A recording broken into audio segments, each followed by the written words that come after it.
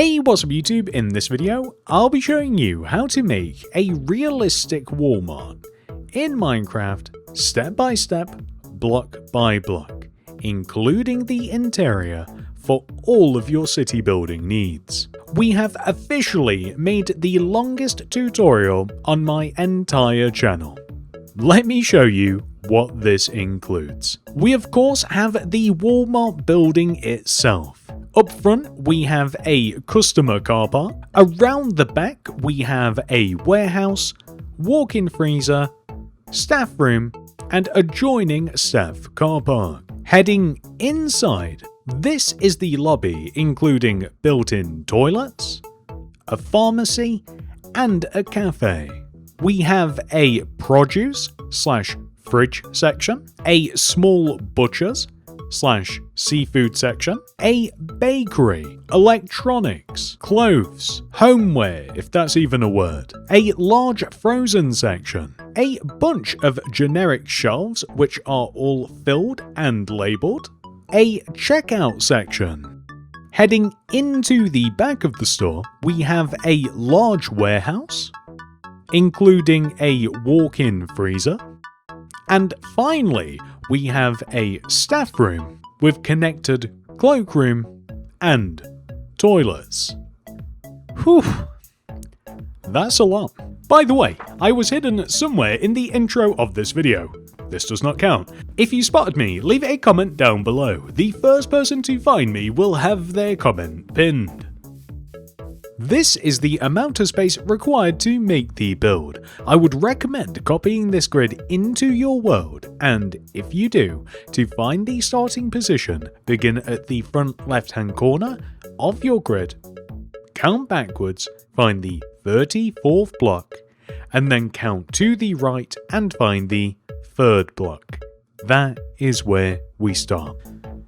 And here are all of the materials that we will use throughout the build. Please do make sure that you have access to all of these. I actually cannot believe how many materials this build uses. It's insane. Begin the build by placing 27 terracotta in a row on the ground. 1, 2, 3, 4, 5, 6, 7, 8, 9, 10, 11, 12, 13, 14, 15, 16, 17, 18, 19, 20, 21, 22, 23, 24, 25, 26, 27. Then extend one block forwards, and then up by 8. 1, 2, 3, 4, 5, 6, 7, 8. And then right by 11. 1, 2, 3, 4, 5, 6, 7, 8, 9, 10, 11. Then extend all the way down to the ground. Then extend one block backwards. And then to the right by 16. 1, 2, 3, 4, 5, 6, 7, 8, 9, 10, 11, 12, 13, 14, 15, 16. We are then going to extend one block forwards. Then place a smooth quartz block in front of and to the right of the terracotta. We can then extend the smooth quartz block up by 3. 1, 2, 3. And then forwards by 4. 1, 2, 3, 4. Then extend it down to the ground. Place a terracotta in front of and to the left of the smooth quartz block. Then we can extend the terracotta up by 8 blocks. 1, 2, 3, 4, 5, 6, 7, 8. We can then extend to the right by 13. 1, 2, 3, 4, 5, 6, 7, 8, 9, 10, 11, 12, 13. We can then extend all the way down to the ground. Then we will place a smooth quartz block extending inwards and to the right, like this. We will then extend up by 3, 1, 2, 3, and then right by 4, 1, 2, 3, 4, and then all the way down to the ground, just like this. We will then place a terracotta in front of and to the right of the smooth quartz, and then extend to the right by 1. We can then start extending this way by placing 14 more terracotta. 1, 2, 3, 4, 5, 6, 7, 8, 9, 10, 11, 12, 13, 14. Then we can start extending towards the back of the build by placing 36 more terracotta. 1, 2, 3, 4, 5, 6, 7, 8, 9, 10, 11, 12, 13, 14, 15, 16, 17, 18, 19, 20, 21, 22, 23, 24, 25, 26, 27, 28, 29, 30, 31, 32, 33, 34, 35, 36. Almost ran out of breath there. Then we will extend forwards by 1 block, and then up by 8. 1, 2, 3, 4, 5, 6, 7, 8. Then right by 11. 1, 2, 3, 4, 5, 6, 7, 8, 9, 10, 11. We will then extend all the way down to the ground, just like so. We will then extend 1 block inwards. Then we will further extend towards the back and place 4 more terracotta. 1, 2, 3, 4. Then, extending across the back of the build, we simply want to extend our terracotta all the way across to the right, and the goal is to line up with where we very first started. It's quite a ways away, so I probably should be flying, but it's too late to change now. And when we have lined up with where we first started, I think that this is right, we can then just connect using a right angle, just one straight line into another straight line, all the way back to where we very first started. And hopefully, thank goodness, I thought I might have been a block off, this is what we should have. Next, we are going to focus on building up these outer walls. This will contain the shop floor for our Walmart. To begin, come all the way over to the front left-hand corner of the build. And on top of this corner, place 2 more terracotta. 1, 2. Then a light grey terracotta. Then 3 smooth sandstone. 1, 2, 3. Place a smooth sandstone slab on top, extend to the right, and then just place a smooth sandstone stairs underneath that slab. This is what the majority of these outer walls will look like, but before we apply this everywhere, we have some details to do. To begin, we will extend this light grey terracotta to the right by 1. Then we will place 2 glass. 1, 2, and then 2 terracotta, 1, 2, and then 2 glass. And we will repeat this sequence of blocks until we connect diagonally to the raised portion of the build, which is right on cue. So when we do that, we can then place regular terracotta extending through to the other side of this area, and then we can repeat our pattern 2 more times. So we want 2 windows basically. 2 light grey terracotta, 2 glass, 2 terracotta, 2 glass, and then we can proceed to just place light grey terracotta until we don't connect diagonally to anything, actually. You know what? We do connect diagonally. We will just extend this block 1 row forwards. Problem solved. So then we can extend each one of our glass blocks down a row, just like this.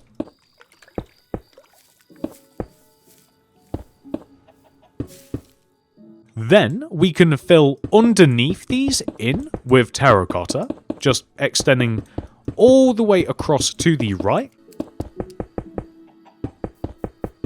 We can even fill this entire area in here using terracotta as well, just from the floor all the way up to the, well, I was going to say ceiling, but can we qualify this as a from bottom to top? That makes more sense. Then moving through to the other side, which is an underrated Disney song, we can then continue placing all of our terracotta, and then we can follow lead from our smooth sandstone area here, and we can extend smooth sandstone along the top of our walls, just extending all the way across to the right. So on top of our windows, we have 2 rows of smooth sandstone, followed by a row of smooth sandstone stairs, and then a row of smooth sandstone slab on top of this. And it will end up looking quite nice. So next, we are just going to, at the very least, extend the outer portion of this raised terracotta backwards, just so that it connects together nicely with the stairs that we're about to place. I would certainly say that that's better, and now that we have done that, we can continue on and place 2 rows of smooth sandstone on top of this wall, so 1, 2, and then a smooth sandstone stair, and then of course a smooth sandstone slab, and we will just extend these across to the right.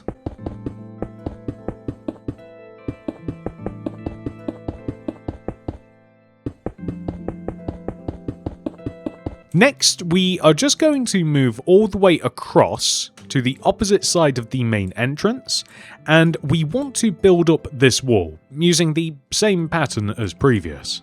So 2 terracotta, 1, 2, and then a light grey terracotta, 3 smooth sandstone on the corner, 1, 2, 3, and then a smooth sandstone slab. However, we will extend the slab to the left and then stick a smooth sandstone stairs underneath, which now gives us a very clear pattern that we can just extend all the way across to the left, just opposite the main entrance. Now, I didn't want to get too overzealous and connect this wall together just left to right behind the main entrance, because it is definitely a little bit more complicated than that.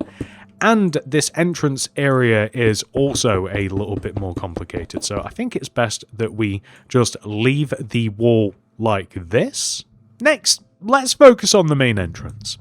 So, to begin, we will come all the way down to the bottom of this row and place 2 terracotta extending left. 1, 2. And then 2 glass. 1, 2. And then 4 terracotta. 1, 2, 3, 4. 2 glass, 1, 2, and then 2 terracotta. We will then extend the glass up by 2 rows on both sides, and then we can just fill the front of this in using terracotta. Now, it is a little bit more complicated than this, but we will tackle that when the time is right. And by the time is right, I mean when I feel like making the sign banners, which honestly isn't a big deal, but we're still going to put it off anyway. To the left and right of the main entrance, there are these interesting sheltered areas.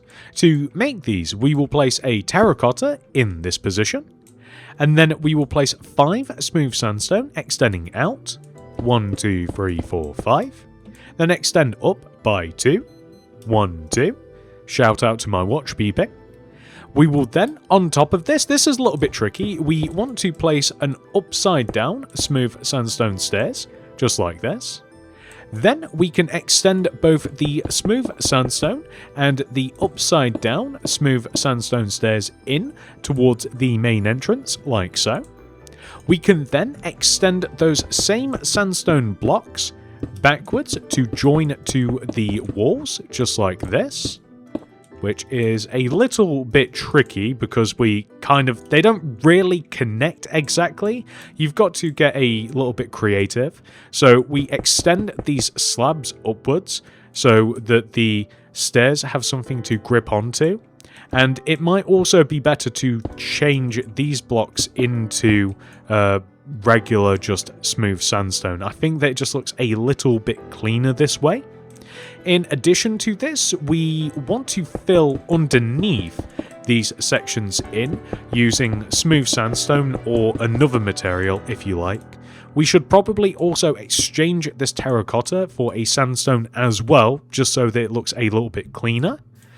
In the corner here, we actually want to place a 2x2 square of light grey terracotta. So start in the corner, extend back, and then left. and then we can just connect this down to the ground using regular terracotta, and that creates this pillar, just like so. We can also extend this terracotta up as well. So whether you want to have just regular terracotta just extending all the way up to kind of like frame the door like this, or whether you want to include the light grey, I think it probably looks better with just regular terracotta. And then we can place smooth quartz slabs just across the top here like this, and then we can stick some glass pane just left and right just to give us the appearance of the self-opening doors. And of course, now that we have done this on this side, let's just take a little look. That's looking fantastic. We can move all the way over onto the opposite side and do the same.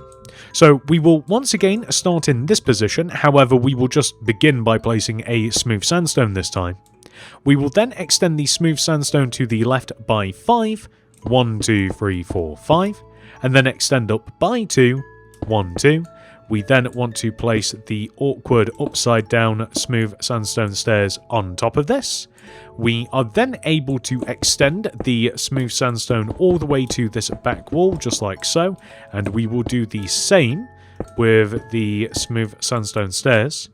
We will then add a row of slabs, and we can just extend all the way across to the opposite side of the wall whilst we're at it, just like this.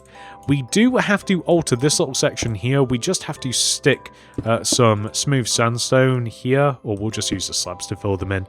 And it simply looks cleaner this way, I think. And then we can extend these smooth sandstone in towards the center as well, just like this. And we are just going to extend the terracotta just one row backwards at the very least, just like this.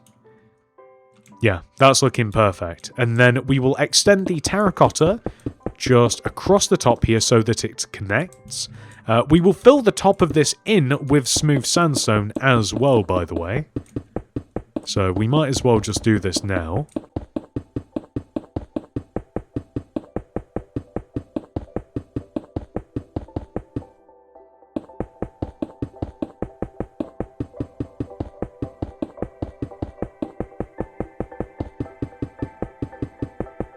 That is looking a lot cleaner.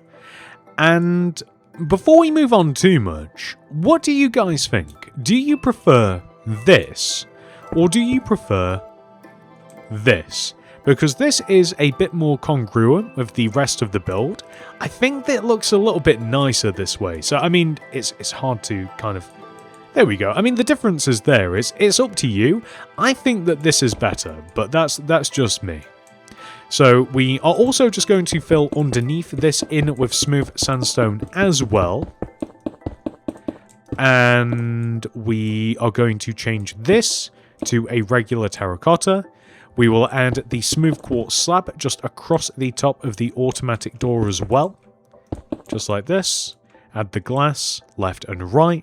Then in the corner here, we have to add the pillar, which is just a 2x2 square of a light grey terracotta, followed by regular terracotta extending all the way down to the ground, just like so. Now, this is what we should have so far, and this is already looking pretty nice.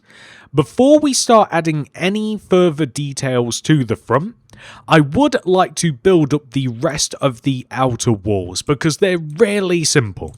So on the right side of the build, for instance, we can begin by just extending our pattern that we have to the left of us just all the way to the back.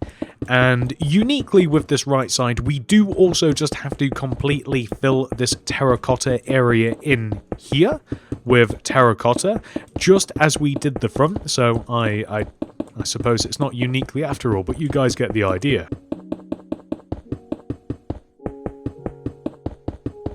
And on the opposite side of this wall, I would like to start stacking the corner of the build up here with, once again, the same pattern as we have been doing previously. So that will be 2 terracotta, 1, 2, followed by a light grey terracotta, and then 3 smooth sandstone, 1, 2, 3, and then a smooth sandstone slab, which we're just going to extend both this way and this way, and we will place upside down smooth sandstone stairs underneath. And now that this is also on this side, I think that it's just a little bit easier to apply all of this.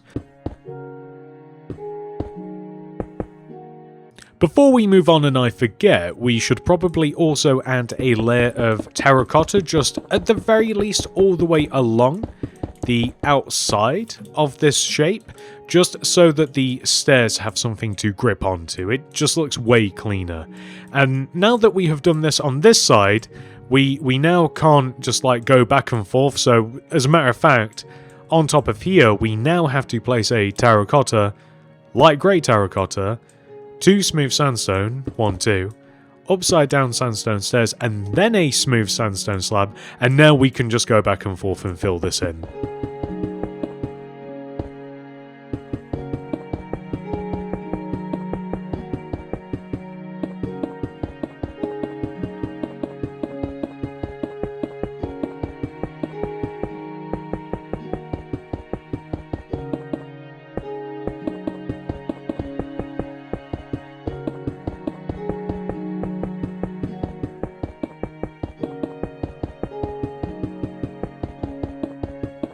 I just realised, and I was about to do this on the opposite side as well, these stairs are not upside down. They are meant to be placed just regularly, just like this. And we can now just apply that to this side as well. That was going to be a very, very silly mistake, although not one that would easily be noticed. Although maybe it was easily noticed because I noticed immediately, but still. It seems like a small detail, and yet it does just look way better this way. Little mistakes that very few people would notice aside, we can now that we have completed this right side of the build, extend the very same wall pattern all the way across the back of the build. And I'm just going to start by extending this first row of terracotta just all the way across to the corner.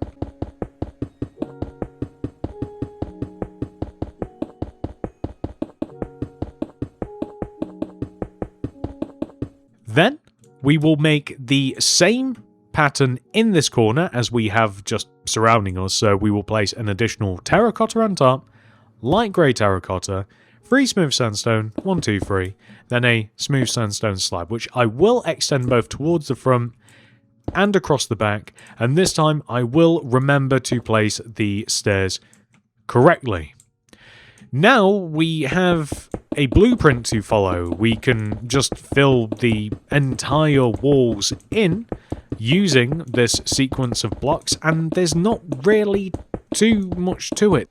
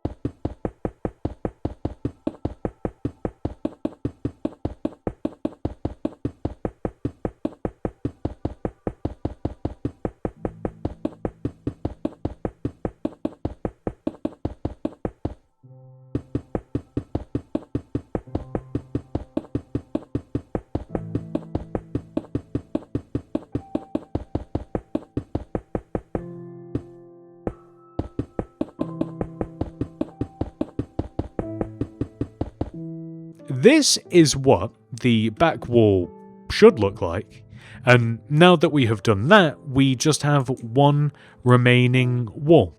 So we now, of course, are just going to extend all of these blocks from the back of the build all the way to the front.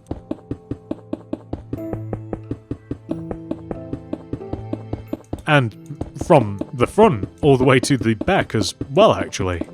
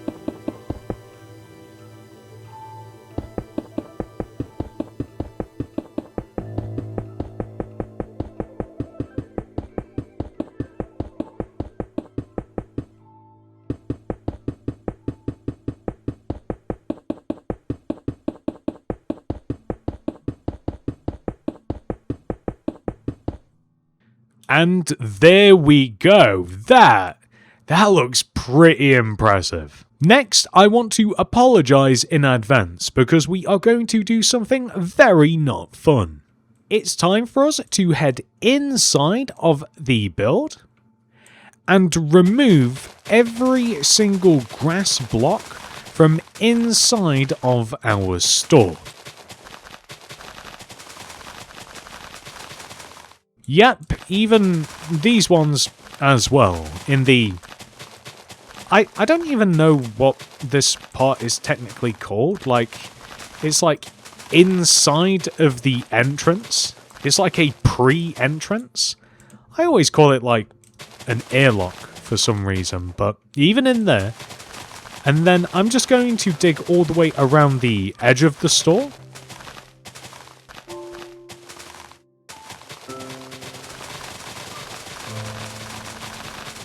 And create somewhat just of a border all the way around, like this. And then I just find it easier to remove all of the blocks from inside of this like set area. I think that it gives me less of a chance of clipping the walls, but it's kind of just a quirk I have, I guess. But however you want to do it, I would highly recommend World Edit or Axiom, which is what I would be doing if this wasn't a tutorial, but unfortunately, we're going to do this all by hand. So, however you want to get rid of the grass, have fun.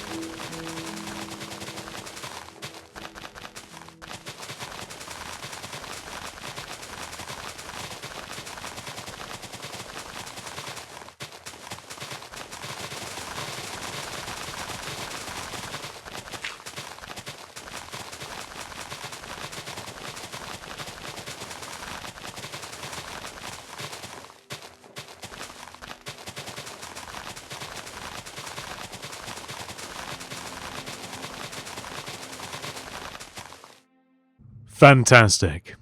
Now that we have removed all of the grass from inside of the build, the next task is for us to replace all of it with quartz bricks.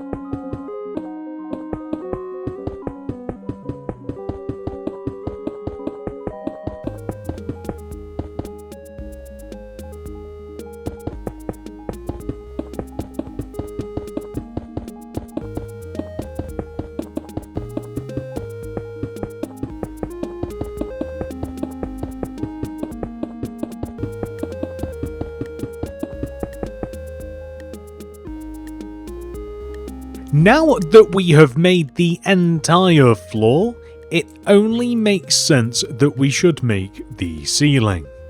The ceiling is made by placing a block of iron just underneath the smooth sandstone slabs that we have at the top of the walls. And we are also maybe, let's figure this out now actually. Are we also going to use this roof material inside of the airlock? The roof for the airlock will be right here. It probably makes sense for it to be the same, I think. And whilst we are here as well, we should also turn this into smooth sandstone. And yeah, I guess let's do it. Let's just completely fill this area in here with a block of iron. So later on, if we like, we can add a little bit of light to this, but I think that it's just good that we get this out of the way. And we can just extend the terracotta and the smooth sandstone across as well, just to make it a little bit cleaner. And we do also just have to add terracotta here too. And now that we've done those little bits, we can go ahead and just fill the entire ceiling in with a block of iron. Now, just as with the floor, for some reason I feel compelled just to add a ring of block of iron just all the way around the inside of our walls here. I don't even really know why, but it feels right, so I'm not going to fight that feeling. Oh, it has actually led me to here, which I do just have to fill this in with terracotta, so I guess it's a good thing really, but continuing on.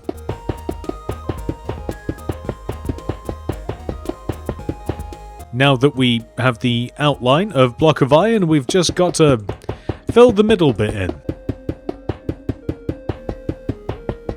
I'm sure that it will take no time at all.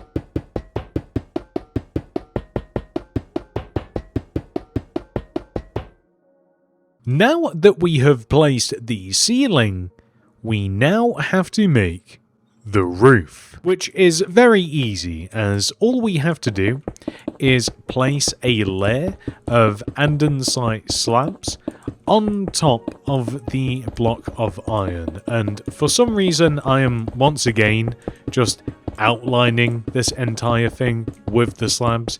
You don't have to do this, you can just go ahead and place them all on top like a normal person, but I can't not do it this way.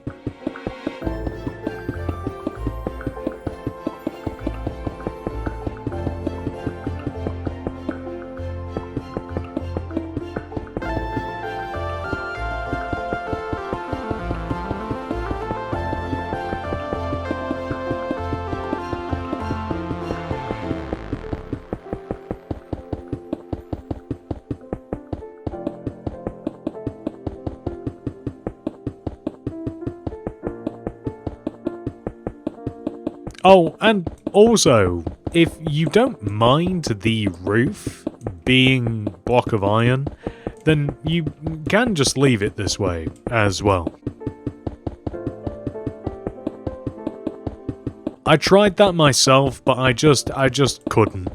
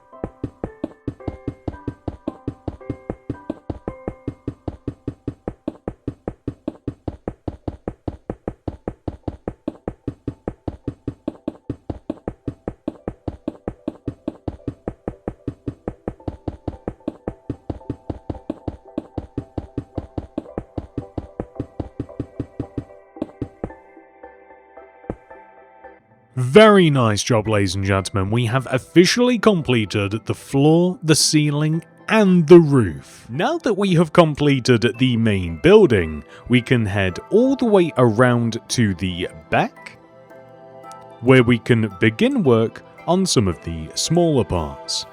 Starting with the staff room. Begin by extending this terracotta block backwards by 5. 1, 2, 3, 4, 5. Then place an oak door, followed by 3 more terracotta. 1, 2, 3. Then extend the terracotta to the left across the back of the build by 17. 1, 2, 3, 4, 5, 6, 7, 8, 9, 10, 11, 12, 13, 14, 15, 16, 17. We can then extend and connect back to the main building. We then want to head all the way over to here, where we will place an additional 2 terracotta on top of this block. 1, 2. Then a light grey terracotta. 2 smooth sandstone. 1, 2. And that's it.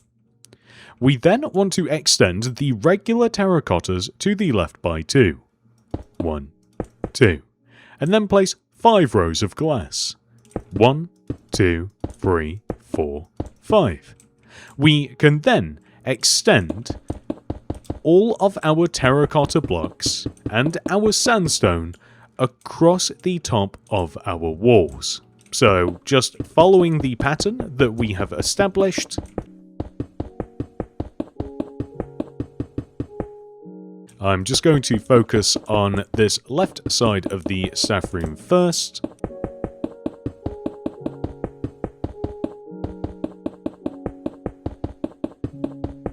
And now we can come all the way over to this side here and do the same. We simply want to extend the terracotta across the top of the door and once again just connect back to the main building. Just like so. Then we can add a roof by placing a layer of stone slab just underneath the top, as you can see.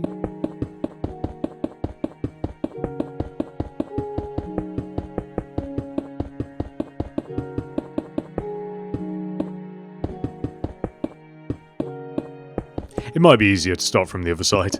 There always comes a point when you're in kind of like a confined space that it just becomes easier to start working from the other way. And I think I found it. There we go.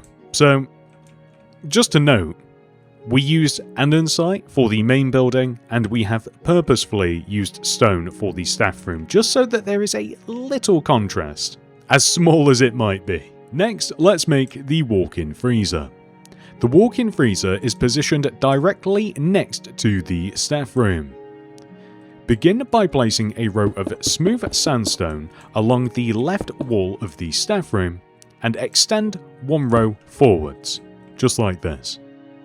Then extend the smooth sandstone to the left by 22 rows. 1, 2, 3, 4, 5, 6, 7, 8, 9, 10, 11, 12, 13, 14, 15, 16, 17, 18, 19, 20, 21, 22. Then connect back to the main building, just like this. Then on top of our sandstone, we will stack 3 more rows, 1, 2, 3, followed by a light grey concrete, and then a stone slab, just like this. And we want to apply this on top of every single one of these smooth sandstones. It doesn't really matter how you accomplish this. I think that I'm just going to go wall by wall myself, but you do you.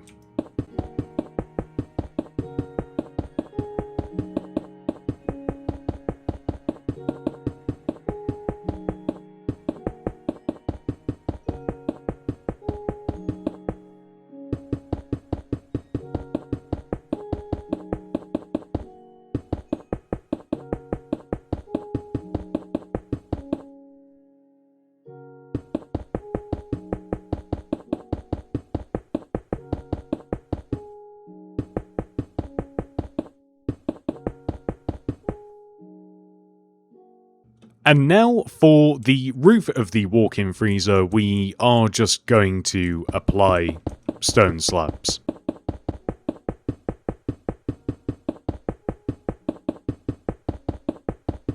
We just have to fill this middle section in.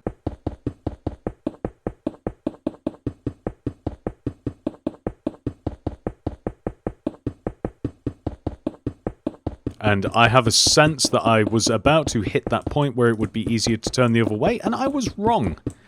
My spider senses are broken. I don't even know what I'm doing anymore. I feel like I'm burying myself in here.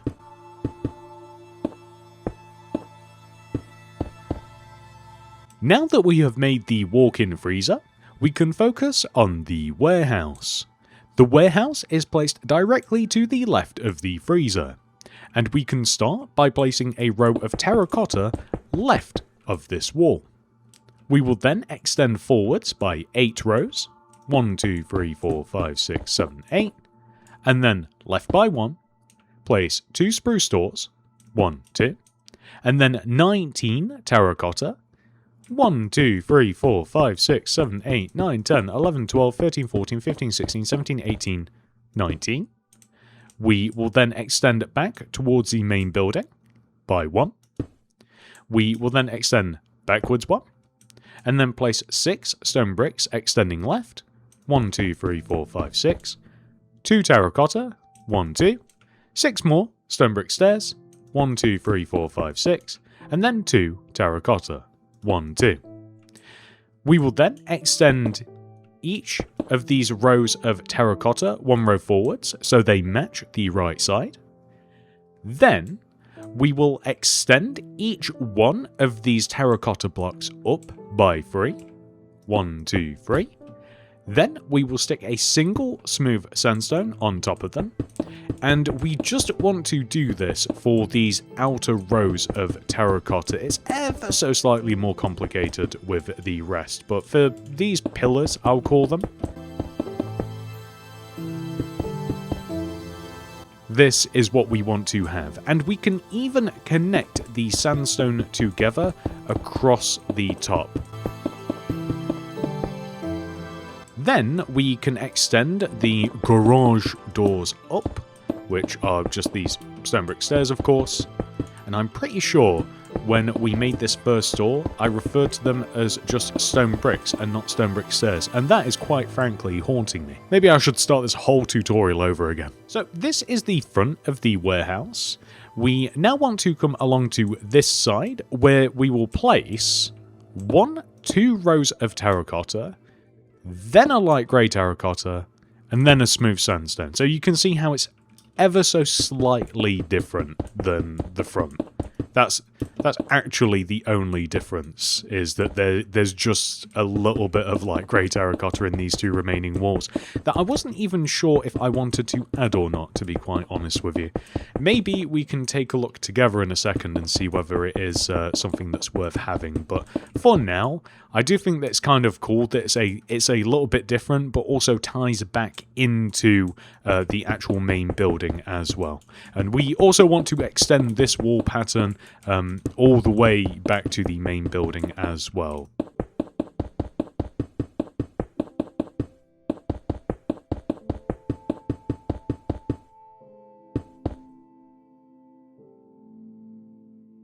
Next, let's make the roof. We can even start on this side. Begin by placing a polished andesite slab here. Then extend 1 row forwards so that we are overhanging the build. Then we will extend the slab to the right and up a total of 5 times. So like this. Right up, that's once. Right up, that's twice. 3, 4, and then 5. We will then place a row of 8 polished andesite extending towards the main building. 1, 2, 3, 4, 5, 6, 7, 8, just like this.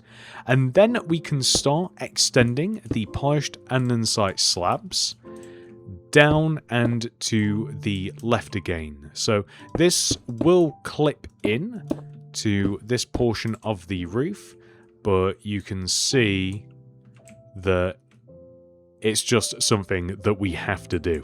So now that we have done that, we can start extending the polished andesite slabs all the way along the top of this wall, and we want to match what we have over there to here. So we'll start extending left and up 5 times. So left, up, once, 2, 3, 4, 5. Then place the 8 polished andesite. 1, 2, 3, 4, 5, 6, 7, 8. And then we can just start extending left and down, which is easier on this side because there's nothing here. So as you can see, we just connect back to the main building a little bit cleaner. And then we can place smooth sandstone underneath here, just to cover up any empty space that we might have. So here and here on this side. And then I am going to extend every polished andesite block across. So every other block along these slabs will be a solid block, which is a sentence that doesn't seem to be making sense as I'm saying it, but hopefully it's quite evident what I'm doing like this. And we'll do the same on the other side as well. So basically, just instead of extending all of the slabs singularly, it's just much easier to extend the blocks across and then add these slabs afterwards, which hopefully makes more sense than whatever I was trying to say earlier. So we've extended all of these up, and then it should just be quite easy to extend these slabs now. Although the closer we are to the wall, the harder it is to actually do that, but I'm sure we'll manage.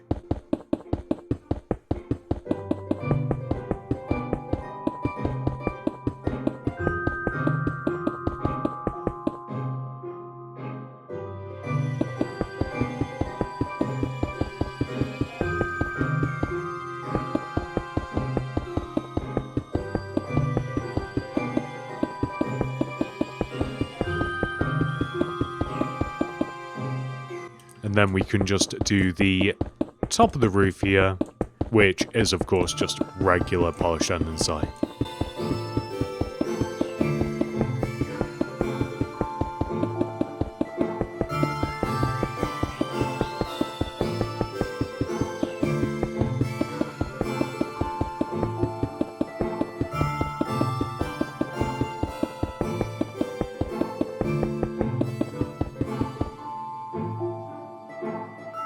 Now that we have made the basic structure of the warehouse, walk-in freezer, and the staff room, I think that it's about time that we start adding some details. Let's start all the way over here next to the warehouse.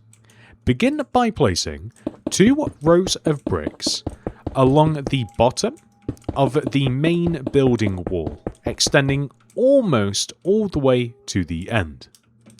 We will then place a row of granite slabs on top of our wall like this. Then, all the way over here on the other side, we will place another 2 rows of bricks extending from the warehouse wall that will stop in the same place as they do on that side. We can then stick a row of iron bars on top of the bricks, just like this. And then we are just going to remove all of the grass and grid from around this area. So probably just from around here, just next to the wall. We don't want to go too far with this. Although, I will say that we probably can just remove all of these blocks along the right side of the build here. We can probably remove them all the way to the actual front corner of the building, as we'll be here soon anyway. So all the way to here, and then we can backfill this area with smooth stone to save us having to come all the way back over here. There's not really too much else in this part of the tutorial that would bring us over in this direction.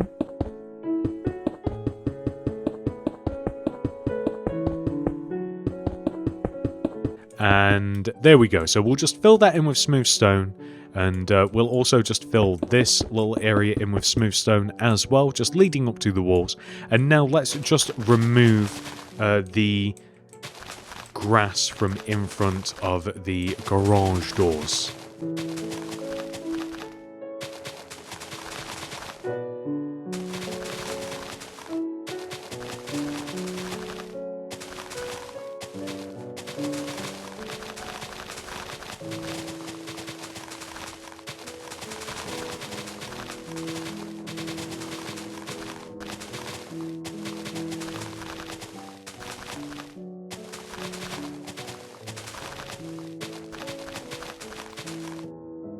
Next, we are just going to place a row of smooth stone along the inside of this wall, like so.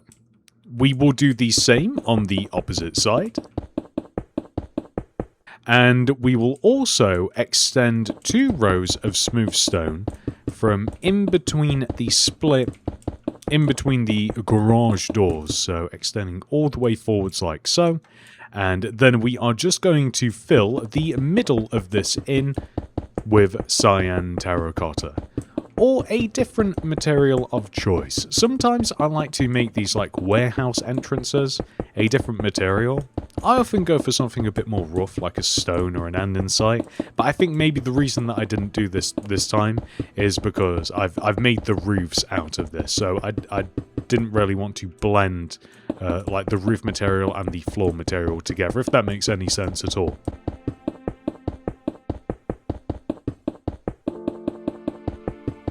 But come to think of it, like light grey concrete powder would also look good, or any of the concrete powders. Maybe even wool might look, I don't know, that might look a little bit weird, but you guys get the idea. Perfect. So now that we have made the floor and the walls for the warehouse, we are just going to turn our attention to this side, where we will place a row of large ferns along the back wall of the warehouse, just like this. And I don't know whether to place them here as well or not, as we actually want to have a path that kind of just leads around the warehouse, so just like all the way from this path here. And I don't know whether to just extend the ferns like all the way to the end or not. So like just all the way along the back. I don't know if that's too much or what, but the idea is just to have a small path that just leads all the way around so that we can just access every single part of Walmart, even just connecting to this double door here, and then the path will just come all the way almost touching the build.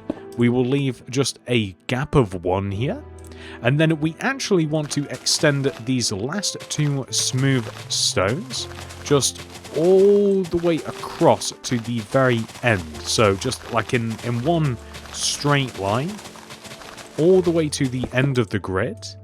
And kind of whilst we're here again, we can remove the grass and grid from the left side of the build here, leading all the way up to the corner of the main building, and then we can kind of just go back on ourselves and fill all of this in with smooth stone. So from here, just all the way back to the warehouse. We've actually came quite a long distance now that I think about it.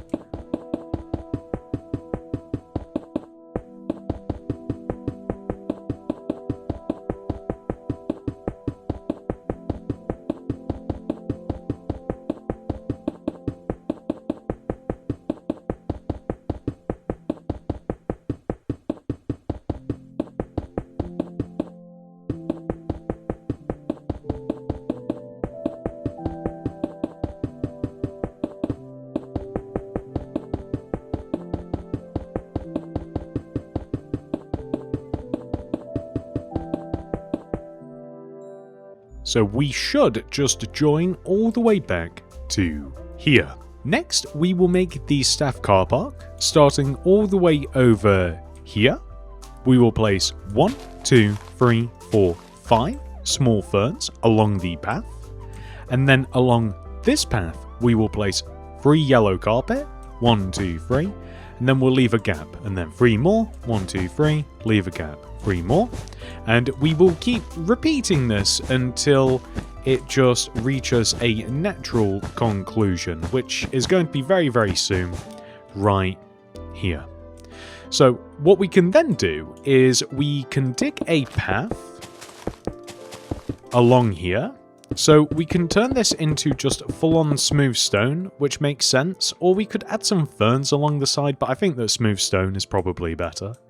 And we can also remove 2 rows of both grass and grid from the base here, just extending from one side to the other.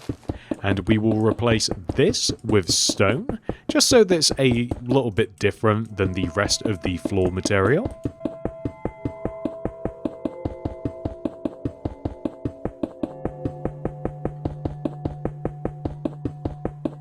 Then I'm just going to remove the grass from in between all of the yellow carpet and place white concrete here instead. And then after that, just remove all of the grass from this area here. So from one side to the other.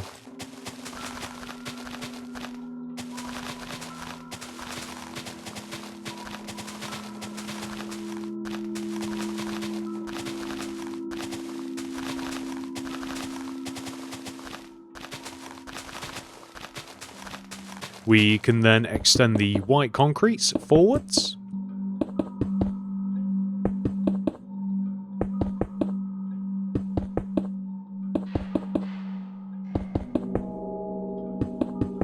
And this naturally just creates all of the car parking spaces, which we are going to fill in with cyan terracotta. But once again, if you want to use a different material, maybe grey concrete or one of the powders might look good too. Black concrete might look crazy. I was going to suggest black concrete, but that might be too much. I don't know. You could always try it, though.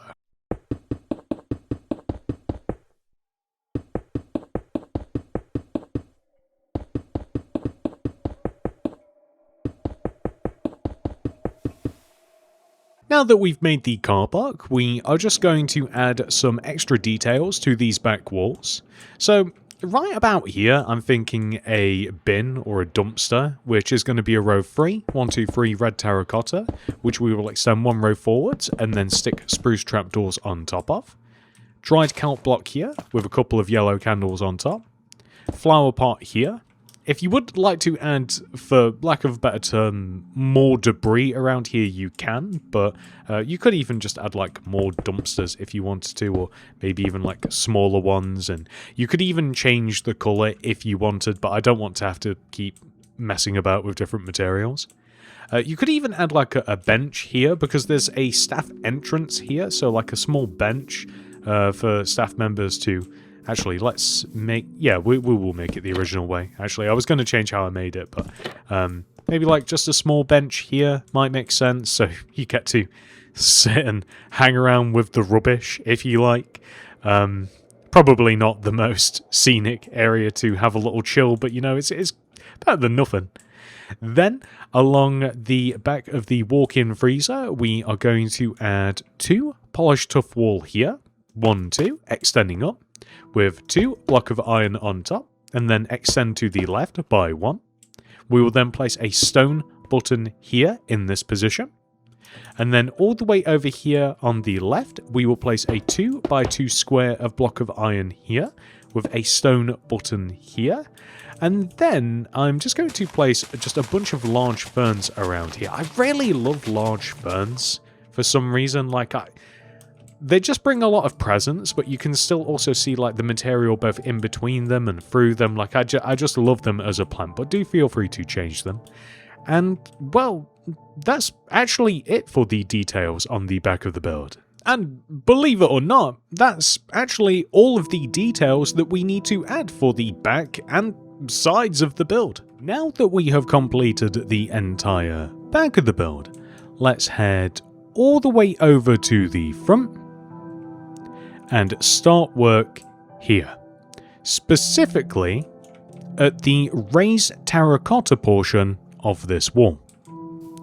We want to start off by removing 3 rows, 1, 2, 3, of grass block from in front of this terracotta block. Replace those blocks with smooth stone, and then remove 4 more rows, 1, 2, 3, 4. Then dig to the right and line up with the opposite side of the raised terracotta. Then dig 1, 2, 3 rows extending towards the back and connect to the opposite side of the hole that we have created.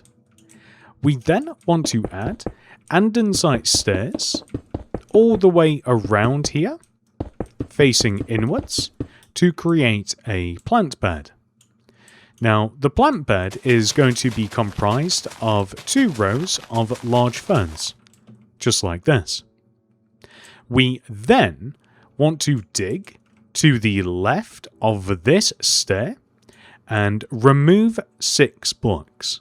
1, 2, 3, 4, 5, 6, and replace all of those with smooth stone. We then will place 2 1-2 smooth quartz block on top of the 6th stone with a smooth quartz stair on top. We will then extend inwards with a smooth quartz slab, extend up, and then left 2, 1, 2, down 1, and then on the opposite side here we want to place a smooth quartz stair, which is a bit awkward to do mid-air, and then we will simply extend it down to the ground. We then will extend the stair blocks this way by 11. 1, 2, 3, 4, 5, 6, 7, 8, 9, 10, 11. We will then join down to the ground with smooth quartz blocks. We will fill this area in here with glass. And then we want to copy what we have on the opposite side. So slab extending in, up, towards us by 2, down, and then the same awkwardly placed smooth quartz stair on the end, and then join down to the ground with the smooth quartz block. And then we will simply add our row of smooth quartz stair like this, and then we will fill underneath this in with glass. And then we want to extend the slabs across from one side to the other, and this is either a trolley return, a shopping cart shelter. It doesn't really matter what you want to call this, but this is where trolleys / shopping carts go. Now that we have made the shelter, we are going to add a little bit more plant life. To do this, we will dig and remove 1, 2 rows of grass directly left of the shelter, which we will replace with smooth stone. We will then dig another row next to this, and then remove 4 blocks, 1, 2, 3, 4, extending over to the left, and then we will dig down and join back to the beginning. And then we will place andesite stairs facing inwards around the grass, like so. And then we will make a tree by placing 3, 1, 2, 3 oak wood extending up, and then 1, 2 oak leaves on top, which we will extend just all the way around, like this. Is this a bit tall? It might be, so I'll tell you what, we'll just add another row of leaves just underneath this, like so. And we can have, I kind of find the square trees / bushes rather charming. But if you don't like this, you can just remove a block on each one of the 4 corners and it looks a little bit more tree-like. I liked it better before. Next, we are going to add a pathway around the front of our Walmart. To do this, we will remove 2 rows from in front of our tree area. 1, 2, just like this. And then we can just dig all the way to the left and all the way to the right. Just remove all of the grass and grid from these 2 rows.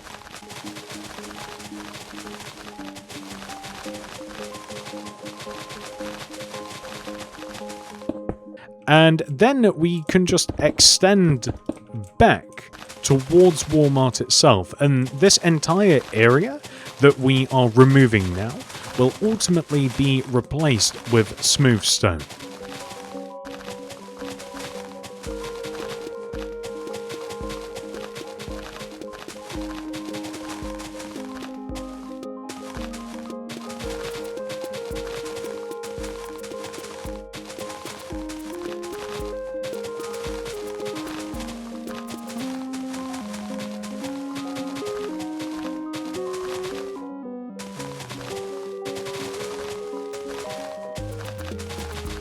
It's times like this that make me wonder if we should start off these tutorials by making the floor, because I feel as though that the grass is playing hide and seek with me right now.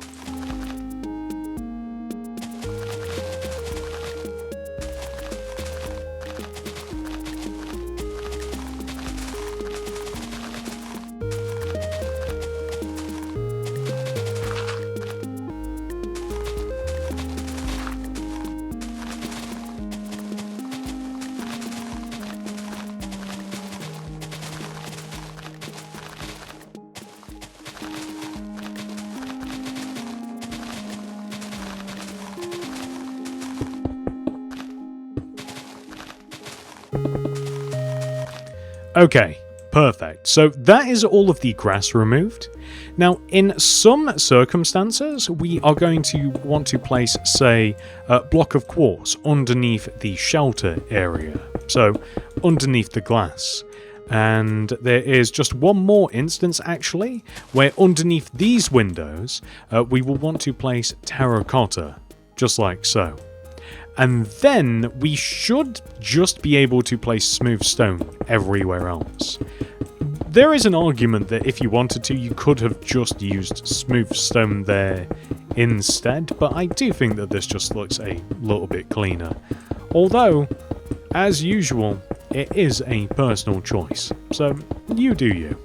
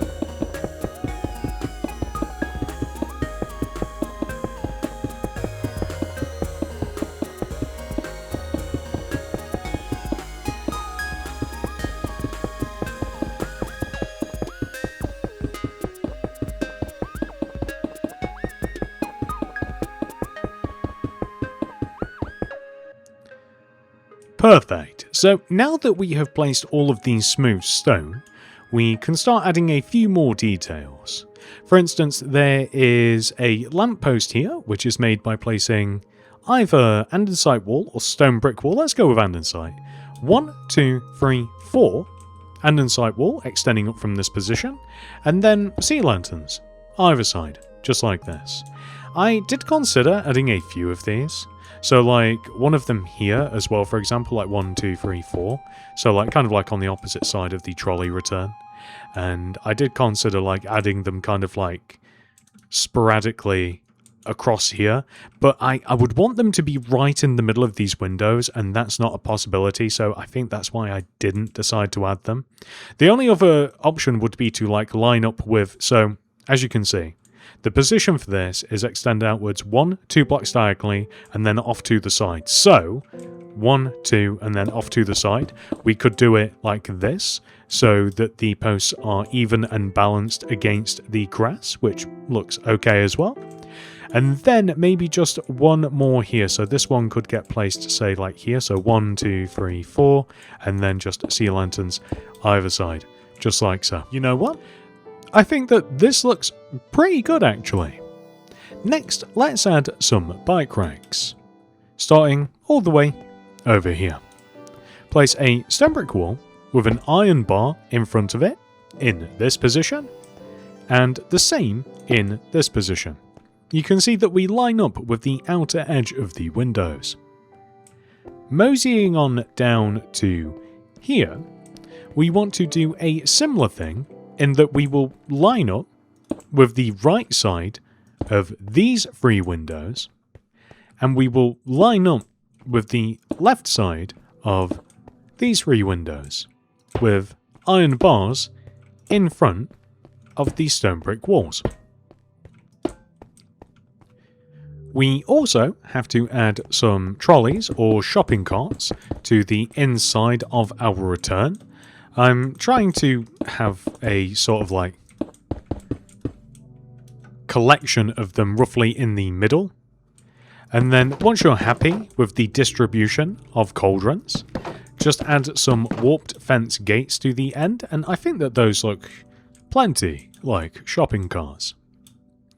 Then we are going to move all the way over to the right side of the build here, where we want to add some vending machines.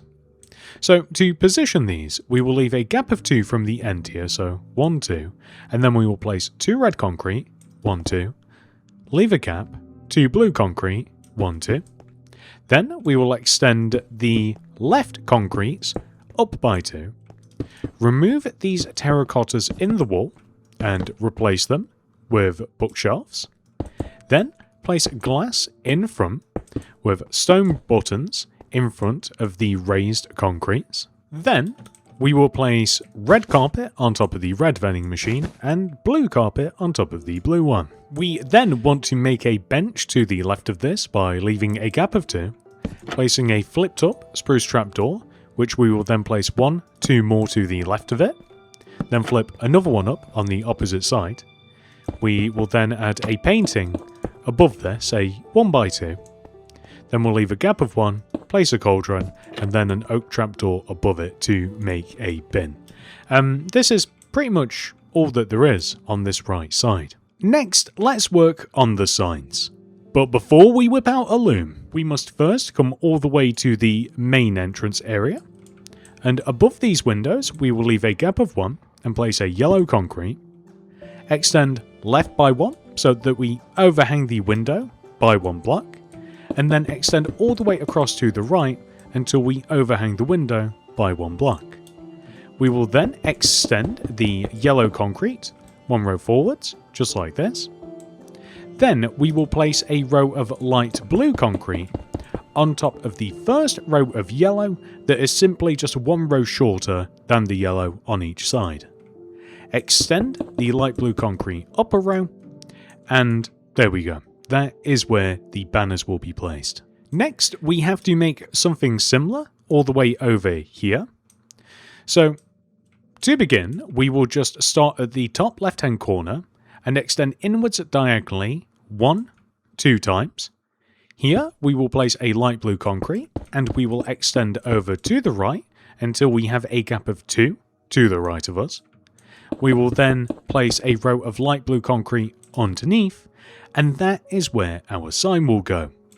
We will do the exact same thing all the way over on the right side of the build as well. So, start in the corner, extend inwards diagonally, 1, 2, place a row of light blue concrete that extends over to the right, leave a gap of 2, and then extend this down, just like so. And now, there's no more avoiding it, let's make some banners. Throw down a loom, open it up, realize that you don't have enough inventory space, clear your inventory if necessary. Then, open a loom, put a light blue banner in there with white dye. The first letter we have to make is W, which is the chevron pattern. Put light blue dye in there and apply the base indented pattern. Put white dye back in and apply the pale dexter pattern, followed by the pale sinister pattern. Next is A, which is the pale dexter pattern, pale sinister pattern, chief, and then fess pattern. Next is L, which is pale dexter, and then base. Next is upside down W, aka M, which is the inverted chevron pattern. Put light blue dye in there, apply the chief indented pattern, put white dye back in and apply pale dexter and the pale sinister patterns. Next is R. This is pale dexter, chief, and then Ben. Next is T. This is chief, and then pale. And finally, the Walmart logo, which is a light blue banner with yellow dye.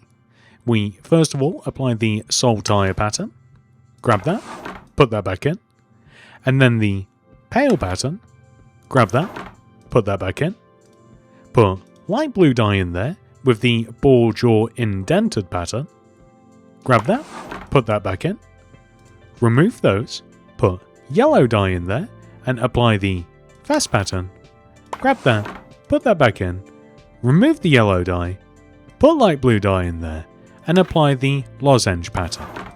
And with this set of banners, we can now complete all of our signs, and it is as easy as placing W, A, L, M, A, R, T, and then the logo in each one of the 3 instances that we need to add them. So here as well.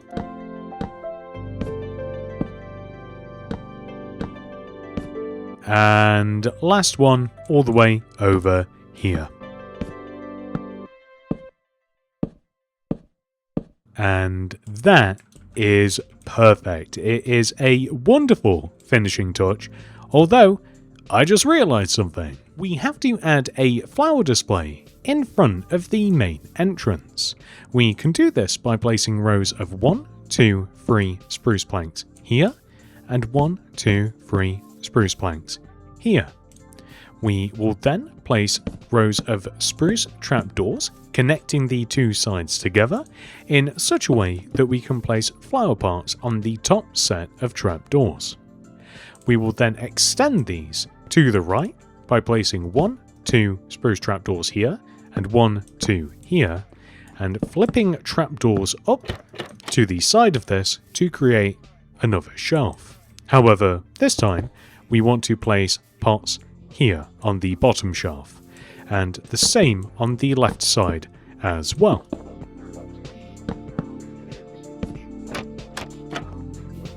Then we want to add lecterns from in front of this spruce plank all the way over to the opposite side, and then we will stick item frames in front of the lecterns. We also want to add a decorated pot here with a flower pot inside of it, and then a regular flower pot to the right. And we also want to add flower pots on top of the lecterns as well. And over here we will place an oak fence with 2 oak leaves on top, and then a flower pot next to the fence. Then my personal choice is to place a bunch of saplings in the flower pots that we have towards the back here.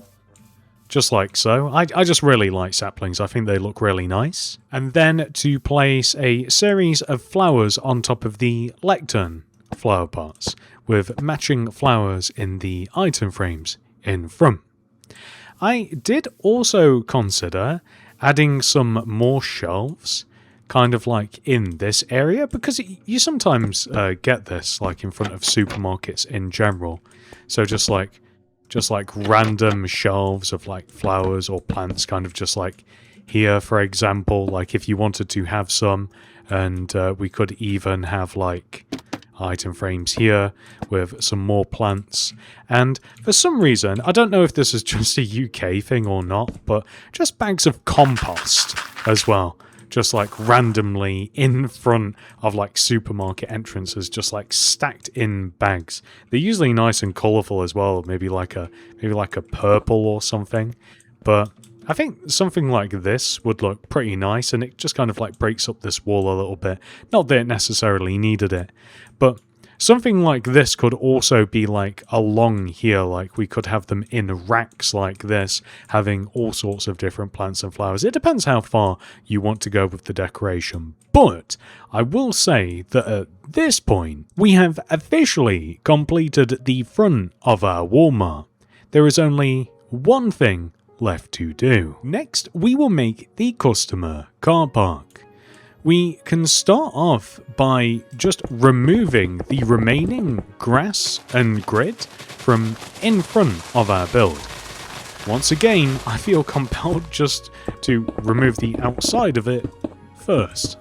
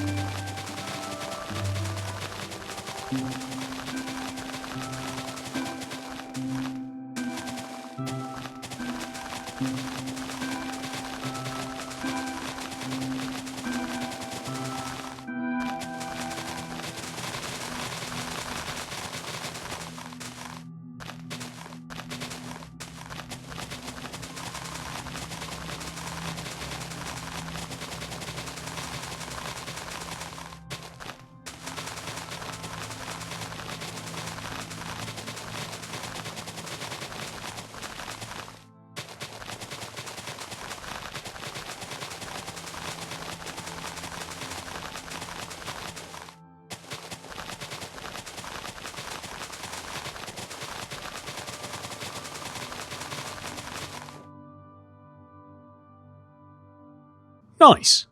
Now that we have removed all of them, the next thing we will do is add 7 rows of cyan terracotta in front of the width of our smooth stone path. 1, 2, 3, 4, 5, 6, 7.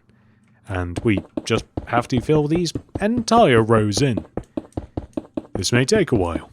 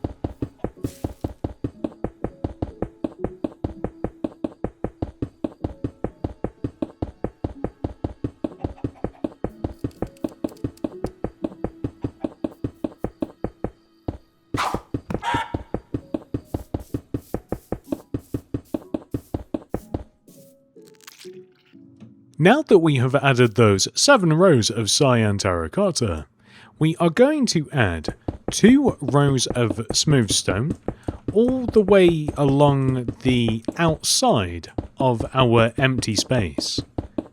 Or is it along the inside of the empty space? Regardless, you guys can see what we're doing here.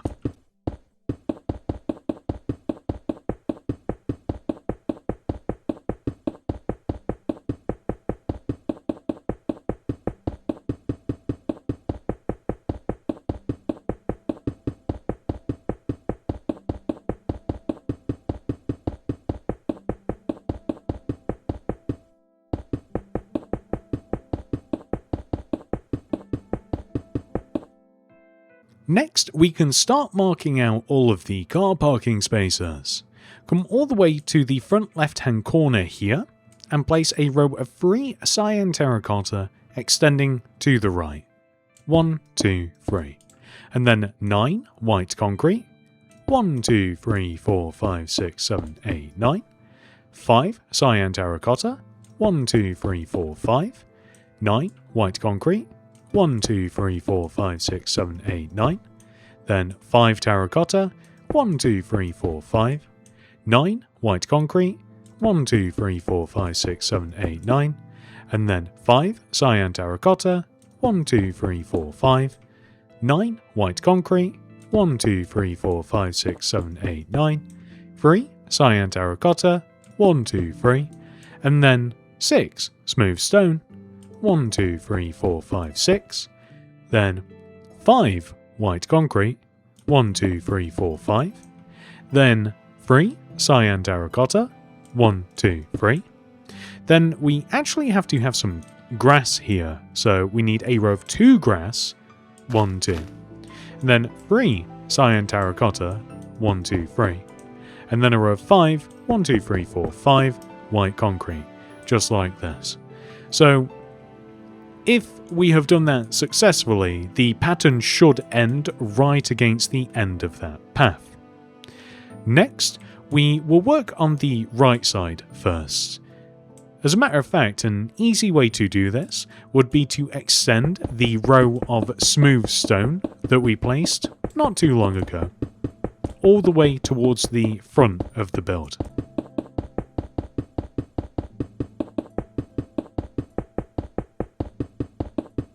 We also want to build a crossing into the road by removing every other row of cyan terracotta, just like this, and replacing them with smooth quartz, just like so. So that's just a pedestrian crossing. Now, all the way over here on the right, which is the smallest out of these areas, we want to, first of all, come to the ends of the rows of white concrete that we have both on the left and right side. We'll do it on the same. We'll do the same on both sides. We want to place rows of 3, 1, 2, 3 cyan terracotta, followed by a white concrete. And we just keep repeating this. So 1, 2, 3 terracotta, white concrete. 1, 2, 3 terracotta, white concrete. And we then extend the white concretes inwards by 4. And you will just find that they match the initial row that we have here. We will then place yellow carpet on top of the cyan terracotta that we have at the top of the car parking spaces, like this. And then we want to apply this on the opposite side as well. So rows of 1, 2, 3 terracotta and then white concrete. And then we will extend these to the same length as the first one, add our yellow carpet. Then we just want to extend the grass as well. So the grass that we have in between the cyan terracotta, at the end, we just extend it all the way over like this. And then we want to add rows of leaves that are the same width as the car parking spaces. So if we take a look, you can see exactly what we've done here. Then we can just fill the middle of these spaces in with cyan terracotta, or an easy way to say it is literally just fill all of the empty space that we have remaining in with cyan terracotta, and this will just form the right side of the car park.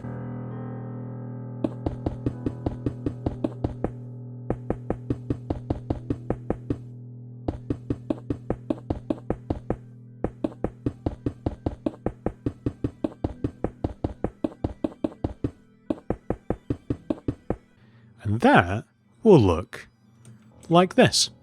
Now that we have completed the right side of the car park, we can head all the way over onto the left side and begin work here, where we basically just have to do the same thing 4 times, which is to extend the middle of our rows of 9 white concrete all the way towards the front of the build, then extend this block left by 4, 1, 2, 3, 4, and right by 4, 1, 2, 3, 4.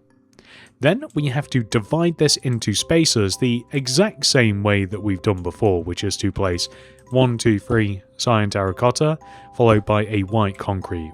These two blocks really should be next to each other, so 1, 2, 3, white concrete, 1, 2, 3. We can then extend the white concretes out on both sides to equal the length, just like this. And we can also add yellow concrete. As a matter of fact, it's a little bit different actually. We can add yellow carpet. I said yellow concrete just a moment ago, that's going to haunt me. We can place yellow carpet along the middle line here as separating rows. So rather than at like the ends of the car parking spaces like we have here, we can just place it in the middle, which looks rather nice.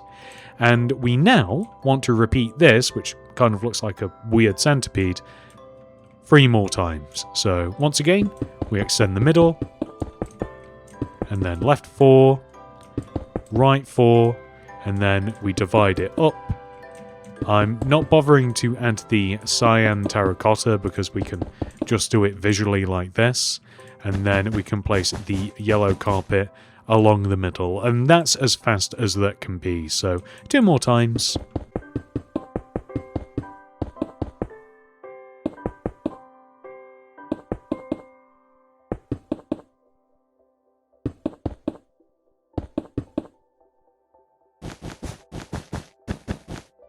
And last one.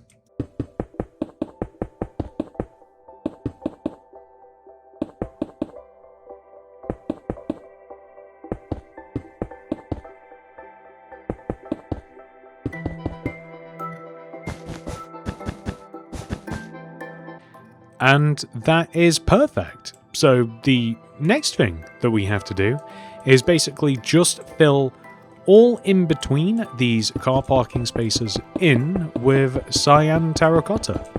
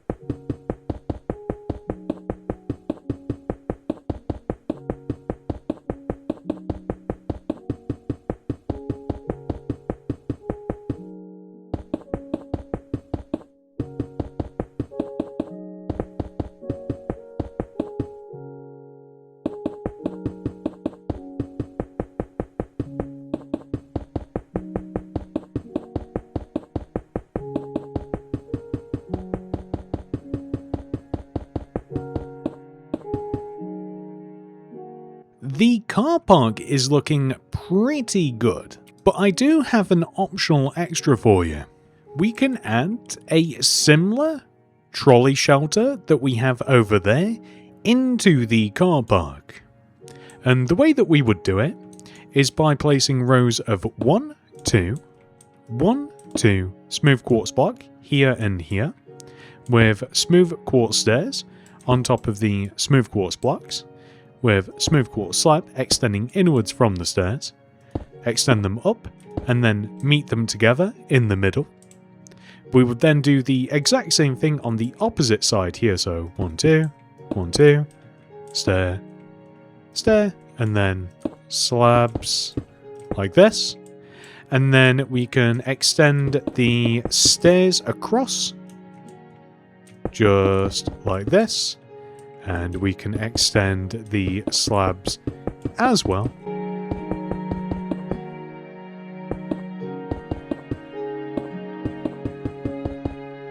Then we can divide this in half with a row of smooth quartz like this. And then we can add a row of smooth quartz just in the middle, in between. And then a row of glass here. And then we can simply just fill the sides of the shelter in with glass. Alternatively, you can place smooth quartz underneath the glass as well, but I don't think that that's necessary. Then we can just add the shopping carts in any amount that you like. I kind of do it at random, to be quite honest. I just hold the trigger down and then just stop when it seems like enough. There we go. That looks pretty nice. And you can also add one all the way over here as well, if you don't think that that'll be too much. I think that it's just bordering on the right amount. I think that one more would probably be too much, but I am just going to add one of them over here. I'm not going to go through the whole process with you again because we've literally just done it. I'm sure that you guys will be able to add it. So I'm quickly just going to do this.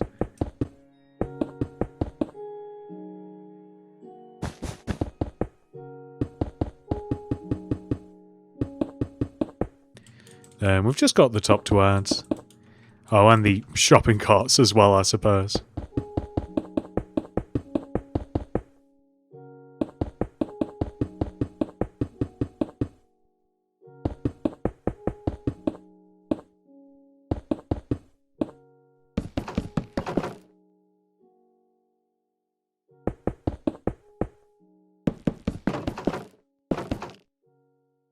And there we go. That looks perfect.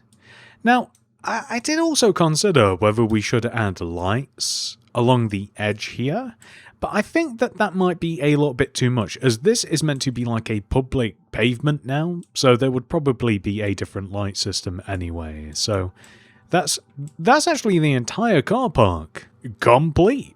With those final details added, ladies and gentlemen, we have officially completed the entire outside of our Walmart. It's now time for us to head inside and begin work on the interior. Oh, wow. Before we even think about touching this massive area, let's take care of something small.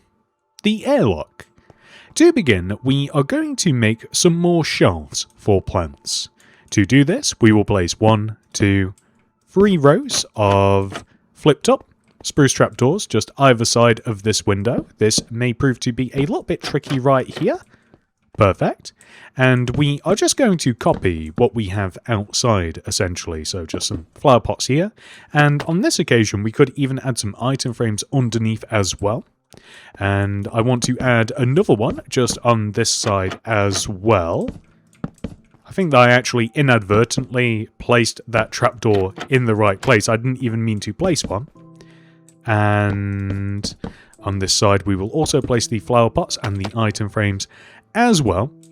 We can fill these in with whatever you like, really. Once again, I really enjoy these saplings. And I was thinking maybe just underneath these, we could have some like bone meal in the form of like fertilizer or something like that, but you could feel free to add whatever you like.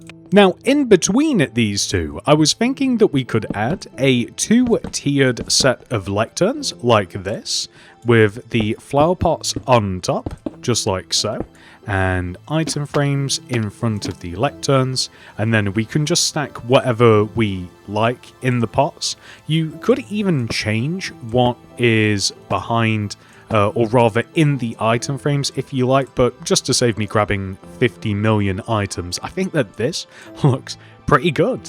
Right, so behind us we have to make the actual entrance. We are just going to remove the light grey terracotta here, and we are going to place 1, 2, 3 rows of smooth quartz extending backwards from the doors, just like this. So on both sides, 1, 2, 3, and we will extend these all the way up, just like so. So now we can connect both sides together.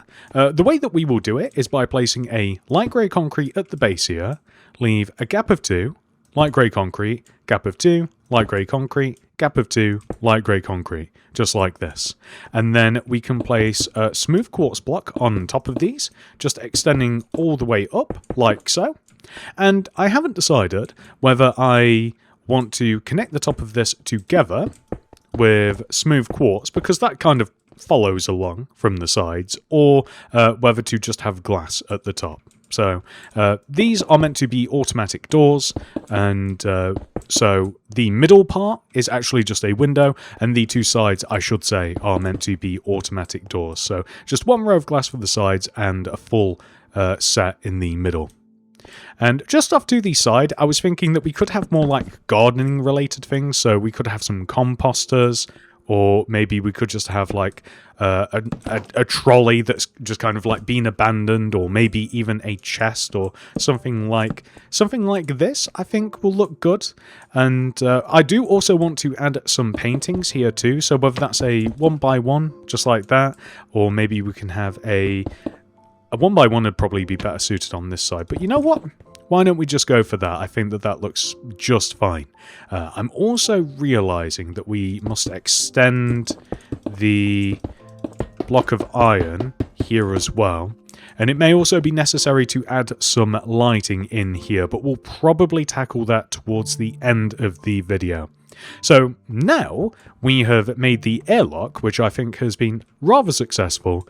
We can start to chip away at this bad boy. So first of all, we are just going to focus on this left side. We have a toilet, a pharmacy, we have a cafe. That's what we're going to make first.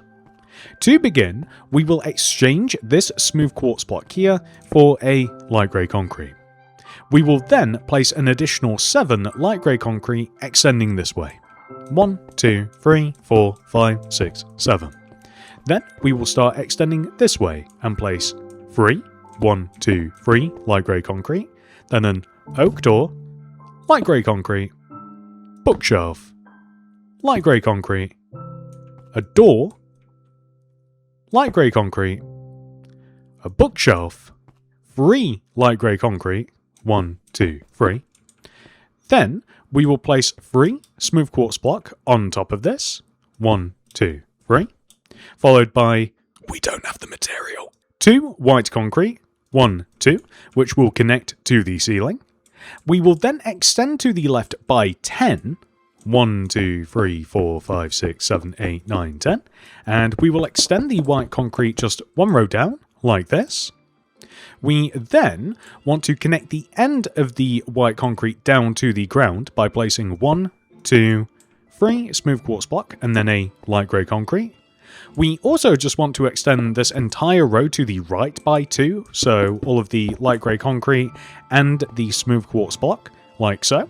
Then we're just going to hop back up to the ceiling and further extend the white concrete to the left by 8. 1, 2, 3, 4, 5, 6, 7, 8. And we will do this with both rows, like this. We will then extend the end down by 3 using smooth quartz block, 1, 2, 3, and then join with a light grey concrete. So this is the basis for each one of the 3 sections here, and what we can do is extend this end row all the way to the outer wall. So we will just copy the pattern of blocks that we have placed, light grey concrete, smooth quartz, and then the white concrete, like so.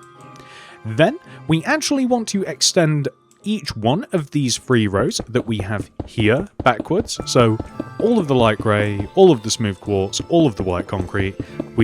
I suppose if you wanted to, you don't have to extend the very middle of this backwards. If you didn't want to. If you feel as though that would save you some time and some effort, then you feel free not to do it. But I'm just going to do it. I think it'll be easier. Perfect. So we then want to do the exact same thing on this side as well. So we'll just extend this first row back.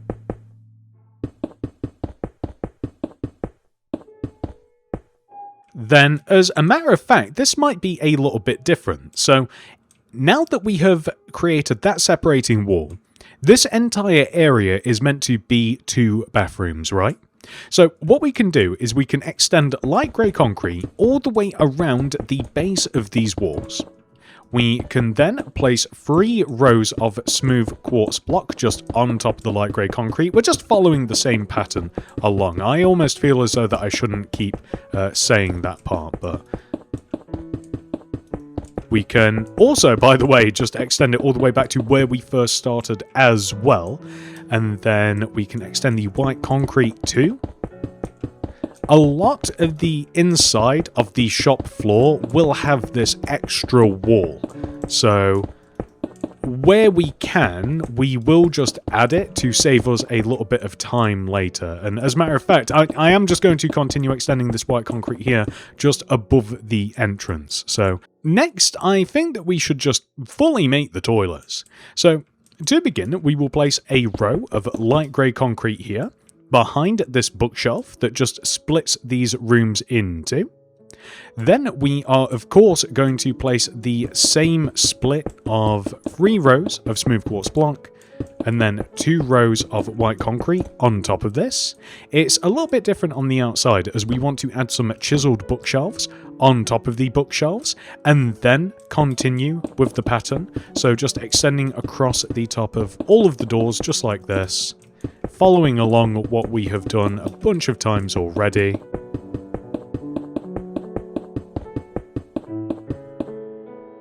Perfect. If you would like to label these bathrooms, feel free. Male, female, dog, anteater, you know, whatever you want to put on there. It doesn't really matter.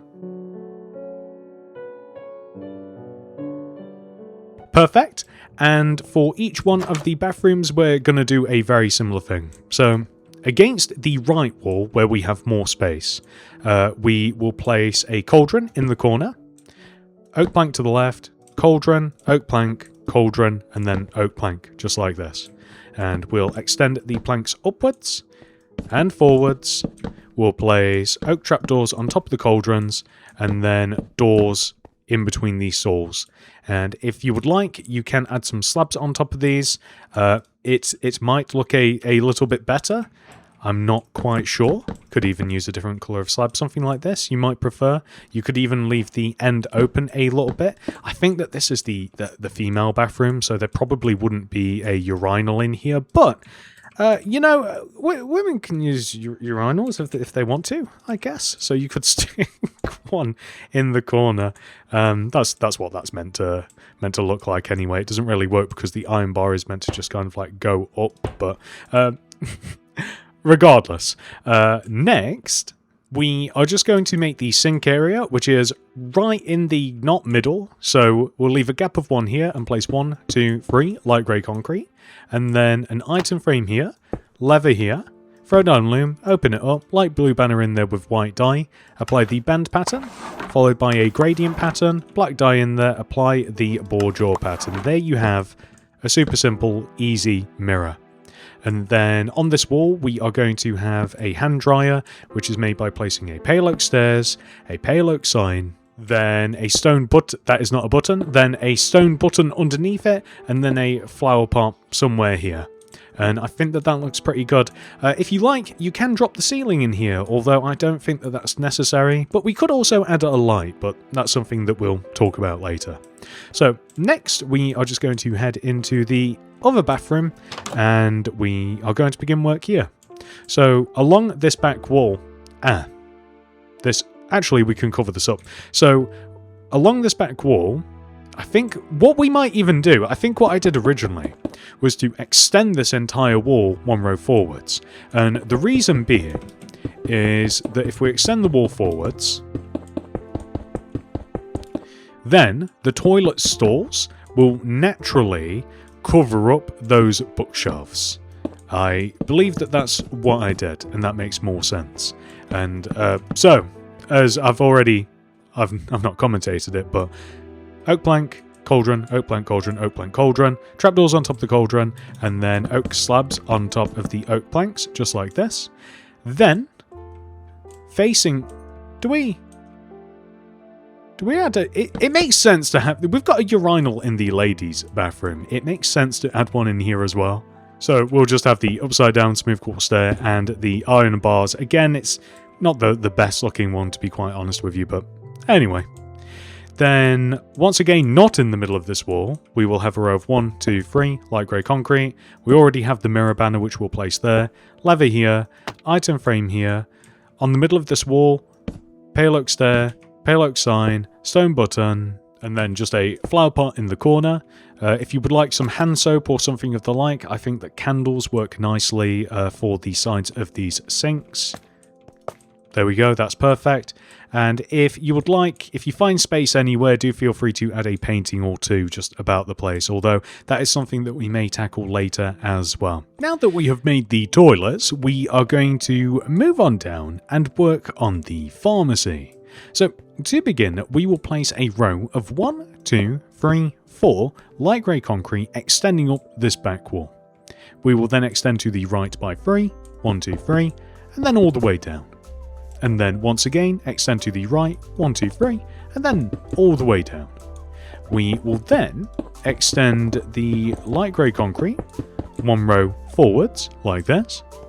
We will place iron trapdoors positioned like this, so that we can place stuff on them, whether that's brewing stands or candles or item frames or whatever it is that you would like to place.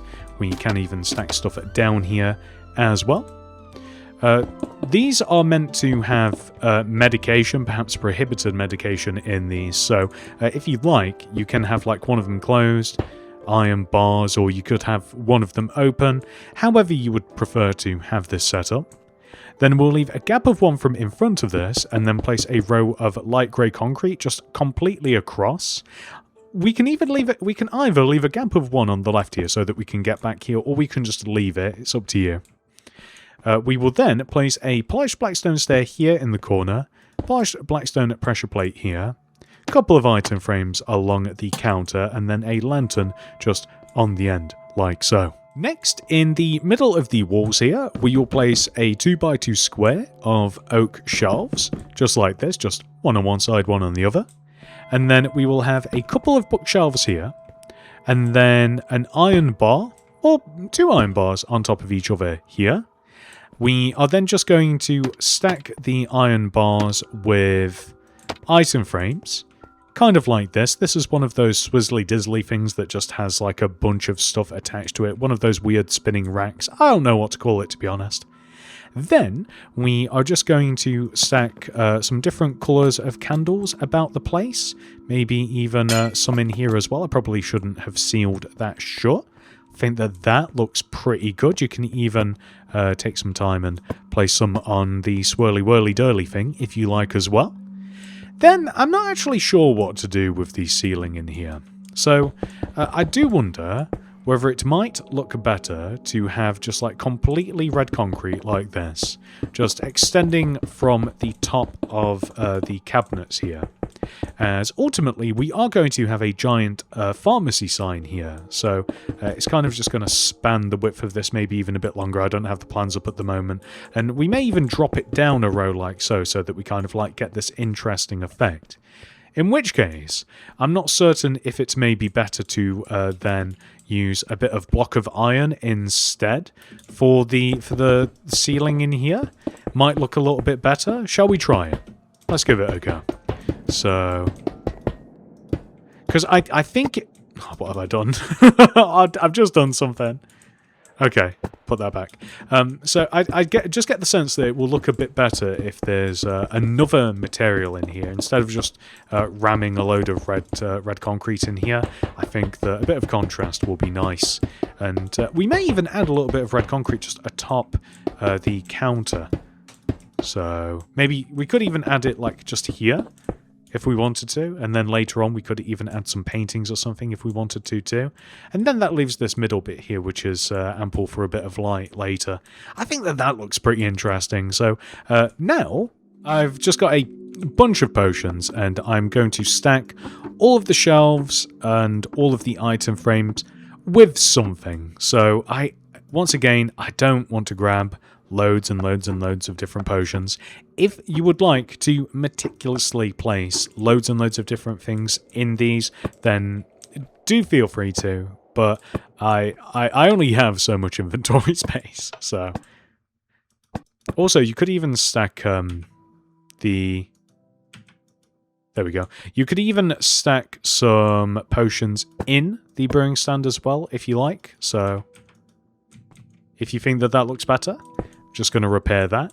And that is looking pretty good, if I do say so myself. And I'm going to do this now. I was going to do this later, but I think that I may forget otherwise. I'm just going to stack some paintings above these shelves because I think it'll make them look better. It's just lacking... Oh, the same one. It was just lacking a little something. I think that certainly helps. Now that we have made the pharmacy, let's move on down to the cafe. To begin, we have to add a wall to the back here. This is the same as the surrounding walls, so we can just steal these materials. Like this. That's perfect. And now that we have this wall, in this corner, we will place 1, 2, 3 block of iron, and extend them to the right by 1. Place an iron bar here, and then 2 black concrete extending right of the bottom and the top. Lever here. Stone button here, brewing stand here, flower pot here. Then we will place an oak plank with an item frame on it, spruce trapdoor here, stack some brown candles above, maybe 4 of them.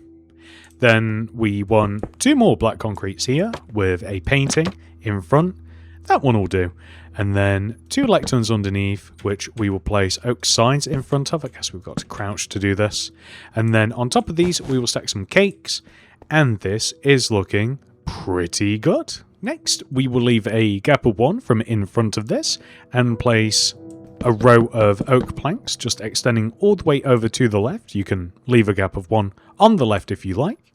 And then across the top of the counter, we can place a polished blackstone stair, polished blackstone pressure plate, item frame, flower pots, maybe some more candles, maybe a cake, maybe a biscuit, but whatever you want to place, it doesn't really matter. Any kind of variety of food or drink stuff will work just fine. And then, along this wall here, we'll leave just a gap of 1, and then place a polished blackstone stair, gap, stair. In front of these, end rods with black carpets on top of them. Then we will leave a gap of 1 and place more stairs, gap of 1, and then stairs facing these. And then in between these stairs, we will just place some scaffolding, and if you do want to place something on these, do feel free, but you don't have to feel pressured to. And then along this wall here, we want to place some 1x1 paintings here and here, just like in between the empty space. And no, none here, actually. I was going to place them on the other side, but I don't think it would work. And here we will place a biscuit. Brown dye here, just because it looks like something, which is good enough for me. I've just been trying to figure out what to do with the ceiling, and I've came to the conclusion that we should leave it. And we should extend the black concrete for the coffee machine 1 row upwards, and add some item frames with maybe like cocoa beans and some brown dye in there, just to further illustrate what that is. And I think that adding a sign will help as well. So we place a row of green concrete just across the front of the white concrete here, and then we drop it down a row, and that is where the cafe sign will go, and I think that just helps quite a bit. I am even wondering now that I look at it, what if we try placing just some quartz slabs here?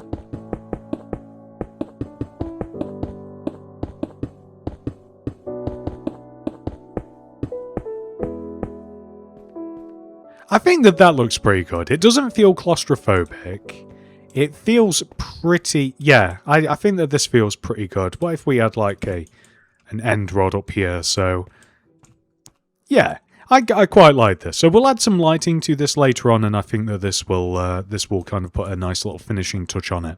Next, we are going to make a bunch of banners so that we can label each one of these 3 areas. So throw down limb, open it up, place a green banner in there with white dye. First of all, we will make the letter C, which is the chief pattern, base pattern, and then pale Dexter pattern.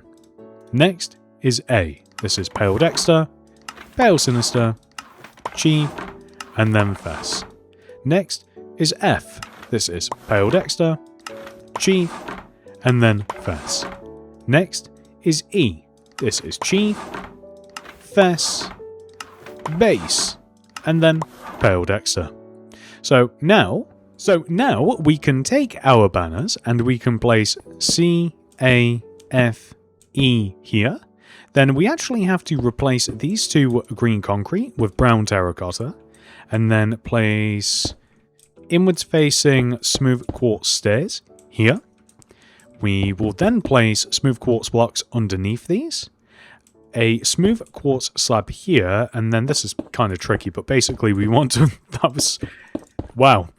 We then want to place a smooth quartz stair underneath the slab, so there you can see that we have a coffee mug or tea mug, or just a mug in general, really. Next, we have to write out pharmacy. So, crack open the limb, red banner in there with some white dye. First letter is P. This is the pale sinister pattern. Put red dye in there, apply the perfess inverted pattern, white dye back in, and then fess, pale Dexter, and then chief. Next is H. This is the pale Dexter pattern, pale sinister, and then fess. Next is A. This is pale Dexter, pale sinister, chief, and then fess. Next is R. This is pale Dexter, chief, and then bend. Next is M. This is the inverted chevron pattern. Put red dye in there, apply the chief indented pattern, white dye back in, and then pale Dexter, pale sinister. Next is C. This is pale Dexter, chief, and then base. And then next is Y. This is the bend pattern. Put red dye in there, apply the perfess inverted pattern, white dye back in, and then apply the bend pattern. Or bend sinister, actually. Then we have to make a little green plus, which just seems synonymous with like pharmacies and what have you for me. Sometimes a red plus, but white banner, 2 lime dye, we apply the pale pattern, followed by the fast pattern. We can then take all of our banners and some red concrete and extend the sign here, just left and right by 1 row, and then we can apply P, H, A, R, M, A, C, Y, and then the green plus, and that looks fantastic. Finally, we have to make some banners that just spells out toilets. So, crack open the limb, blue banner in there with some white dye. The first letter is T. This is the chief pattern, followed by the pale pattern. Next is O. This is pale Dexter, pale sinister, chief, and then base. Next is I. This is just the pale pattern. Next is L. This is pale Dexter, followed by the base pattern. Next is E. This is pale Dexter, chief, fess, and then base. And then lastly, we have to make S, which is the chief, base, and bend pattern. We can then take our banners and some blue concrete, and starting from here, we will place a row of 1, 2, 3, 4, 5, 6, 7 blue concrete. As you can see, it kind of just overlaps the door by 1 row either side. Extend it 1 row upwards, and then we can just write toilets. So T-O-I-L-E-T-S. Just like this. And I think that really adds something to the build. That looks fantastic. Next, there are some small details that we can add to this area, like placing some paintings just on these walls, so like 1x2s or 1x1s. You can even add things like signs, and you can write things in the signs as well, maybe like opening times for the cafe or the pharmacy or whatever it is you think should be on there. We can do a similar thing here, so we don't always have to use the same size paintings either. and we can use different configurations, but I think that looks pretty good, and we may write some things in there later. I might stop being lazy at the end of the video. And all the way over here in this corner, we will place a brown glazed terracotta and a leaf or two on top of it. We will then leave a gap of 1 from this and place a polished andesite, gap, andesite, gap, andesite. We will then leave gaps of 1 from above these polished andesite and then place another polished andesite. We will place pale oak signs in front of the upper andesites and write ATM, however you want to write it in the signs. So these are just some cash machines that we have directly to the right. I did consider placing these in the airlock, but it just didn't seem right for some reason, so I didn't.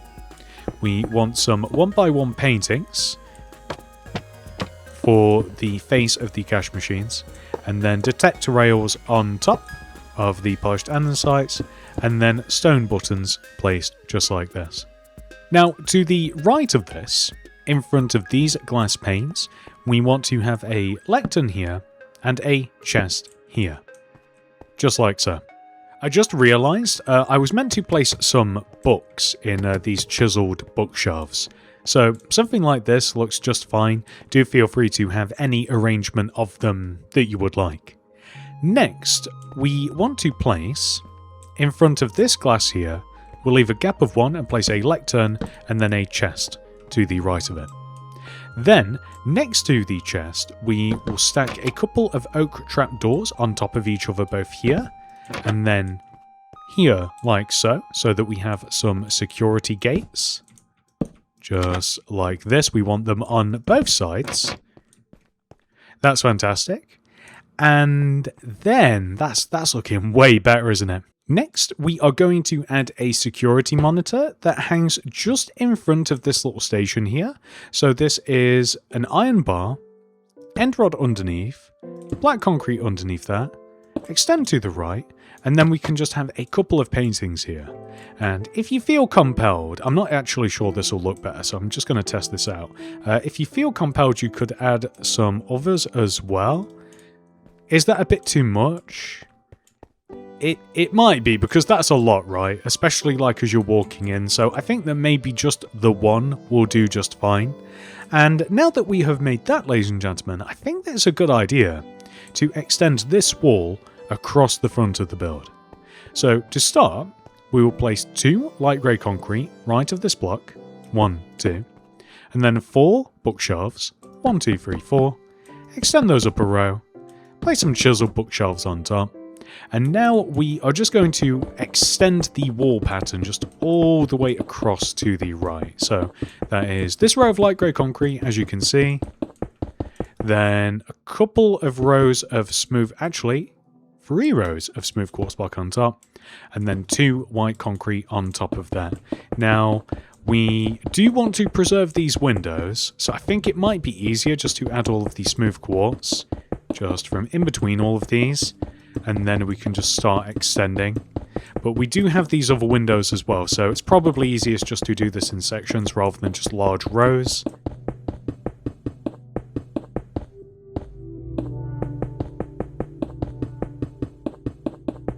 And then the white concrete on top. And there is more to this wall, but I think it's just going to be easier to add it later.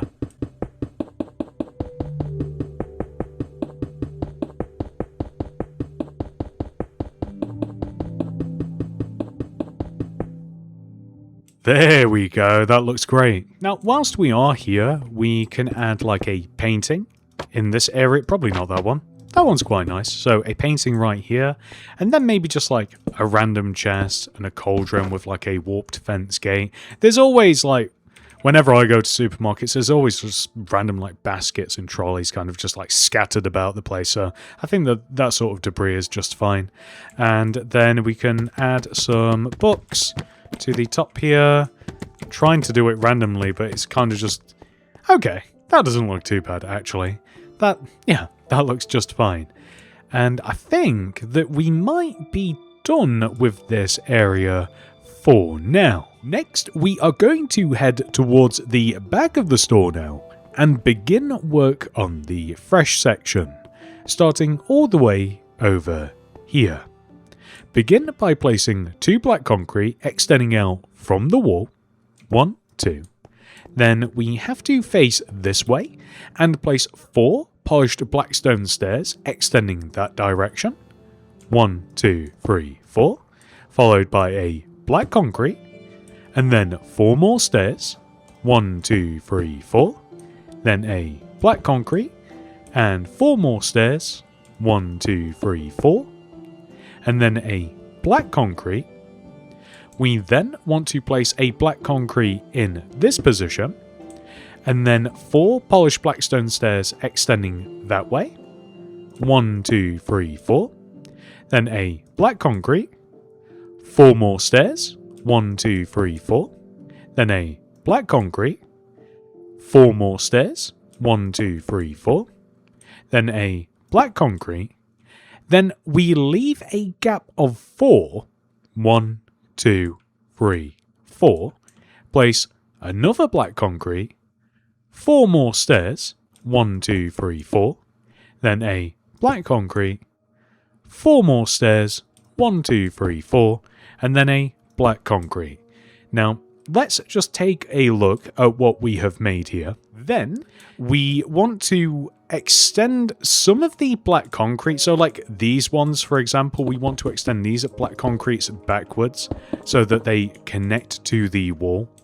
As a matter of fact, we will have a doorway here too. So there will be a double doorway, which is made by placing 2 spruce doors just right here in the middle.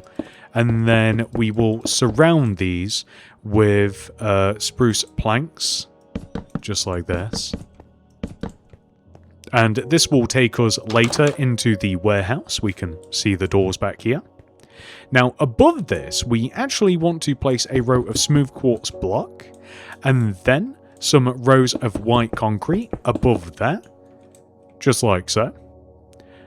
Over on the right side, we want to do a similar thing too. So just above this set of fridges here, we just want to have white concrete that just covers up this portion of the wall, just extending all the way to the back like so. I do believe that we do just have to add a black concrete over here in this corner too. Now, I'm considering if we should add green concrete across the top here, either directly on top of the fridges, so that we have a bit of a contrast in between where the fridges are and the parts in between, like this doorway. That would mean that we then have to also extend the white concrete here above these fridges. Unless we were to leave it, it's a small choice, so it wouldn't matter which one you did really, although I think that that looks cleaner. And then the same thing here, so orange concrete across the back here, or across the top of the fridges. I think that it looks more intriguing to place it across the top here, so it creates a clear separation between these actually. I think that that looks pretty good. So next, directly to the left of this double fridge here, we are going to place a row of 1, 2, 3 polished tuff wall like this, with polished andesite stairs on top. We will then extend to the left by 4, 1, 2, 3, 4, and then we will extend polished tuff wall down to the ground, just like this. Then we have to back this with something. I'm thinking maybe just light grey terracotta. I think that that's a fine material, and it's right behind us as well, so it's rather handy. Then some blast furnaces on the ground in between here, item frames on top, and then iron trapdoors on top of that. Then we do just have to add some white concrete above this. I definitely think we've made the right choice here. I really like the difference in depth between all of these. That's fantastic.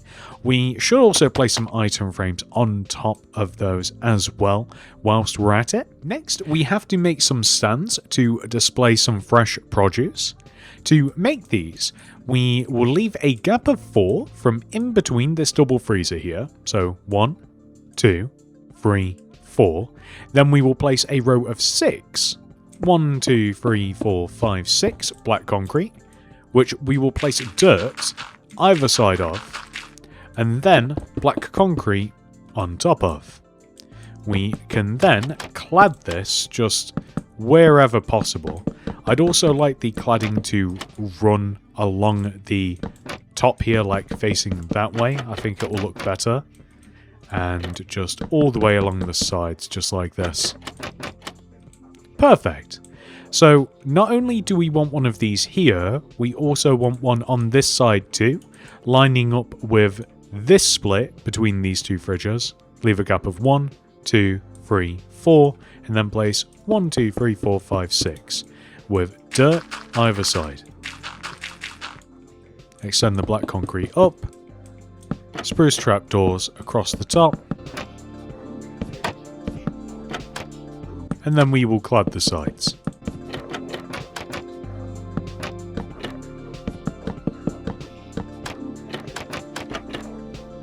Perfect.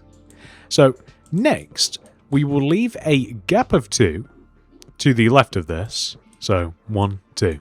And then we will place a 2 by 2 square of mycelium, like so. Then we will leave a gap of 2, so 1, 2. And then we will have a 2 by 2 square of pumpkins. And we'll just extend this one up and stick a sea pickle here. We will clad these with spruce trapdoors just all the way around. This is both of them. And in this mycelium, I'm just going to stick these mushrooms here because I think that they look pretty nice.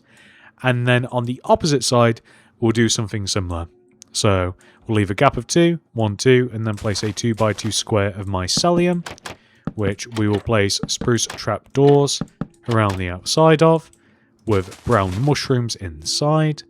Then we'll leave a gap of 2, so 1, 2, and then we'll have a 2 by 2 square of melons. Extend this one up, and then spruce trapdoors just all the way around. And that will give us this. Next, we have 2 more fridges to make.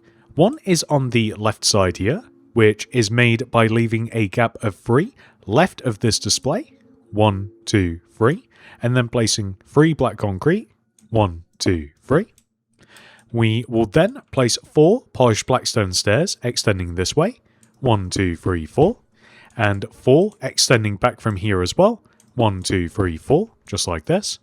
We'll then stick black concrete on the ends. Extend the black concrete up by 3 rows. 1, 2, 3. And this side. 1, 2, 3. We will then just connect the top together, just left to right or front to back. Then we'll stick some smooth quartz block in the middle here, apply item frames to the stairs, and then iron trapdoors above the item frames. And we just do this on both sides, just like this. Also, we are going to place a light grey concrete here, extend right, polished blackstone stair here, heavy weighted pressure plate here, chest here, and I would like a 1x2 painting here. I'd like either one of the humanoid ones. I guess all 3 of them are humanoid, but either the Man in Black or Pinocchio is better. Then, once you have done this on the left side, we will do the exact same thing on the right. So, all the way over here on the right, we'll leave a gap of 1, 2, 3, place 1, 2, 3 black concrete, then 4 stairs extending back from either side, 1, 2, 3, 4, 1, 2, 3, 4, black concrete across the ends. We will extend up by 3, 1, 2, and 3, on both sides, 1, 2, and 3. Then we will just connect the top together, and some smooth quartz block just in the middle, item frames on top of the stairs, iron trapdoors above the item frames, and we do this on both sides. So we will do this. Then we will add 2 light grey concrete here, polished blackstone stair here, chest here, heavy weighted pressure plate here, and then one of the paintings here, not the cowboy. Okay. Do we risk it? Okay, we'll keep the Man in Black. I did want Pinocchio, but it's fine. We'll keep the Man in Black. Alternatively, I'll tell you what, we could just go for a 1x1 as well. that actually fits this perfectly. That's meant to be a plant pot, by the way, with a plant in it, but it just looks like a carrot to me, so. Next, we are going to highlight this produce area by replacing some of the quartz brick from around these stands here with brown carpet. So basically just kind of all the way around the edge of both this left side here and in between, of course.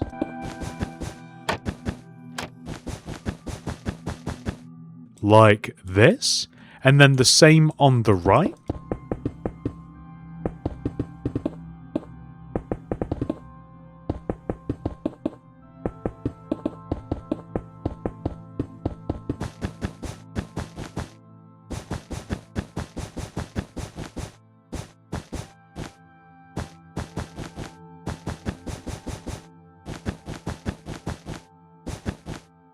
Looks pretty good, in my opinion.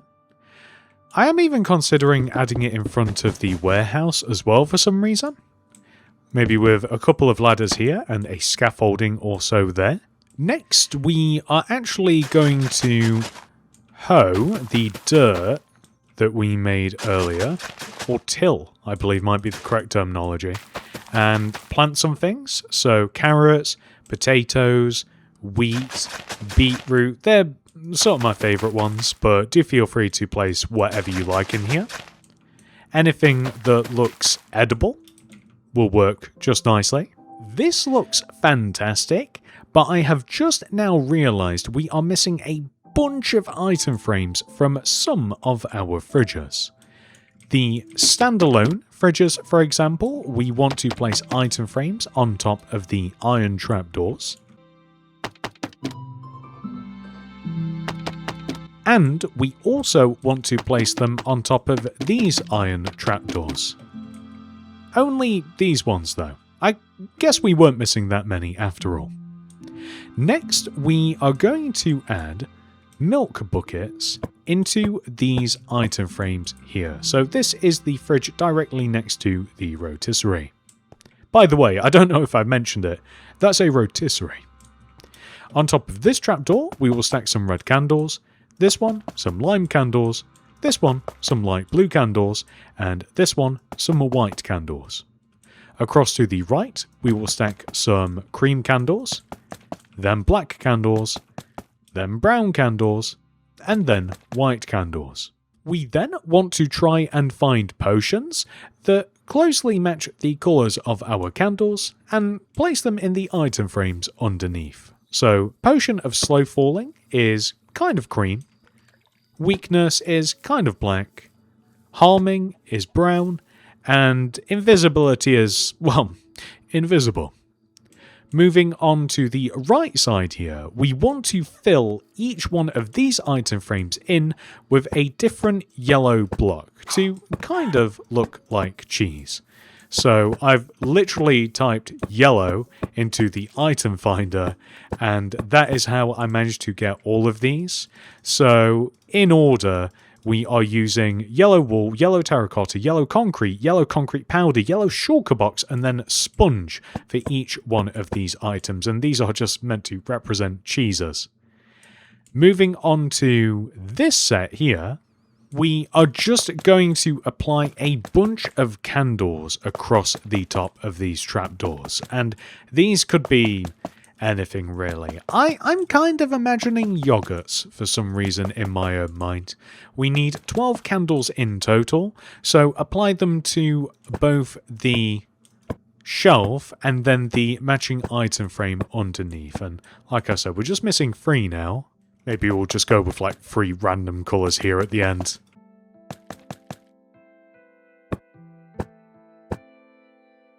So I'm thinking in this fridge we can just add some cooked meats to represent sandwich meats or something. You could even repurpose a couple of these to add some more if you like. Now on this side, however, I'm thinking apples and melon slices. And all the way over here, I'm thinking sweet berries and glowberries. And then I'm thinking in here we can have just some raw meats. And again, do feel free to just chop and change all of these.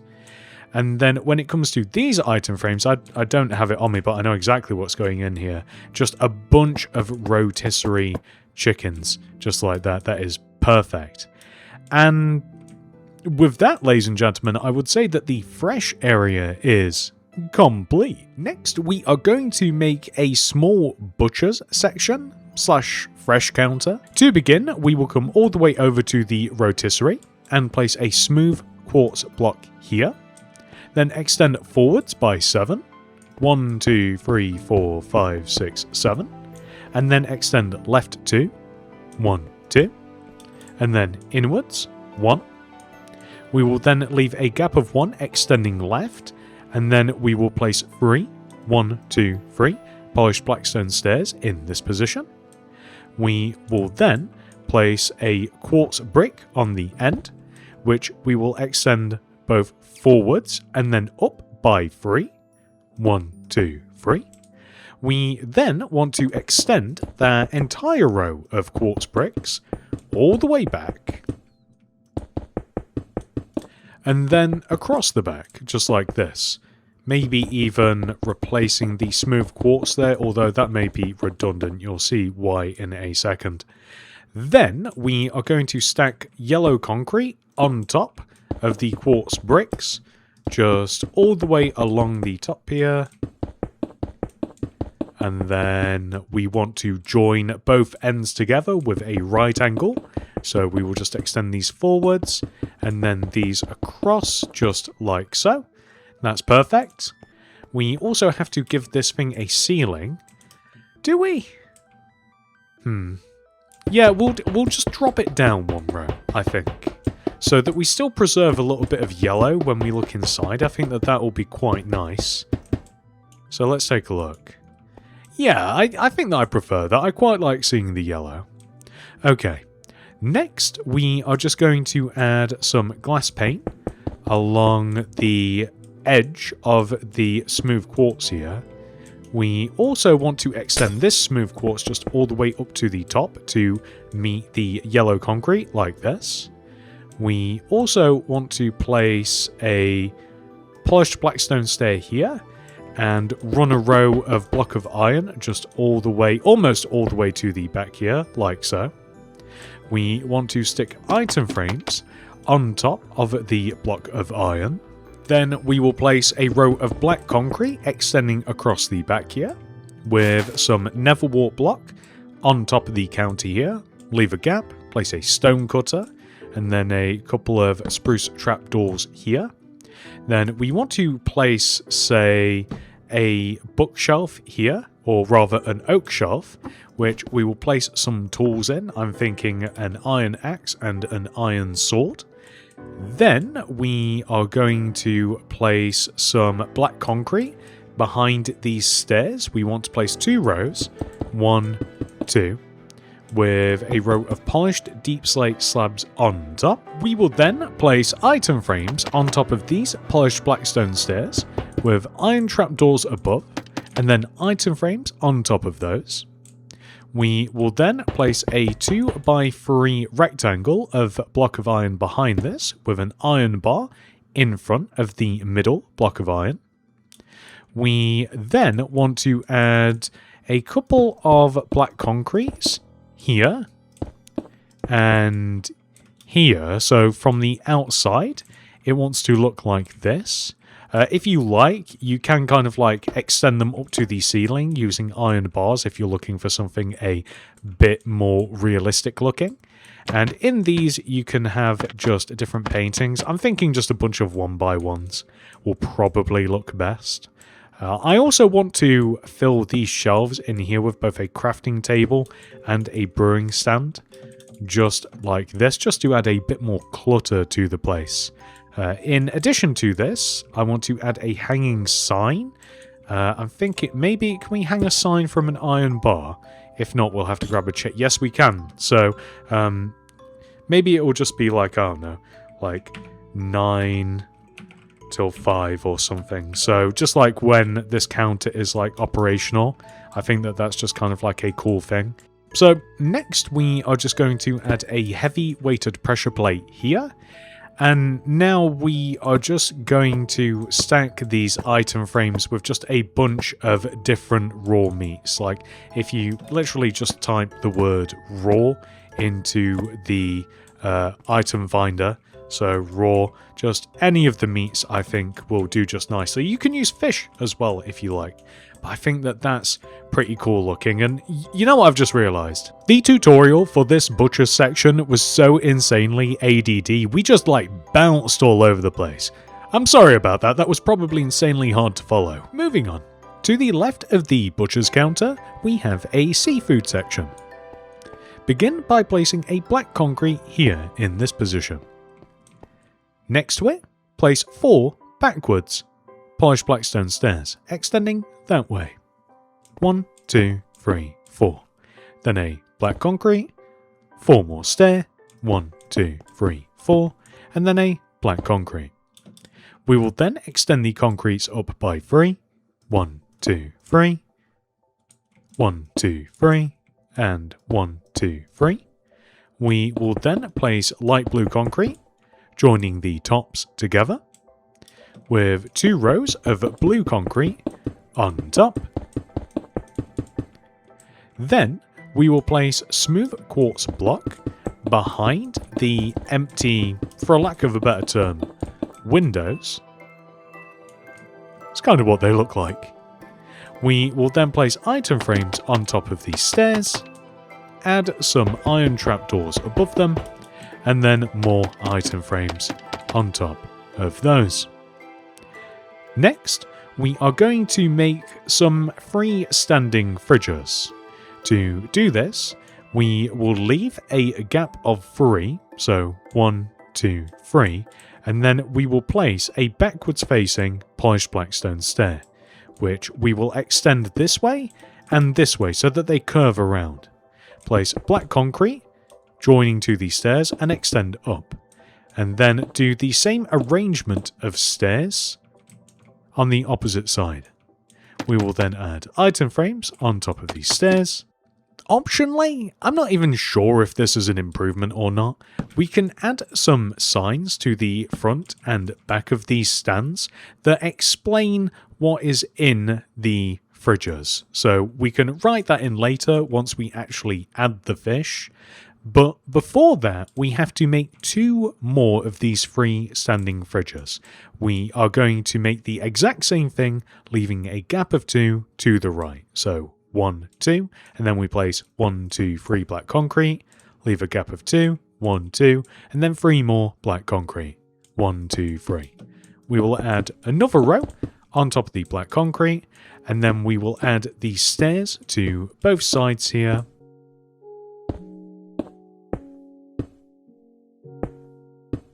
Then we will add signs. Again, I'm not sure if this even looks better or will look better or not, but I'll add them anyway. And then the item frames to the stairs. And now that we have done that, now we can fill all of these item frames in with our different fishers. So we have just enough variety between these cooked and raw variants that we can just have different ones on both sides of these freestanding fridges. And then we do just have to kind of like pick the raw fish and just throw them in these item frames. So we're kind of stuck to the cod, salmon, tropical fish and puffer fish for the back, but that looks pretty good. Now that we have made the seafood section, we can begin work on the bakery. Our journey begins here. We will start off by placing 2 black concrete extending backwards from this block. 1, 2. Then, to the left of this, we will place 3 spruce doors. 1, 2, 3. On the end of this, a light grey concrete. And then extending up on top of this, we will place 3 smooth quartz block, 1, 2, 3, and then we will place 2 white concrete, 1, 2. So Next, we are going to extend each one of these blocks just one row forwards, like this. We will place some spruce planks across the top of these doors. We will then place smooth quartz blocks in front of and above the planks. And then we will just fill this little gap in here with white concrete. And then we will fill this gap in with black concrete, just like so. And we can preemptively just extend the light grey and the smooth quartz block just back here, like this. Perfect. So the next thing we will do is place a spruce plank extending in front of this light grey concrete. And then 2 stripped spruce wood, 1, 2, and then a plank, 2 more wood, 1, 2, and then a light grey concrete. We will then start extending this way, and we will place 2 stripped spruce wood, 1, 2, then a light grey concrete, and then 4 wood, 1, 2, 3, 4, and then a light grey concrete, and then 2 wood, 1, 2, and then a light grey concrete. We will then place 3 smooth quartz block extending up, 1, 2, 3, and then extend left by 3, 1, 2, 3, and then down 2, 1, 2, and then we will join to the ground with a light grey concrete. We will then extend the door frame backward. By the way, this is a door frame, I should probably mention that. We will extend this door frame backwards a row, and then place a double spruce door here, and then spruce planks above it, just like so. We can then extend the door frame 1 row to the left, like this, and then we can extend this light grey concrete this way by 6. 1, 2, 3, 4, 5, 6, just like this. We will then place 3 rows of smooth quartz block on top of this, 1, 2, 3, and then 2 white concrete, 1, 2. We will then connect this row to the outer wall, so using the same sequence of blocks, like this. We also want to extend this way as well to connect to the door frame.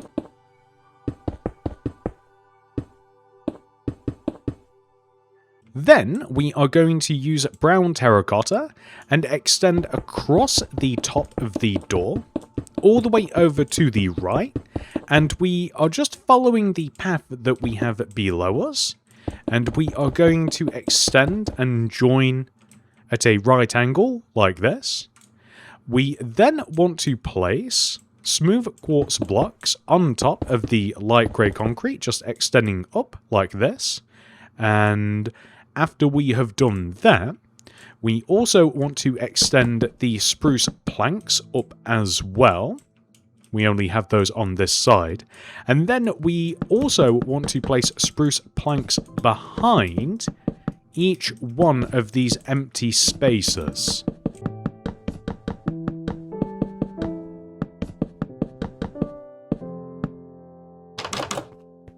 We used the door sooner than I thought there. Then we can place some brown concrete at the tops of these spaces as well. And that is what we should have so far. Next, we are going to add spruce trapdoors in these spaces to form shelves. And we also want to place item frames underneath the shelves. And in some cases, like here, well, this is hard to do without being elevated, we also want to place item frames on top, just like this. And then for the outer shelves, I want a bunch of cakes. So for the spaces where we just have like 2 shelves, I just want loads and loads of cakes. But for this area, for example, I think that just a load of bread would be good. Next, we want to make some tables and some additional shelves. To begin, we will leave a gap of 2 from in front of the stripped spruce wood here, and we will place flipped up spruce trapdoors. We will then place 2 rows in front of this, 1, 2, and then flip up some spruce trapdoors. Then leave a gap of 2 extending this way, 1, 2, and then do the same. And you will notice that these line up with the middle of these shelves. We then want to leave another gap of 2, so 1, 2, and then we want to place a set of 2 by 2 oak shelves like this. So you can see how this lines up neatly with the shelves across the back. We also want to have some shelves across here as well. So these will actually be a set of... How high shall we go?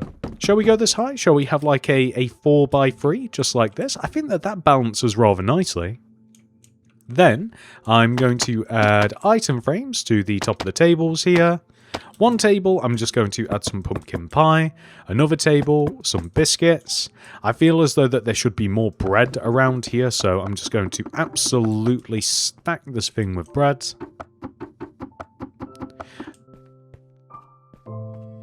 Next, let me show you how to make some super simple sweet treat banners. Starting with donuts.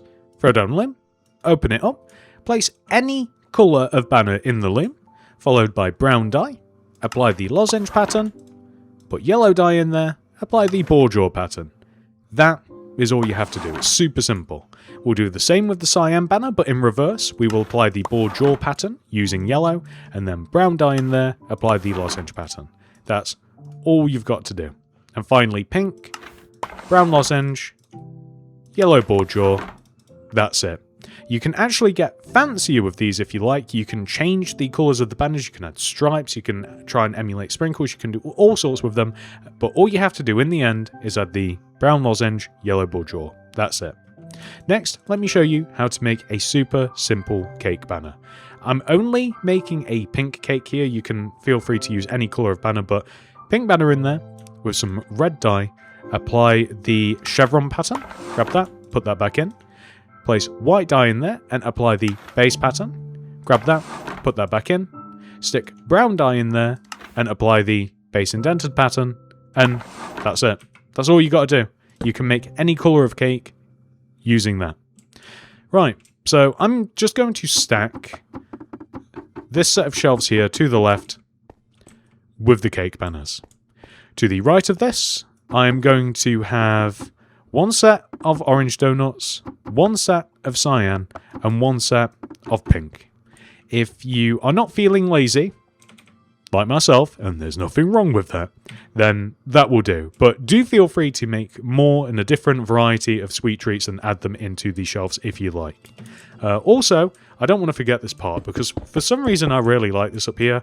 I like a large painting in this vicinity. Even that one will do. I kind of wanted a different one, but you know what? That one will do just fine. And once you've done that, you've completed the bakery. Next, we will make the alcohol section. This is just a small room positioned left of this wall. We begin by placing a light grey concrete here, followed by 2 spruce shelves, 1, 2, and then a light grey concrete, 2 spruce shelves, 1, 2, and then 2 light grey concrete, 1, 2, which we will then extend forwards by 1, 2, 3, just like this, and then left 2, 1, 2, and then we will join back to the wall. We will then place a row of 3, 1, 2, 3 smooth quartz block on top of the light grey concrete, followed by the 2 white concrete. And we basically just want to do this for each one of the light grey concretes like this. So I'm just going to do all of the quartz first, and then the white concrete afterwards.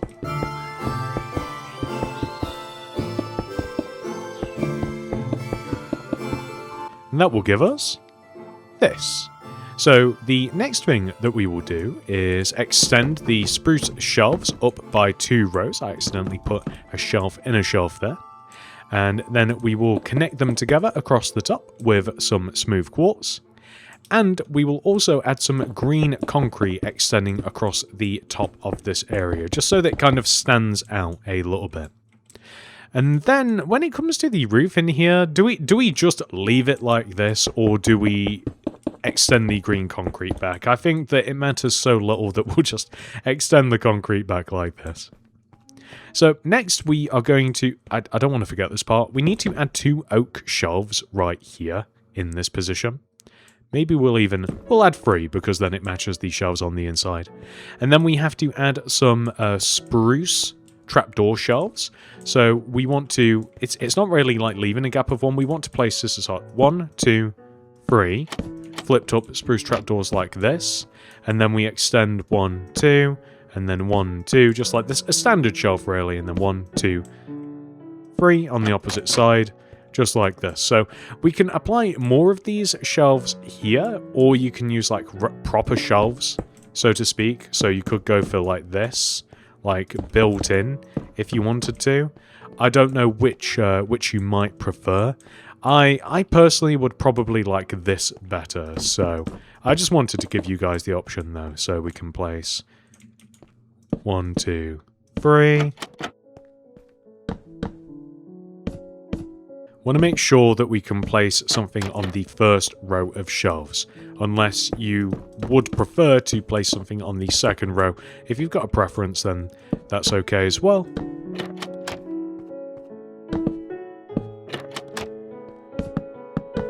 Right, that's perfect. So next we are just going to stack these with different candles.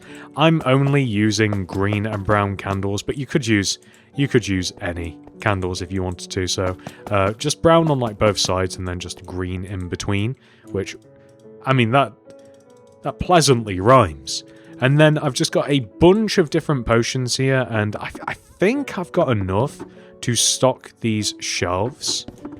Yeah, we need 6. So ideally, I suppose that we would like use another 6, but instead I'm just going to reuse these, and I think that I'll just do it from the outside in, so that it kind of like matches a little bit, but it rarely doesn't even matter, honestly. Like, there we go. I think that looks pretty good. If you wanted to add stuff underneath the shelves, I think that that's always a cool idea, and we can just add some different bottles. I've messed up somewhere, but that's okay. And that's pretty much all there is to it. Now, if you would like to say use some candles, like here, like this is more shelving. We could even go for like a different color, maybe like a white or something. But that's completely up to you. That's our very, very small alcohol section. I think it looks pretty good. Next, we will begin work on the frozen section, which actually takes up quite a large chunk of this area. To begin, we will make some freezers by placing a light grey concrete here in this position. We will then place 2 either light blue stained glass or glass pane. I actually haven't decided which I like better yet, so I'm just going to go with regular glass. 1, 2. Then we will place a light grey concrete, 2 more glass, 1, 2, light grey concrete, 3 glass this time, 1, 2, 3, light grey concrete, 2 glass, 1, 2, light grey concrete, 2 glass, 1, 2, and then a light grey concrete. Then, as a matter of fact, we can extend to the left one, and then forwards one, and then leave a gap, and then place a light grey concrete, just like this. And then we can actually extend these 3 blocks here up using smooth quartz, and these 2 here. This is a door, by the way, so we want to be able to access... You know what, I'm just going to grab it because I think it will just be easier visually. So we want to have a door here. Any door will do, actually. And then just a door on the outside too. Just like this. So heading back inside, and we will take care of that later. We then want to add some white concrete across the top of this. Extending across the top and connecting to the wall. Just like so. We also want to connect the light grey concretes back to the wall too. And we want to extend the light grey concretes up by 2 rows, so 1, 2, and then every single other.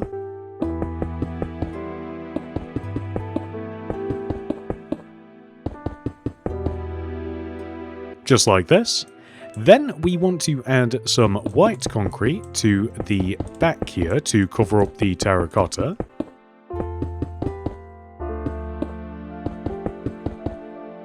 Then we are going to place polished andesite slabs across the top of all of this.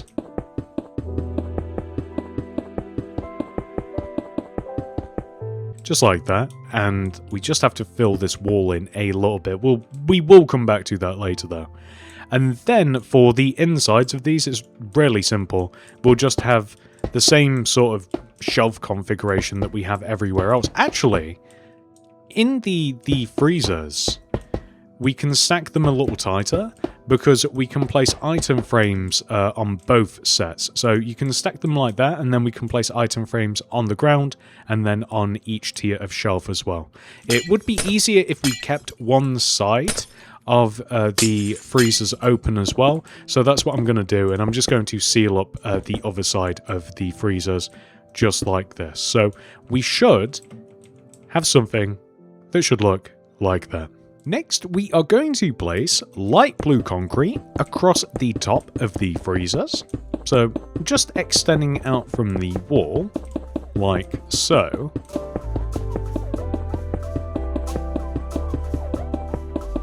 And then joining up to the ceiling, like this.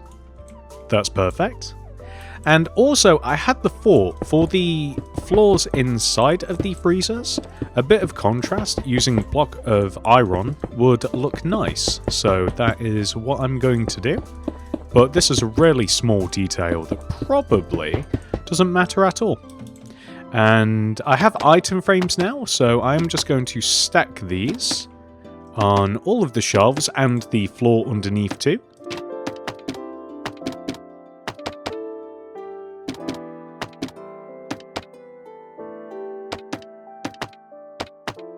And that looks perfect. Now, I did also have the thought to give these doors handles. I'm not sure if it looks better or not. Next, we can make some more freezers. We will begin all the way over here, count from in front of this block, and find the 6th quartz brick. 1, 2, 3, 4, 5, 6. Here, we will place a light grey concrete. Extending this way, we will leave a gap of 2, 1, 2, place a light grey, gap of 2, 1, 2, place a light grey, and then a gap of 2, 1, 2, place a light grey. We will then extend each light grey that way by 4, 1, 2, 3, 4, 1, 2, 3, 4, 1, 2, 3, 4, and 1, 2, 3, 4, just like this. We can then split them down the middle using white concrete. We will then extend both the light grey and white concretes up by 2 rows, so 1, 2. I'm going to start with the light grey first though.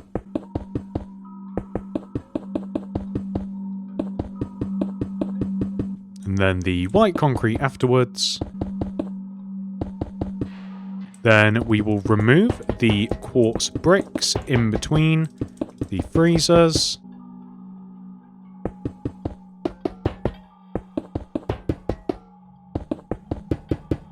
Then we will add just a bunch of shelves in here. It's the exact same configuration as those ones. And whilst I'm at it, I will also add the item frames too.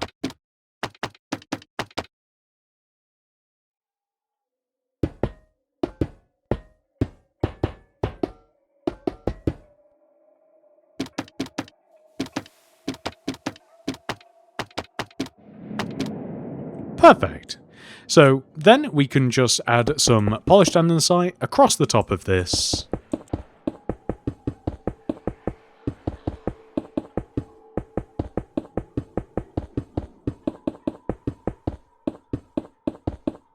And then we should still be able to get in these.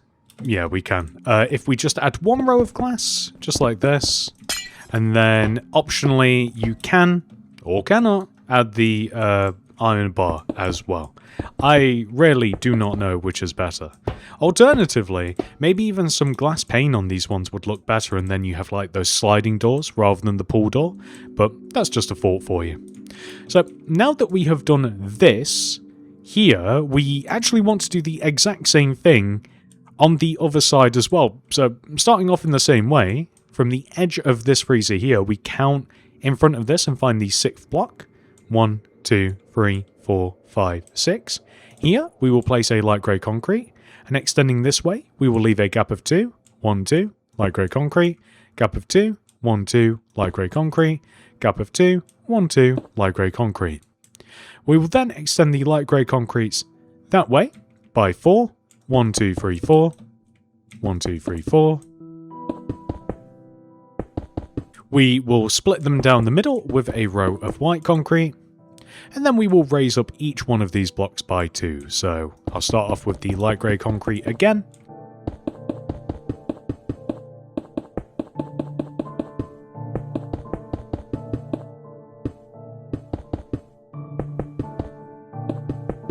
Just like this, and then we can replace the floor with block of iron.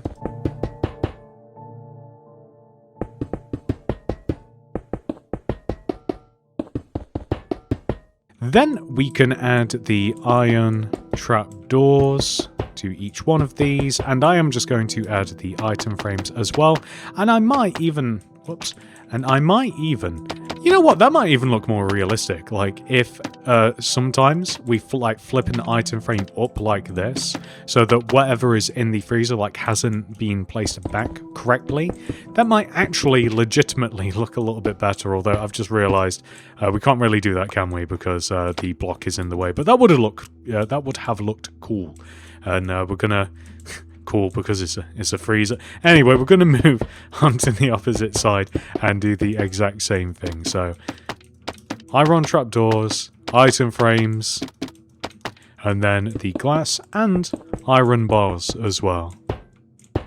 I have to stop saying iron, but I don't know why. It sounds so much better to me than saying iron for some reason. But anyway, we then want to place polished andesite slabs across the top of all of these. And once we've done that, we will have 2 freestanding freezers.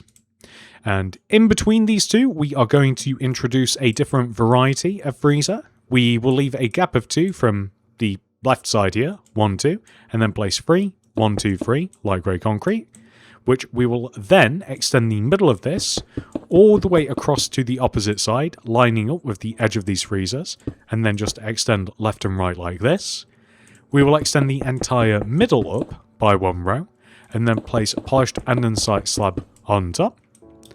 We will then place rows of 2 smooth quartz stairs extending inwards from either side with a light grey concrete in between the stairs. You will end up with 3 lots of them like this, just on both sides. I'm just going to stick all of these stairs there first this time. And then all we've got to do is add some item frames on top of these stairs, just like this. And that's all you've got to do. Now, before we start filling these in, I did consider that perhaps this is tricky to do. Maybe some paintings above this might look alright. Maybe not loads of them even. Maybe just a few. As either it could be anything. It could be advertisements for what's in here. It could be literally it's just something to spruce up the color basically. I think that looks pretty good. It could even be part of a box or anything. Use your imagination. I do also want to place a painting here as well, and I do want to place a painting here too. I did also consider some signs or something as well, leading out to the entrances / exits, but that is looking pretty good. So now all we have to do is fill these in. I'm thinking that across this back wall, I'm just going to have a bunch of different veg. And by the way, you don't have to fill every single item frame either, because it would make quite a bit of sense for there to be some missing, somebody's actually... Huh! I did not know that you could dye glass that way. That's a brand new one for me. So, there we go. And I'm using just a mixture of vegetables and also some of the dyes, because the dyes look like they could be something. So I think that looks pretty good. We've not went too wild with the placements. I think that any of the raw meats are also good candidates for the item frames as well.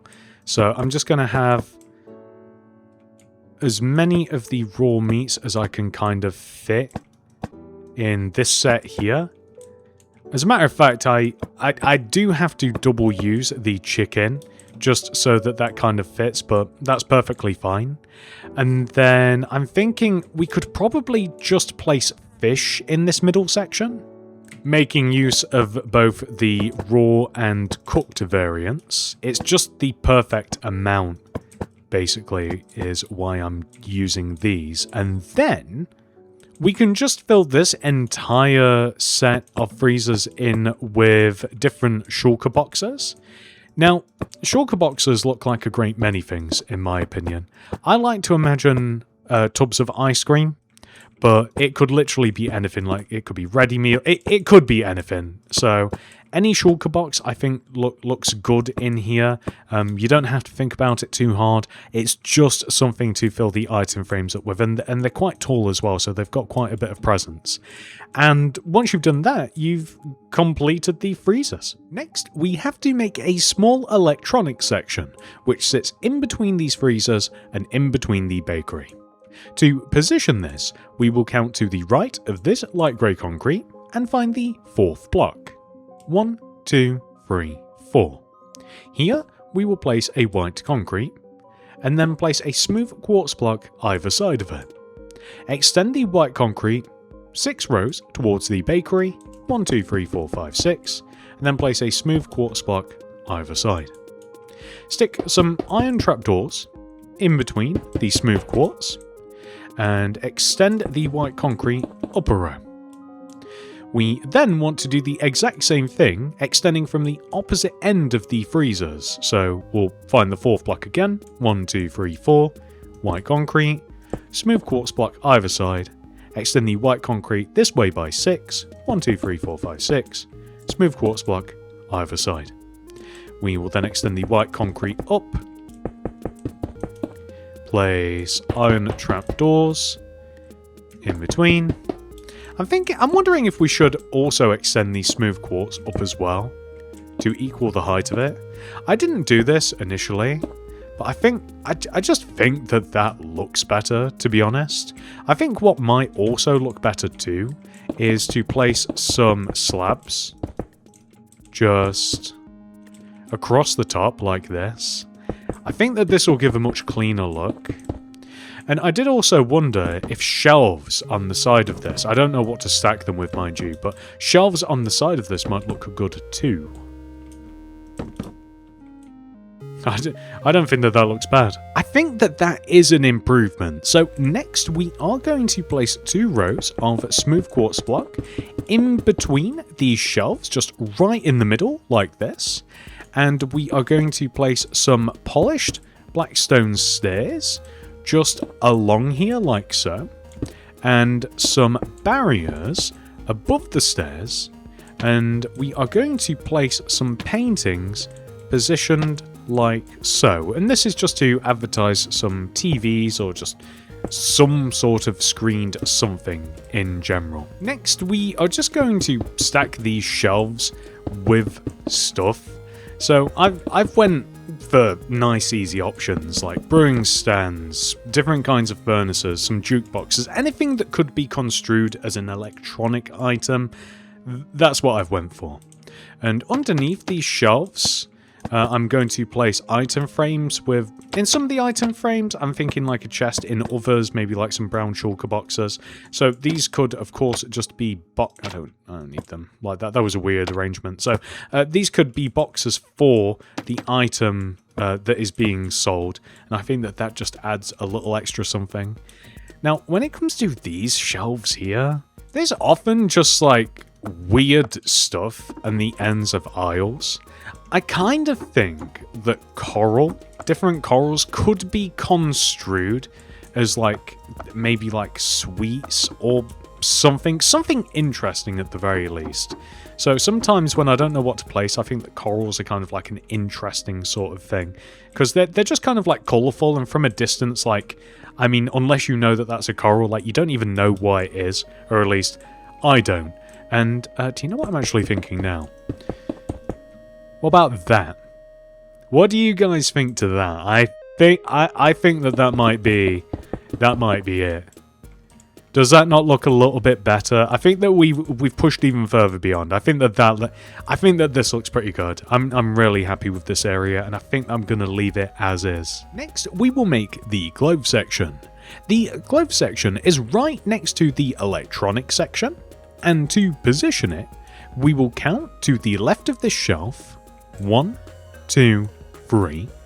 Remove this block, and then 12 more extending that direction. 1, 2, 3, 4, 5, 6, 7, 8, 9, 10, 11, 12. Then we will remove 6 rows that way. 1, 2, 3, 4, 5, 6. And then we can just dig this direction and then just connect back to where we first started. Remove all of the quartz bricks in the middle. And then we can just replace all of them with oak planks.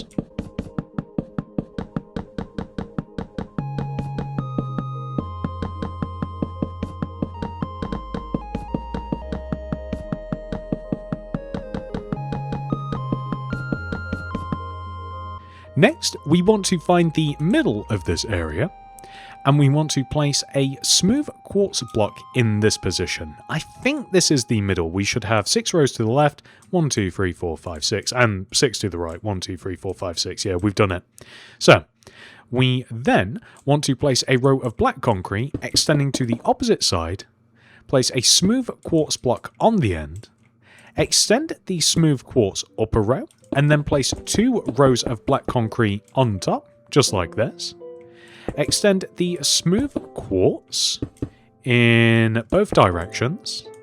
And then we also want to place smooth quartz in the middle as well. So this is actually very reminiscent of what we've just done with the electronics shelves, which maybe I got the idea from here actually subconsciously, but this is what we want to have. So here we are going to place a couple of pale oak shelves like this with the mirror banner. This is taken from the toilets from earlier here. Then a couple of end rods like this, and we'll do the same on the opposite side also, but we'll kind of like reverse it. So the mirror on this left side here, and then we will then place the clothes rail on the right.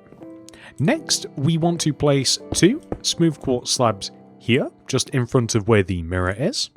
Leave a gap of 1, and then make a small bench by placing 2 flipped up spruce trapdoors, with 2 spruce trapdoors connecting both sides together. Then a cyan carpet here, warped slab here, and this just looks like piled clothes, in my opinion. We then want to place 2 smooth quartz block like this, armor stand here, which we will outfit with something. I have used a gold chestplate and gold leggings, and then a light-weighted a gold pressure plate to the right of this. I have no idea why it's called a light-weighted pressure plate. It's gold! Anyway, the idea is that we match what is on the mannequin. By the way, that's a mannequin. Then we can apply just whatever banners you like just underneath these end rods here. And you can also stick whatever you like in these shelves as well. So I've just got a bunch of helmets here, and I'll probably do the exact same thing on the opposite side also. So just a couple of random banners like this, and I will be cheeky and just reuse the helmets, because there's no way anybody's going to notice that that we've not used something different. And then on this side, I want to have just a bunch of clothes rails. So we'll start here and place 1, 2, polished blackstone wall like this. Leave a gap of, shall we leave a gap of 1 or a gap of 2? We'll just leave a gap of 1 and then place another 2 like this. We'll then place 2 end rods extending this direction from the top of the walls. Stick another set of walls like this. 2 more end rods extending this way. And then another set of walls like this. And then I'm just going to gather some banners, and I'm just going to place them underneath the end rods. So I am trying to kind of like chop and change it a little bit, but that, honestly, that looks pretty good. Like, there's not really room. I was going to suggest maybe we could add something here, but there's not really any more room. Like, this is just like a really small clothes section. We could add like another bench here, but then we're bordering on like too much clutter. Well, I've just got rid of it. A single scaffolding might be okay. That might not take up too much room either here or here, probably here.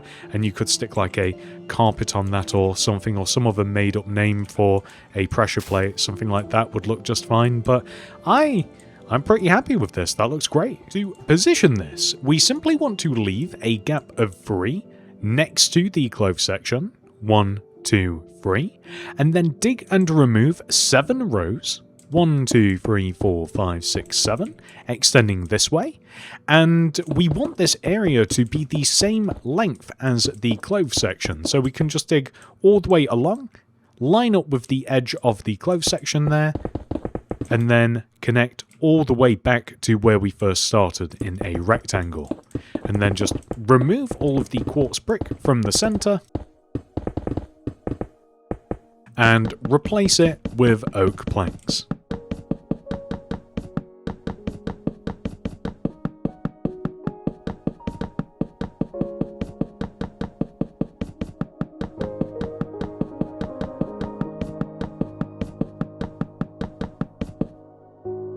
Perfect.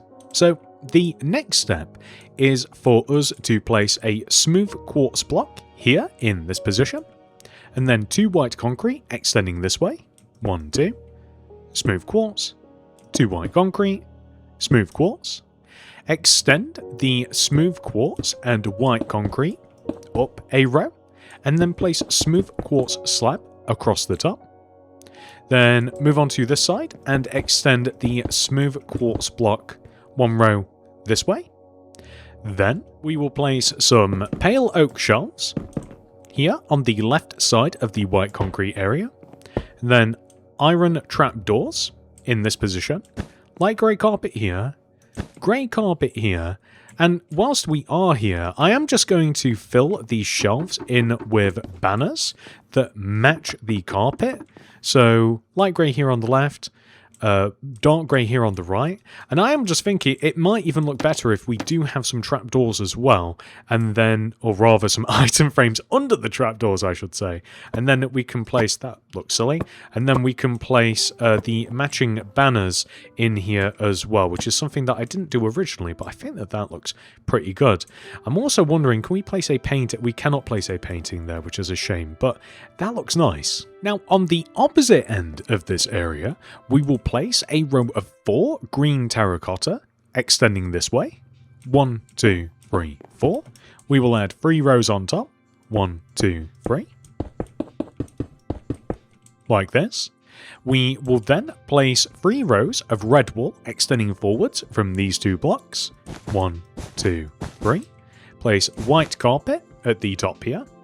And then we will stick a that one's okay actually. We will stick a painting here, and then a chest here, scaffolding here. Over this direction, we will have some spruce trapdoors flipped up to make a bench, exactly like that one, with an item frame here, red bed inside of it, then a red carpet here. Maybe we can have some item frames underneath here as usual, and we can stick, you know, just extra stock in it like so. Maybe even like a red wool as well. Next, we're just going to jump over this way a second, and we are going to leave a gap of 2 from in front of this item frame, 1, 2, and place a scaffolding in this position with a lantern on top of it, and then just mangrove signs all the way around the lantern, like so. Then we're going to leave a gap of 3, 1, 2, 3, and then have another scaffolding, lantern, and then just warped signs surrounding the lantern, just like this. And then we will place a couple of end rods right in the middle, in between the scaffolding, with a brown glazed terracotta on top. And from here, we have to make some shelves, and they are going to be 2 different sizes. So shelf number 1, we just want to leave a gap of 1, or a gap of 2 from the scaffolding. We'll just leave a gap of 2 from the scaffolding, 1, 2, and then we'll place 1, 2, 3, flipped up dark oak trapdoors here, and we'll extend them 1, 2 rows, 1, 2 rows like this, and then we will stack another set on this side, And then we want to make another set of shelves, but we're going to make them a bit smaller. So we'll have just like 1, 2. Dark oak trapdoors flipped up here, then leave a gap, 1, 2. Flipped up here, and then just join them together like this. So you can see how they're positioned. And then on these, I'm thinking that we could just stick just like flowers or plants or, you know, just something, and we can just have item frames with stuff in them. You could even have like different torches or something if you like. Anything that you may consider like homeware, basically. So as a matter of fact, it might even make more sense to have like... I've kind of done it now, but like, you know, something like this here to look like some sort of lights, and then we can have the plants here. But I actually prefer to have 2 plants rather... It doesn't matter, but something like this I think looks pretty good. Next, we are going to make a bunch of generic shelves. To position these, we will come all the way to this corner of the clothes section, count to the left and find the 3rd block, 1, 2, 3, place a bookshelf. Count to the left and find the 5th block, 1, 2, 3, 4, 5, bookshelf. Same again, 1, 2, 3, 4, 5, bookshelf. One more time, 1, 2, 3, 4, 5, bookshelf. We then want to extend each one of these, that way, by 6. 1, 2, 3, 4, 5, 6, and then we don't really have to count anymore. We can just look this way and copy the length. We then want to add another row of bookshelves on top of these. And optionally, a row of blue carpet on top of this. Light blue carpet works as well, but I like the blue. And then, I think it's perfectly acceptable to leave these as they are. However, if you want to make it a bit more complicated, you can add some pale oak shelves to the sides of these, so we can stock them with stuff, which is both a blessing and a curse, as it's very cool that we can stock the shelves with something, but we also have to find stuff to stock them with, which can be a real problem, as you are going to find out, as I haven't yet decided what we are going to actually put in them. So now that we've made a set of shelves here, and as you can see, they line up perfectly with the clothes section, we now want to do the exact same thing again, lining up with the homeware section. So we basically come to the corner of the homeware section, count to the right, 1, 2, 3, and place a bookshelf. Or, what's easier, is line up with all of the other previous set of bookshelves, and then extend the bookshelves to the left by 6, or line up with the green terracotta that we have there. Just like this. And then we can make these 2 rows high, we can add the blue carpet on top, and then optionally, and I do want to stress that it's optional, you can then add the shelves onto the sides of these. Like, I appreciate that we do have shelves, but I find this so charming for some reason. But anyway, we are going to add the shelves, because there will be complaints if I don't. I just know it. It has happened before.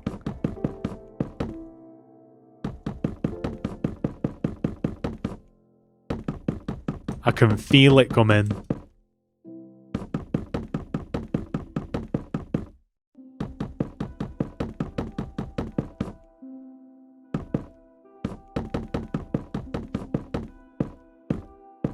Right, that's perfect. So now that we've made these, I think that another cool thing is to have some hanging signs dangling down just above the end of each one of the shelves here. So it's 2 chains from the ceiling, but I actually think it's easier just to kind of work in reverse. So like just place them on top of the carpet, connect to the ceiling and remove the first one. And then place either, I don't know which I prefer, warped hanging signs or pale oak hanging signs. And we will then label them with a relevant aisle number. But I want to place all of the chains first, and then it'll just make it a bit easier for me because I don't know which number that one would have been. Would it have been number 8? Is there 8 sets of these shelves? Or would that have been number 4? It kind of depends where we first started, if you see what I mean. So, now that we have these, like, is this shelf number 1? And then that shelf number 2? And then this would be 3, 4, 5, 6, 7, 8? Or is this 1, 2, 3, 4, 5, 6, 7, 8? I don't know if you guys are even following along or if I'm just being insane as usual, but upon reflection, I think that it makes most sense to have like 1 to 4 down this side, and then we can go 5 to 8 down the other side. But honestly, I do see an argument for both sides, like that being 1, 2, 3, 4, 5, 6, but I've just got the sense that this is better. But honestly, like I also don't think it matters that much. I think it is just the fact that they are kind of like dangling in a row. I just think it makes more sense that the numbers kind of like ascend up rather than just like... Yeah, now that I think about it, it would look insane if that was, say, like 5, 7, 9 or something. Like, I think that this is way better that the numbers kind of like count up regularly. I spent way too much time thinking about that. Now, the question becomes, what are we going to fill these shelves in with? These aisles towards the back of the store, I think, will be more food-orientated shelves. So what I'm going to do is place a bunch of the dyes, probably taking up like one vertical stack of shelves like this, and I'm going to pretend in my mind that these are just like a bunch of herbs or spices, and I'm going to fill both sides of these shelves in with them. I think that dyes are pretty good because they're kind of like a item when you're looking at them, and they're nice and colourful, and I think that they're just really ambiguous, so they fit really well, and there's just loads of them. I think maybe equally so, seeds could fit this too, so kind of like in the herbs/spices category. Now, unfortunately, we don't have quite enough of these, but we do have both redstone dust and glowstone dust, which are kind of just a powder as well. Moving on to the next set of shelves, I have a bunch of stews here, or soups, I should say. Stews/soups. I'm going to be honest with you, I don't actually know the difference, but we don't have quite enough to fill the shelves, so I've also got kelp, some horn coral fans, and some bush, because they look as though that they could be ingredients for said stews and soups. I think that if we imagine really hard, the buckets of fish could be considered like tins of food? I'm stretching here. But, guys, I really don't know what to put in these. I think that that's kind of interesting. As I mentioned earlier, I think that the corals could easily be construed as something edible. So, we're going to go with that right now and just stack these with a bunch of that. And then we can actually use the fan variants on the opposite side of these shelves as well. And I do want to point out that any time, if you've got better ideas than me, and trust me, I'm sure you do, then simply fill them with whatever you think might fit. And for the final foodish related shelves, I'm just going to stack them with potions, as we of course always need a drink section. I don't know what your drink of choice is, soft drink of choice, but mine is Pepsi Max, so the more you know. Perfect, and so I think that looks pretty good, nice and colourful, good bit of variety, I'm happy. Now that we have filled in all of the foodish related shelves, we can move towards the front of the build and fill these in, which I think is just a lot easier. I think that we can literally just put whatever we fancy in here. So this first set, I'm just going to put candles. And these could be candles, or they could be shampoos, or they could be any kind of whatever this could be. Like, again, imagination is key. And we just have loads of them. Like, this could easily, these could be skincare products, just anything. You know what, thinking about it, I've assembled a bunch of items which could be construed as, you know, like tools, like a brush could be a makeup brush or just like a regular brush. The trident looks like something. Shears could be tweezers. I don't know what the flint and steel or the name tag could be, but they look like something. Same for the Electra? Whatever. And the goat horn, like these all look like some sort of they look like something, and that's all that matters. In a similar vein, we could have a tool section here.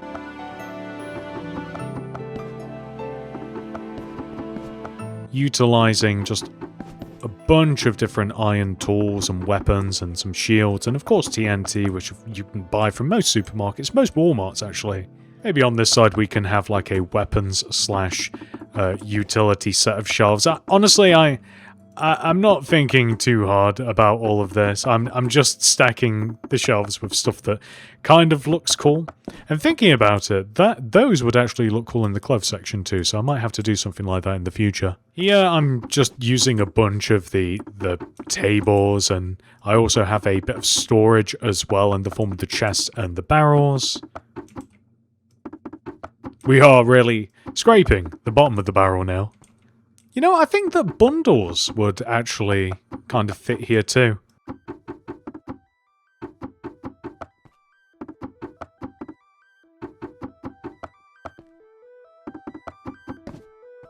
And lastly, we're gonna go with the humble music disc.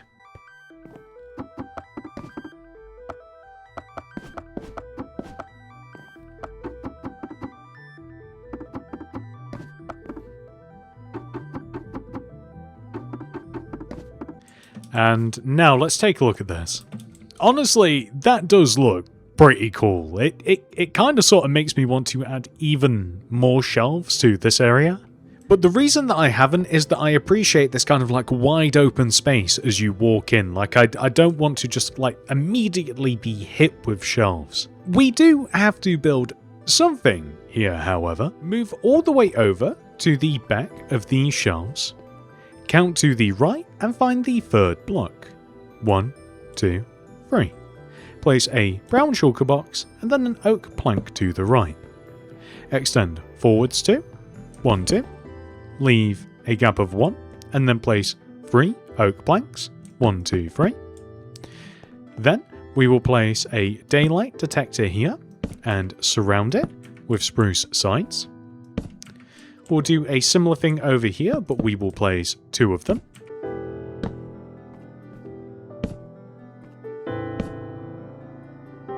Like this. Then I'm going to stack some turtle eggs here and here. Item frames here. And then fill these in with a variety of eggs. Then I'm thinking that we just stack some shulker boxes somehow behind these. I think that maybe like that looks okay. And maybe like something like that looks pretty good.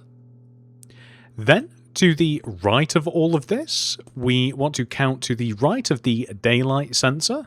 Daylight detector, actually. My bad. My bad. Let me call it by its proper name. The daylight detector. Actually sounds like some really old superhero. Detector daylight at your service. Anyway, we will count to the right of detector daylight and find the 5th block.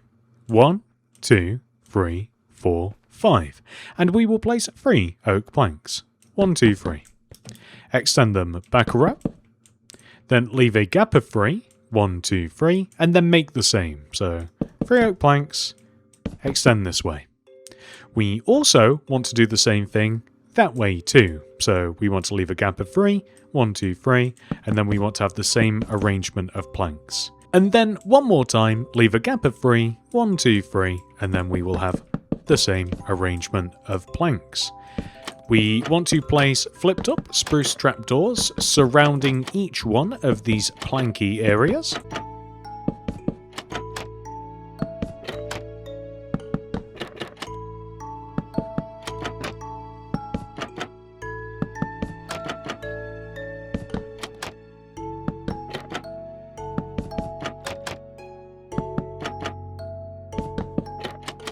That is perfect. Now, along the back pair of these stands, we will place oak shelves in the corners, like this. As a matter of fact, we'll do the same for every single one of them. We will keep it consistent like this. Now, for the back pair, however, we are going to stack cakes all the way along the side of this one with biscuits inside of these shelves. And then along the back, we'll have a bunch of item frames here with pie inside of the item frames. And then we can have cake inside of these shelves this side, which I think looks pretty cool. And then for this front pair, I'm thinking that we just have a bunch of heads of different varieties, and these can just be toys of some sort, and they can even be mixed up a little bit as well, to be honest, because I mean, I don't know if you guys have ever seen supermarket displays. Quite often, not everything is where it's meant to be. So that's pretty cool. So these are just some promotional items as you walk in, and we don't have toys anywhere else, so I think that this is a good fit. Next, we are going to fill this area in with a newspaper/magazine stand. To begin, we will line up both with the oak planks that we have here and the edge of this shelf, and we will place a green concrete, which we will extend this way to equal the length of the shelf, extend the green concrete up around, and then place green terracotta extending outwards on both sides. We then want to stack a little mixture of like pale oak slabs and pale oak pressure plates and heavy weighted pressure plates kind of like along both sides a bit. Maybe even, nah, not on top. And maybe even kind of like just in front of the mix of blocks, kind of like this, just on the floor in front. You could even do like a similar thing as what we did with the eggs. So something like that as well. And then we are going to place item frames on the remaining green terracottas. And then we are just going to place banners behind the item frames, and also a matching banner in the item frame. And these, I mean, in my mind, these are like magazines or something, but it's just like a colourful sort of interesting thing to have here, I think. And it fills that gap nicely. Next, we will make the self-scanning station. To position this, come all the way over to the corner of this display, count in front of this and find the fourth block. 1, 2, 3, 4.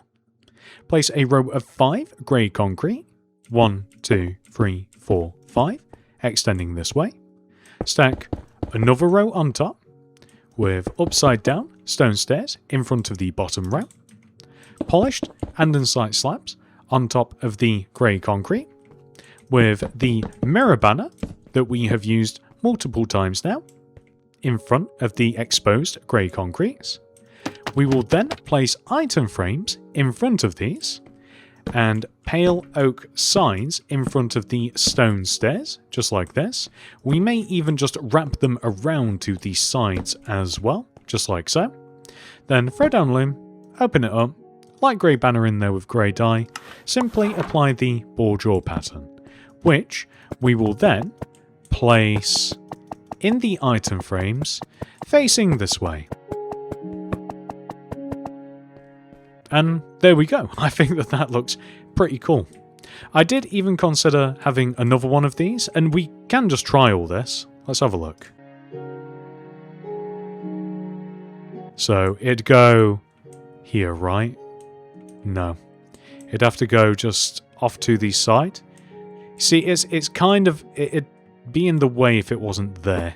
So it'd be just like off to the side as you walk through here. I think that we are better off with just the one, as this is kind of like where you would exit leaving the tills, so we don't want to clog it up too much. Next, we are going to make the checkout section. Our journey begins all the way over here by the frozen section. Count to the left of this light grey concrete and find the third block. 1, 2, 3. Place a blue concrete followed by a polished black stone wall. Leave a gap of 2, 1, 2. Place a blue concrete, polished black stone wall. We want to repeat this 4 more times, so gap of 2, blue concrete, polished black stone wall. That's once, twice, 3 times, and then 4 times. So we should have 6 of these in total. We then want to change things up a little bit by leaving gaps of 2, 1, 2, then placing a smooth stone slab followed by a blue concrete. Gap of 2, smooth stone slab, blue concrete, and then finally gap of 2, smooth stone slab, blue concrete. And these are the beginnings of our checkouts. So the 6 here are regular person-operated, or rather employee-operated checkouts, and those at the end are the self-serve ones. But as I think about it, it might even make more sense to swap the amount of these around. In my local supermarket, there are barely any cashier checkouts anymore. Regardless, let me show you how to make a cashier-operated checkout. To begin, we will extend the blue concrete towards the front by 3. 1, 2, 3. And then this way by 1. We will place smooth stone slabs against the blue concrete and pale oak signs surrounding the smooth stone slabs, leaving this side open. We will then place a polished black stone stair here, with a painting in front, a detector rail here, pale oak shelf here. We will extend the polished black stone wall up by 2 rows, 1, 2, with a beacon on top. Then we want to place a polished black stone pressure plate on top of the beacon. Drop down, white banner here against the end. Stock these shelves with just fun confectionaries that you would want to grab on the way out. I've just went for like a biscuit, potion, and a light blue banner because that could just be anything. And then behind the till here, end rod, polished blackstone pressure plate to make a seat, and then a chest. And that is how you make an entire cashier checkout. So we now have to do this for the next 5 set of checkouts, and my recommendation would be to kind of make the checkouts incrementally. Like, I'm placing all of the blue concrete for all of the checkouts, followed by all of the smooth stone slab for all of the checkouts, adding the pale oak signs as we extend along.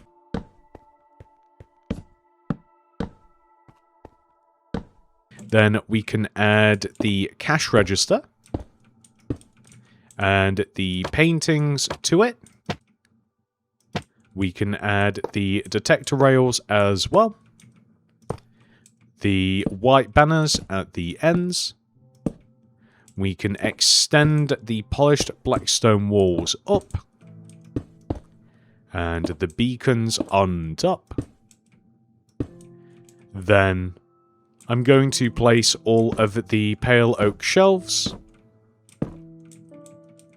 which I will stock with just the same thing. Or things. Then let's add the seats and the chest, although it seems like it might just be faster to do the seat first. And then the chest after. And then lastly, we've just got to apply the pressure plates to the top of the beacons, which honestly may be the trickiest thing. Actually, we can just do it from every other beacon. And that is perfect. Those are all of the cashier tills. How on earth did I miss this one? Well, I certainly feel silly. Let's just quickly make this one as well, pretty much in the same order that we made the others. I just sometimes think it's easier to make things in kind of like an assembly line, like we just did, than individually making them. Although, you can go either way, like you can make it however you like. This is just how I prefer to build stuff sometimes. Okay, now we have made all of the cashier-operated checkouts. So when it comes to the self-serve checkouts, we will first of all extend the blue concrete to the left, and then forwards. We will place a polished black stone wall in this position, and an iron trapdoor in front, and we will apply this to the other 2 checkouts as well. So blue concrete, extending around, polished black stone wall, iron trapdoor.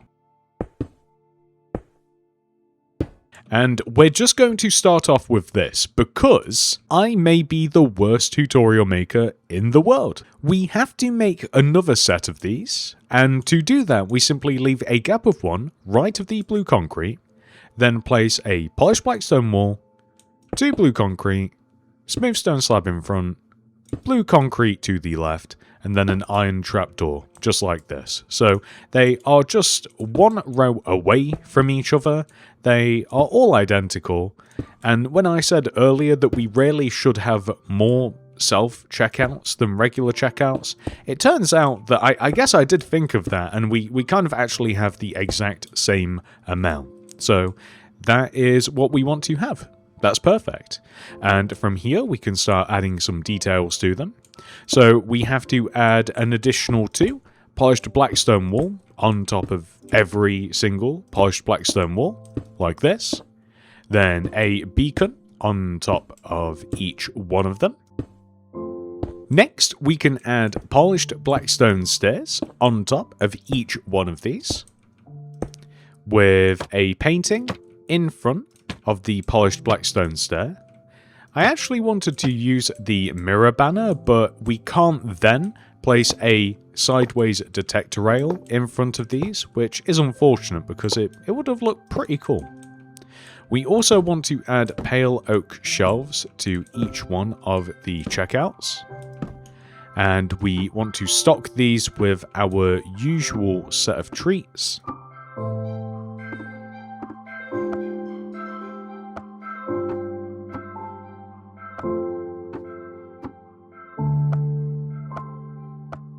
Then we will place item frames with iron trap doors like this in front of the blue concretes, and I didn't realise that I didn't have the light grey banner. We then want to place a light grey banner in front of them, and whilst we're at it, a white banner here off to the side.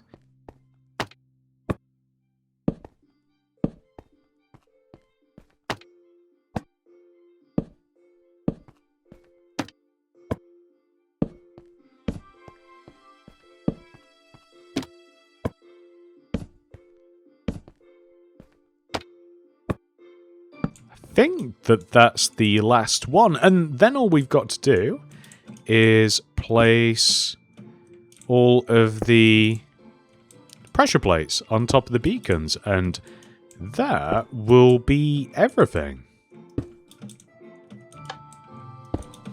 Let's take a little look. Wow, look at that, guys. That's looking pretty good. I think that looks fantastic. Now that we have completed the checkouts, we are going to add some benches across this back wall. The first of which will line up with the second checkout.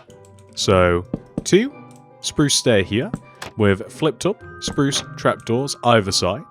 And we want to place a 2x2 painting above it. That's it's not my favourite, but I'm gonna leave it, I guess. And then we want to come all the way over to here, the second to last cashier checkout. And we want to do the same. So stairs here, flipped up, spruce trapdoors, and then we also want to just have a painting. So that was actually my favourite 2x2. So we have balance. Probably my least favourite and my favourite. So next, we are going to place just a bunch of the capsule machines in between here. So we'll have just a row of what will be 8 colourful concretes, kind of just creating a rainbow pattern like this. We will then stick glass on top of these, and then just alternating stone and polished blackstone buttons like this. And then we will just stick carpet on top to match the concrete. And then just some paintings above as well. I believe we can fit 3 2x1s. Are you kidding me? Are you joking? All right, fine. I'll take that one. I'll take any but another repeat. And there we go. That looks pretty good. If you wanted to add more benches and stuff, kind of like extending down, you certainly could, or just some like random stock or something. Then you could add. You could certainly add that. You could even add like a bin or two if you wanted to, but you know, you certainly don't have to. I just find that quite often there will be like benches or something just to kind of like sit on. Ladies and gentlemen, once you have made that, I am ecstatic to report that we have officially completed the shop floor, which is just looking insane right now. That we have done such a good job. However, we are not done. We must now head into the warehouse. First of all, we have to make the floor, and it would just be easier if we removed all of this grass first.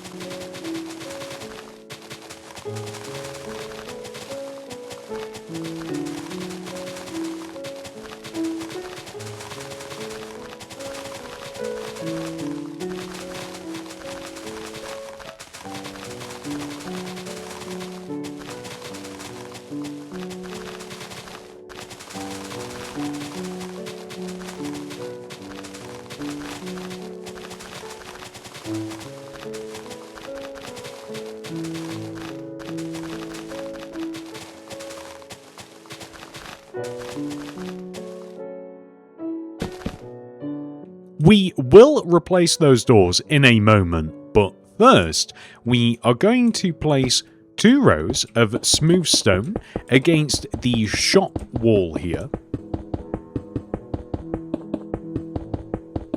We will place 1 row of smooth stone against the far wall. This leads out of the back. We will place 2 rows of smooth stone right in the middle of the warehouse, extending from the split between the garage doors, just like this. And then we will have 4 rows of smooth stone in total, 1, 2, 3, 4, against this wall here. So this is a connecting wall to the walk-in freezer. That then leaves these 2 areas, which are to be filled in with cyan terracotta. Shout out to my watch beeping once again, it's always nice when it makes an appearance in the videos. I like to imagine that you guys can't even hear it and I just sound like a crazy person.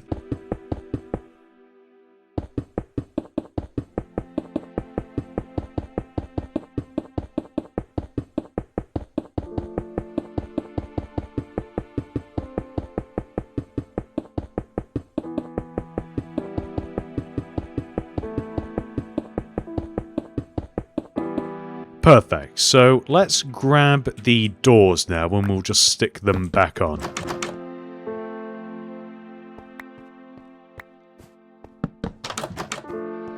Right, so now that we have taken care of the floor, we have just a bunch of shelves to make. I will make the middle set of shelves first.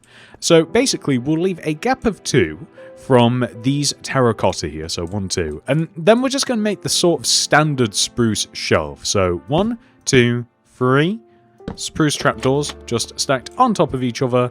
And then 1, 2, 1, 2, and then we'll flip some more up on the opposite side. And all we will do is leave gaps of 2, and we will just keep repeating this. You can vary the sizes of these. You are more than welcome to do that.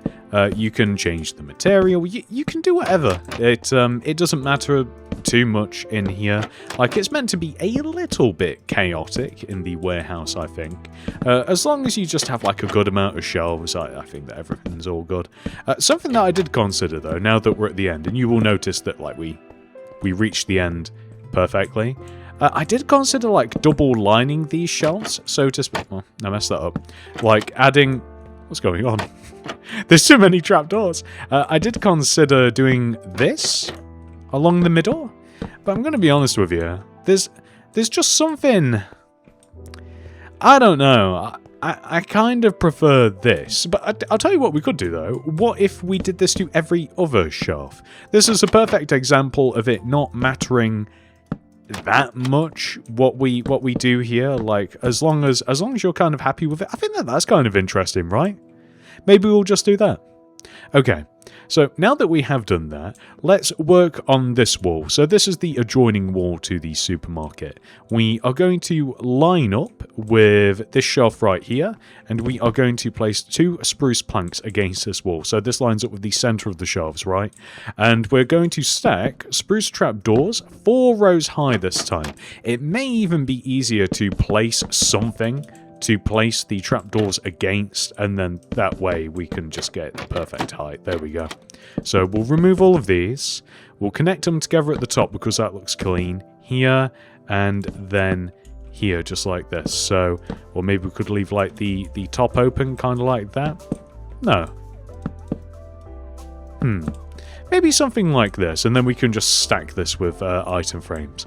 So in between this, we'll leave a gap of 1, crafting table, chest, we'll stack some spruce shelves on the wall, and then we're going to have this again. So we'll leave a gap of 1, and then once again, I'm going to place the spruce planks just because it makes this so much easier. I'm trying to see.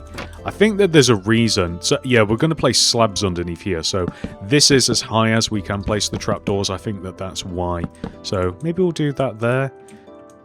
So you know what? We'll have both kinds. We'll have that shelf and we'll have that shelf. And I think that that looks good. And then over here, I always think scaffolding looks good in warehouses for some reason. I think that it kind of just makes sense. We can even have a couple of ladders as well. Along the back here is going to be the entrance into the walk-in freezer. We can make a bit of it now. We'll leave a gap of 2 and then remove 1, 2, 3, 4, 5. This will coincide. Actually, we'll remove 6. My bad. So this will coincide with the cyan terracotta here, and we will just destroy up to the light grey terracotta line, and then we will remove these blocks here. So this is going to be the walk-in freezer, and that looks fantastic. Well, no, I don't know why I said that. It literally doesn't. It's just an empty room. Next, we are just going to come over onto this far wall, and I reckon I'm just going to have a bunch of shelves again. So, starting from the same place as here, just like 1, 2, 3, and yeah, I'm just going to have a bunch of simple shelves along this wall. Actually, you know what? I might lie straight away and just add some like chests and some scaffolding or something like that, and then start making shelves again. So I'll do 1 here.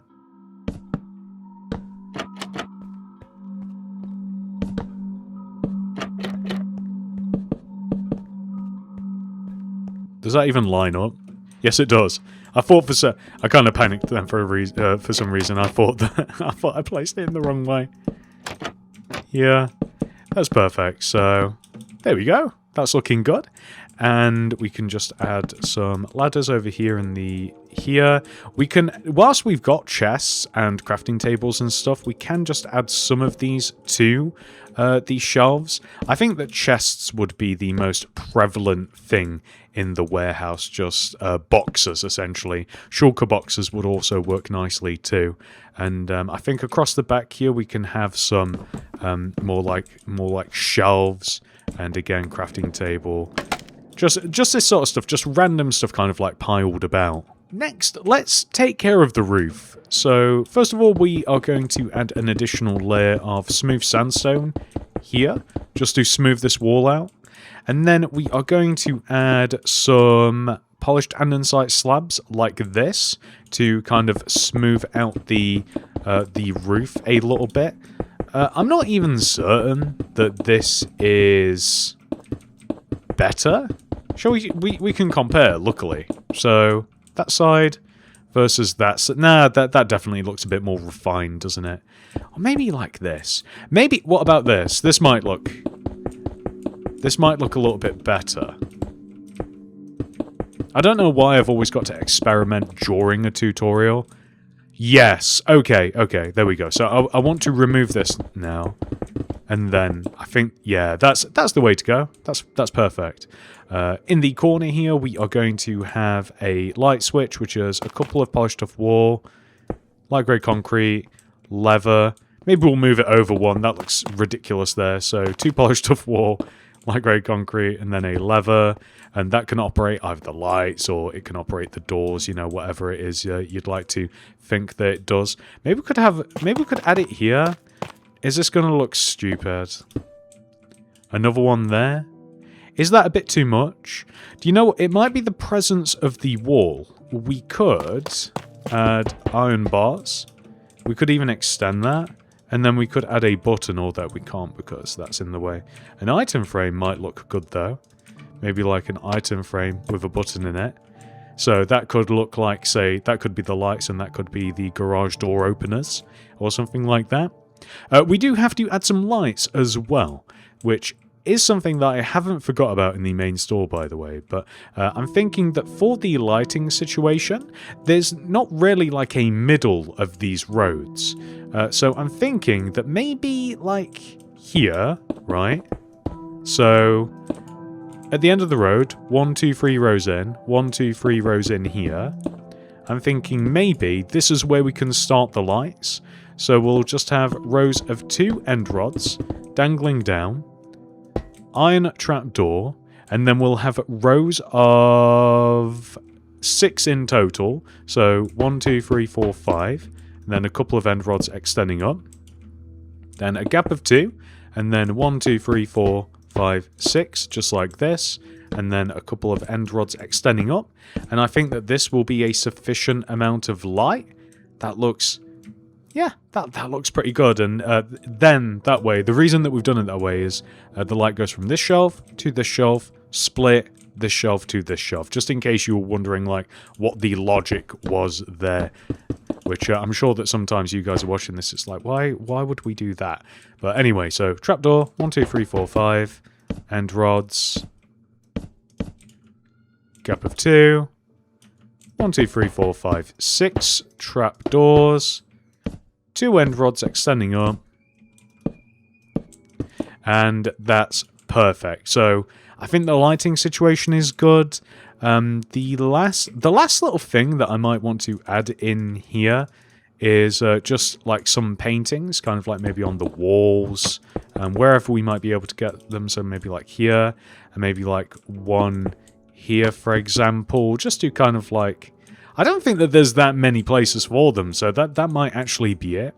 And then beyond that, we have to stack these shelves with stuff. So we can't really put anything on this one that's not item frame. So like this one, for example, we are looking to place things on the shelves that we're looking to place, that backfired a little bit.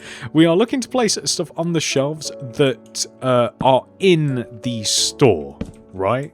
So whatever that might be, and I'm trying my best not to like repeat everything too much. And let's just add the item frames where necessary as well.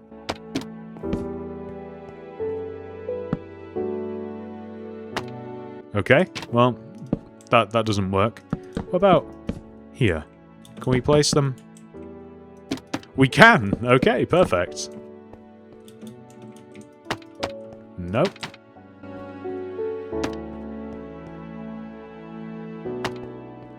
Okay, I think that that's enough item frames. Now, the easiest way to stack these shelves, in my opinion, is to kind of like head out into the store, and we can just clear our inventory now.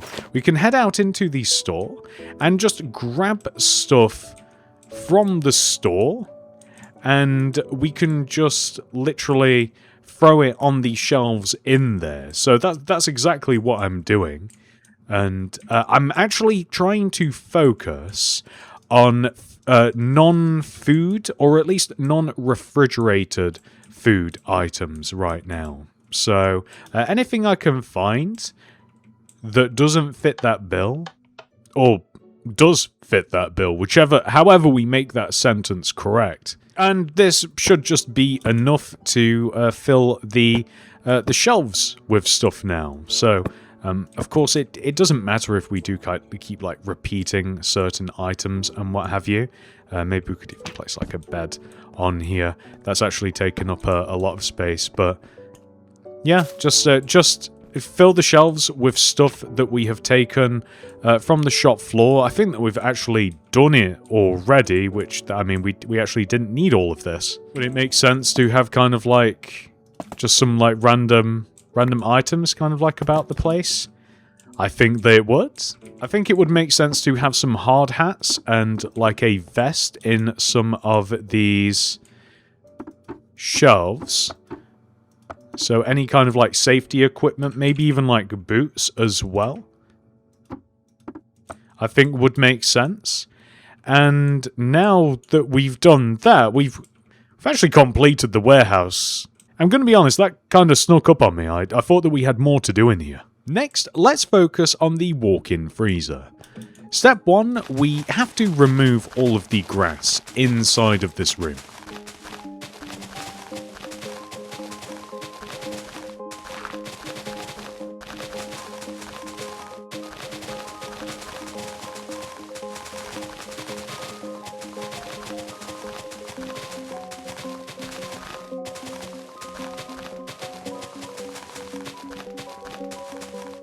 Then we have to replace all of that with smooth stone.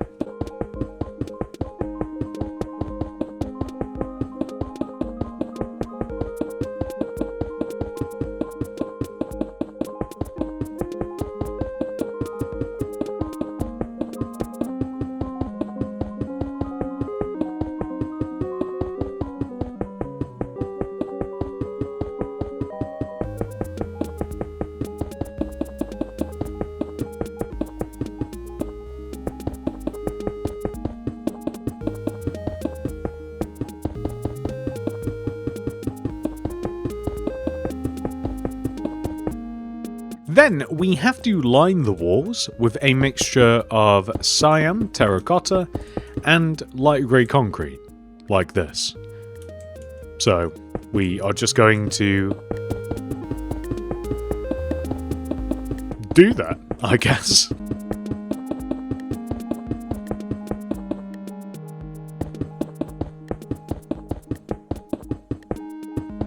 What am I doing?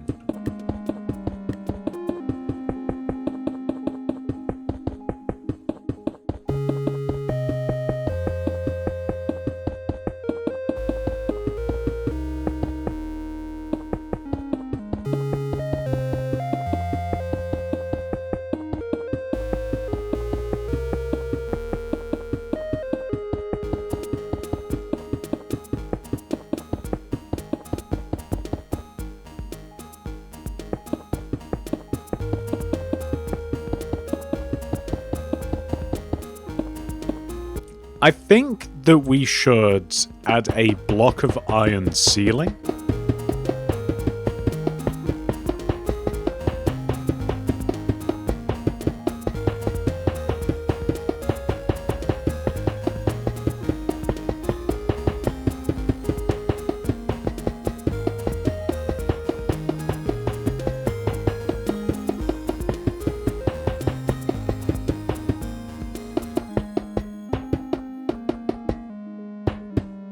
Okay, this is starting to look a lot more freezery, but we do have to take care of the door situation here. I think that we might even have to shrink the door a little bit by extending a terracotta row here. I think that that's just better. And then we can remove these blocks from behind. And I think, yeah, I think that we'll just extend the walls to here. And the ceiling and everything else that comes with it. There we go. And then, do we extend the... No, I don't think that looks quite as good, actually. So, what we will then do is add some polished andesite slabs to the top of this. Maybe some white banners behind this. And then some white banners on the floor, like so. And then those are those, like, curtains that you can... You know those plastic curtains, if you've ever walked through them, that kind of, like... They're a barrier, but not really. Like, you've got to shove really hard. That's what those are meant to look like. Or maybe we can place them backwards, so that they kind of, like, match the top. That might be the better way of doing it, although I'm not really sure, to be honest. So, anyway... Next, we are going to come all the way over to the end of the freezer. And we actually have to dig into this wall. We will remove a 3x3 row, like this. And just like a video game... Wait, hang on a second. We have discovered a secret room, which is, of course, just the entrance into the seafood section. So I want the walk-in freezer to have 2 entrances. One onto the shop floor directly, like we have here, and one into the warehouse. But we do have to clean these walls up a little bit first. I think that what we will do is add some light grey concrete here along this wall, and we will stack some smooth quartz on top. But just across the top of here, we will have the block of iron, just like this, to the door frame. And then I think that we will have a transition into... Yeah, I think that this is better. So we'll have the smooth stone here. This is where the doors will go. So just like, I guess, right here up to this line. Then that way we are going to have to extend the freezer wall. I like that a bit better, I think. And then remove this, replace this with the iron. We will have to have some spruce planks above this.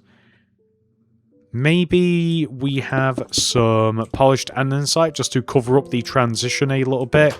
Yeah, I think that looks pretty nice. And then as we walk in here, that's perfect. That's exactly what we'll have. So we can have doors, or maybe we could have another set of the banners, but I think that this is better, to be honest. I think that looks a little bit cleaner. Next, we just have to add some shelves in here. We are going to begin by placing grey concrete along the inside of this door, just like so.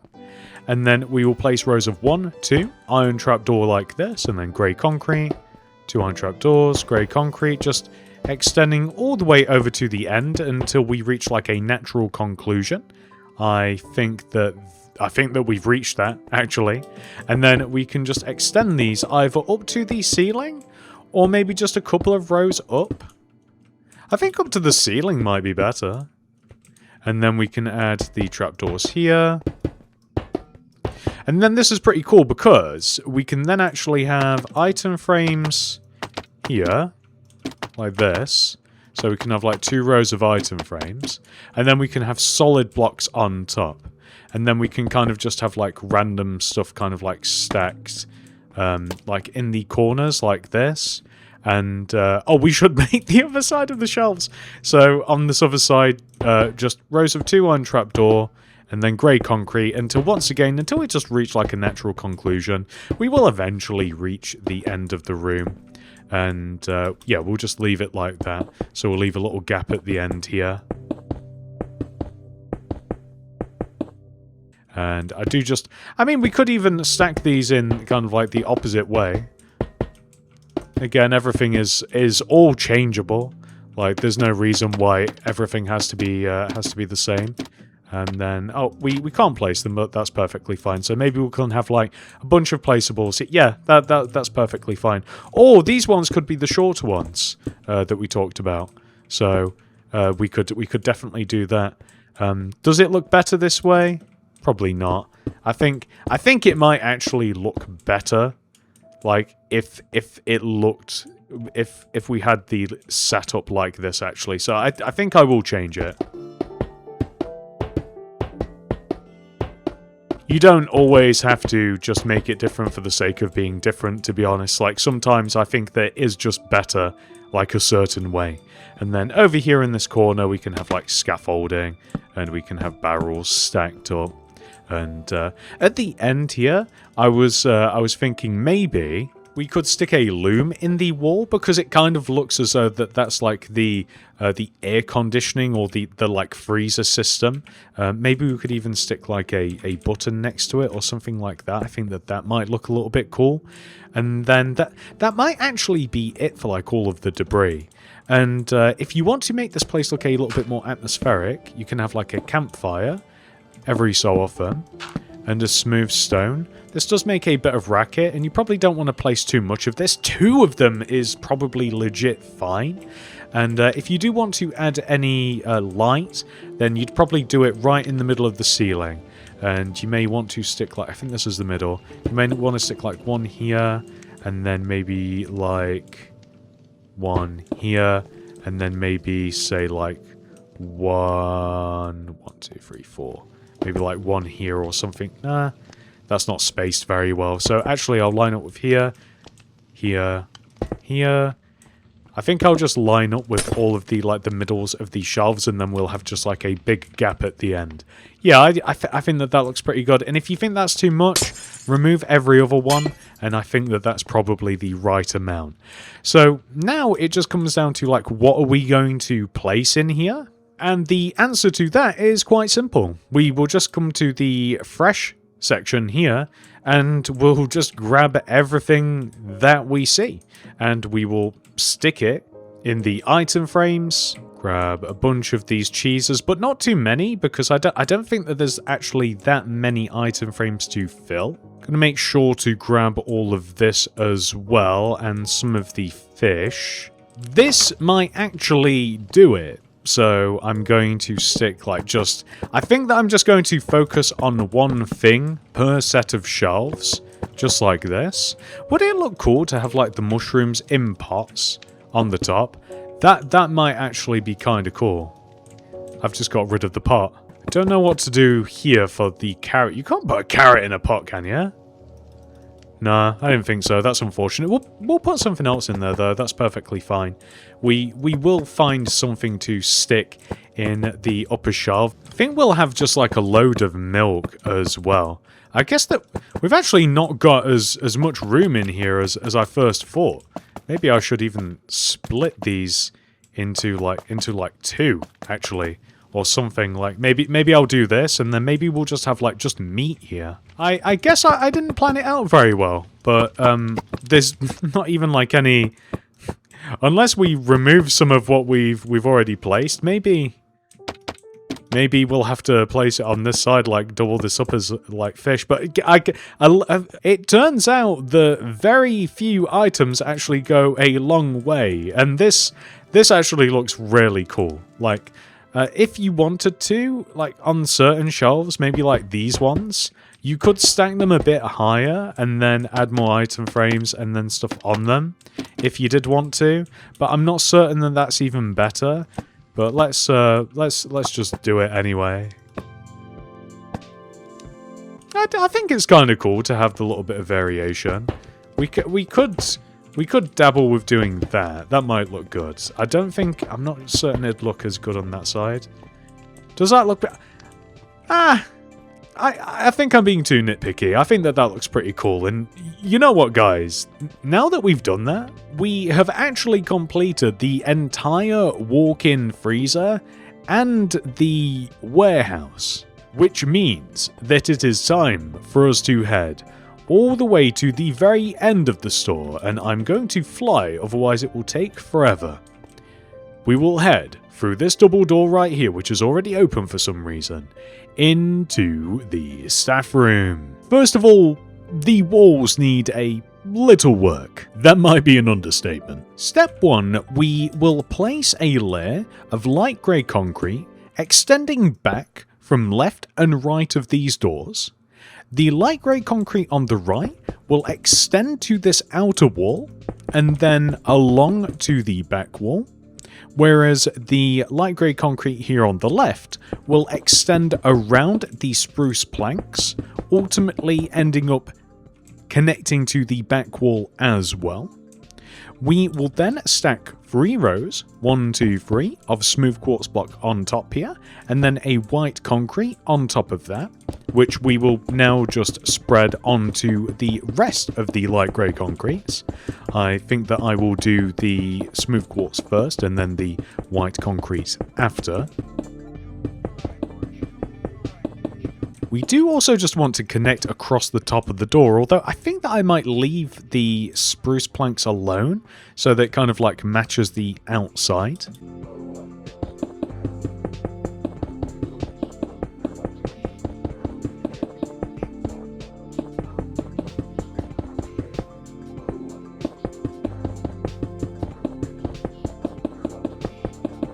We also want to drop the ceiling a row. So just extend all of the block of iron 1 row down.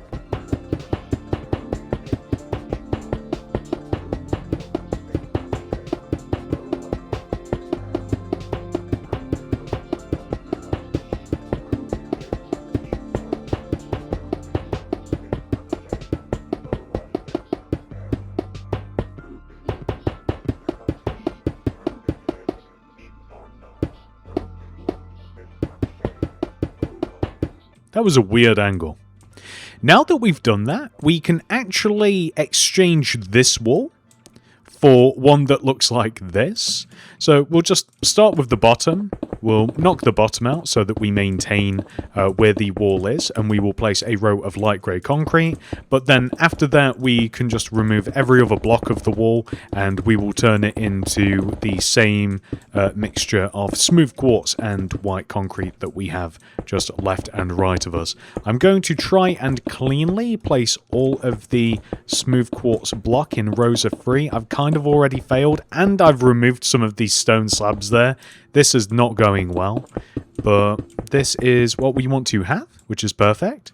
We also want a double door on this wall that is opposite the double door that leads back into the store. And I think we will place some spruce planks above it as well. We are also going to... I think that we might change the floor so that it's a bit different in here. I think that smooth stone is actually a better choice. So I am going to remove the quartz brick of the floor. And not only that, whilst we are at it, we are going to... After we've removed this part.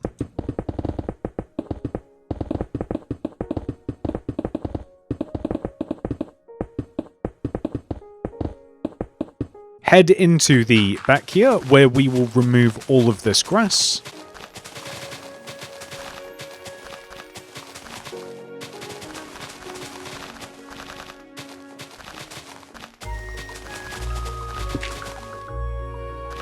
I'm doing a terrible job. I've got so much of the building to repair. And we are just going to replace all of this with smooth stone, and then I'll just make my minor repairs afterwards, unfortunately.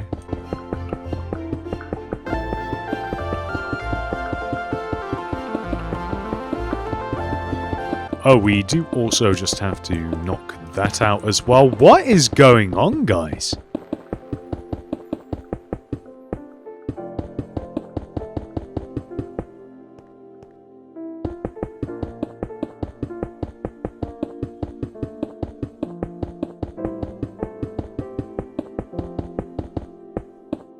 I think I've been building for too long.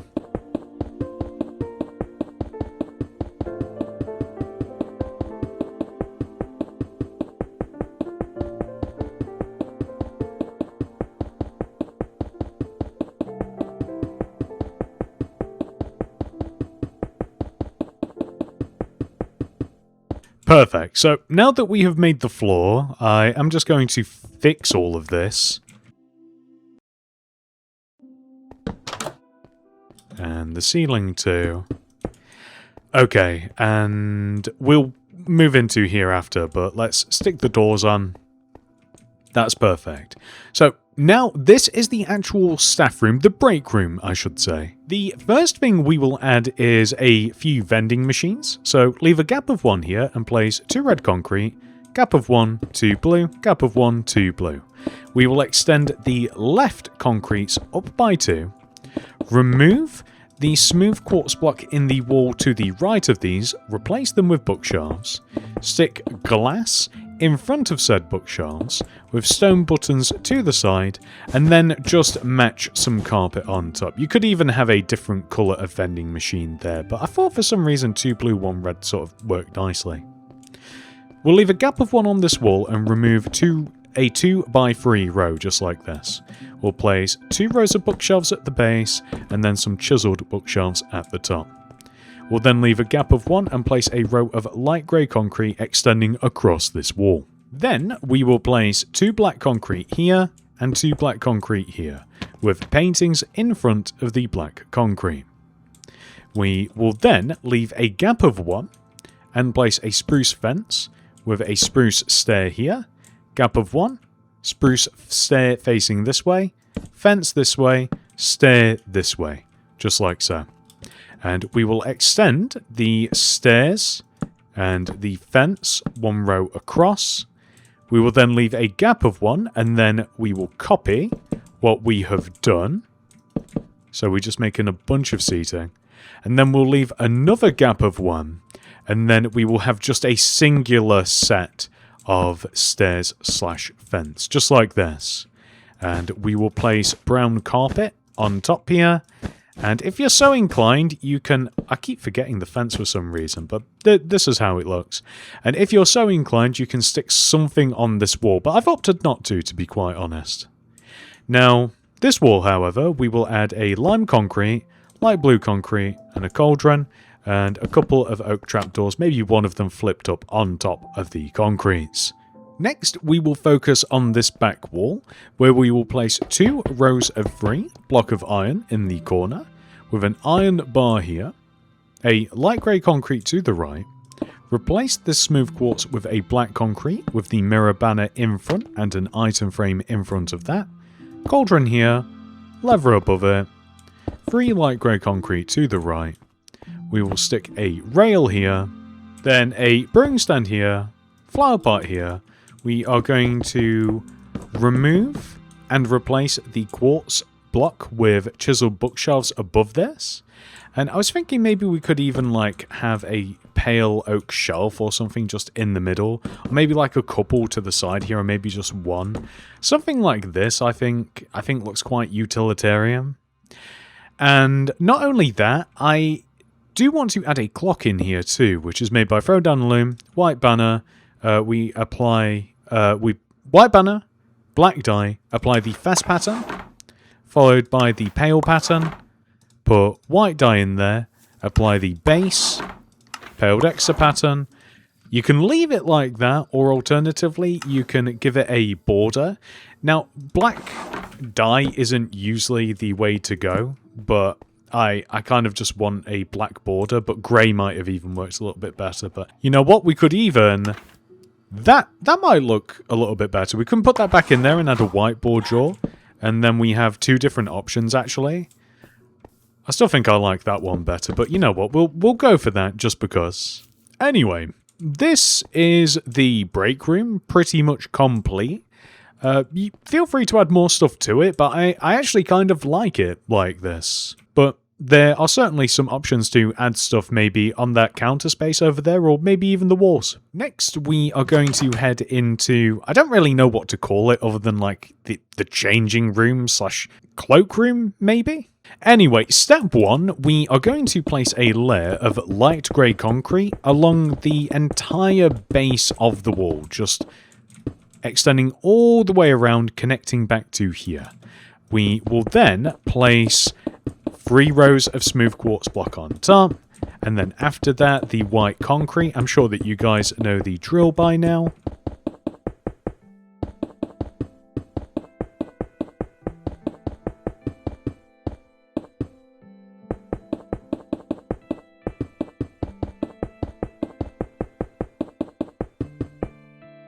Perfect. We are going to further divide this room by leaving a gap of 1 next to the window, and then just placing a row of light grey concrete extending across the base of this wall. But we do also want the centre block to be a door, so we will place a door there. Then the 3 rows of smooth quartz. Then the white concrete. And then we can keep the ceiling as is, or we could add... See, I don't know whether to, and this completely ruins the point if you even have the white concrete in the first place. I don't know whether to drop it down with a block of iron, or we could have like lined it with some quartz slab, and that would have looked good too, maybe. And then that way we still would have seen the white concrete at the top of the wall, but it's, again, such a minor detail, like it barely even matters. Next, we are going to add some lockers in the corner here, which is just 2 light grey shulker boxes stacked on top of each other, with grey shulker boxes to the right, light grey right of that, and then some more grey to the right. We will then place a painting on this wall, just a 1x2 would look nice. Pinocchio would have been great, but I'm going to settle for that. A couple of oak slabs to form a bench in front of these. And then you could add some more, like along this back wall if you wanted to, so just like something like this, if you'd like. But then we could add like an armor stand here, maybe like outfit it with like people's outdoor wear. Something like this I think looks pretty good.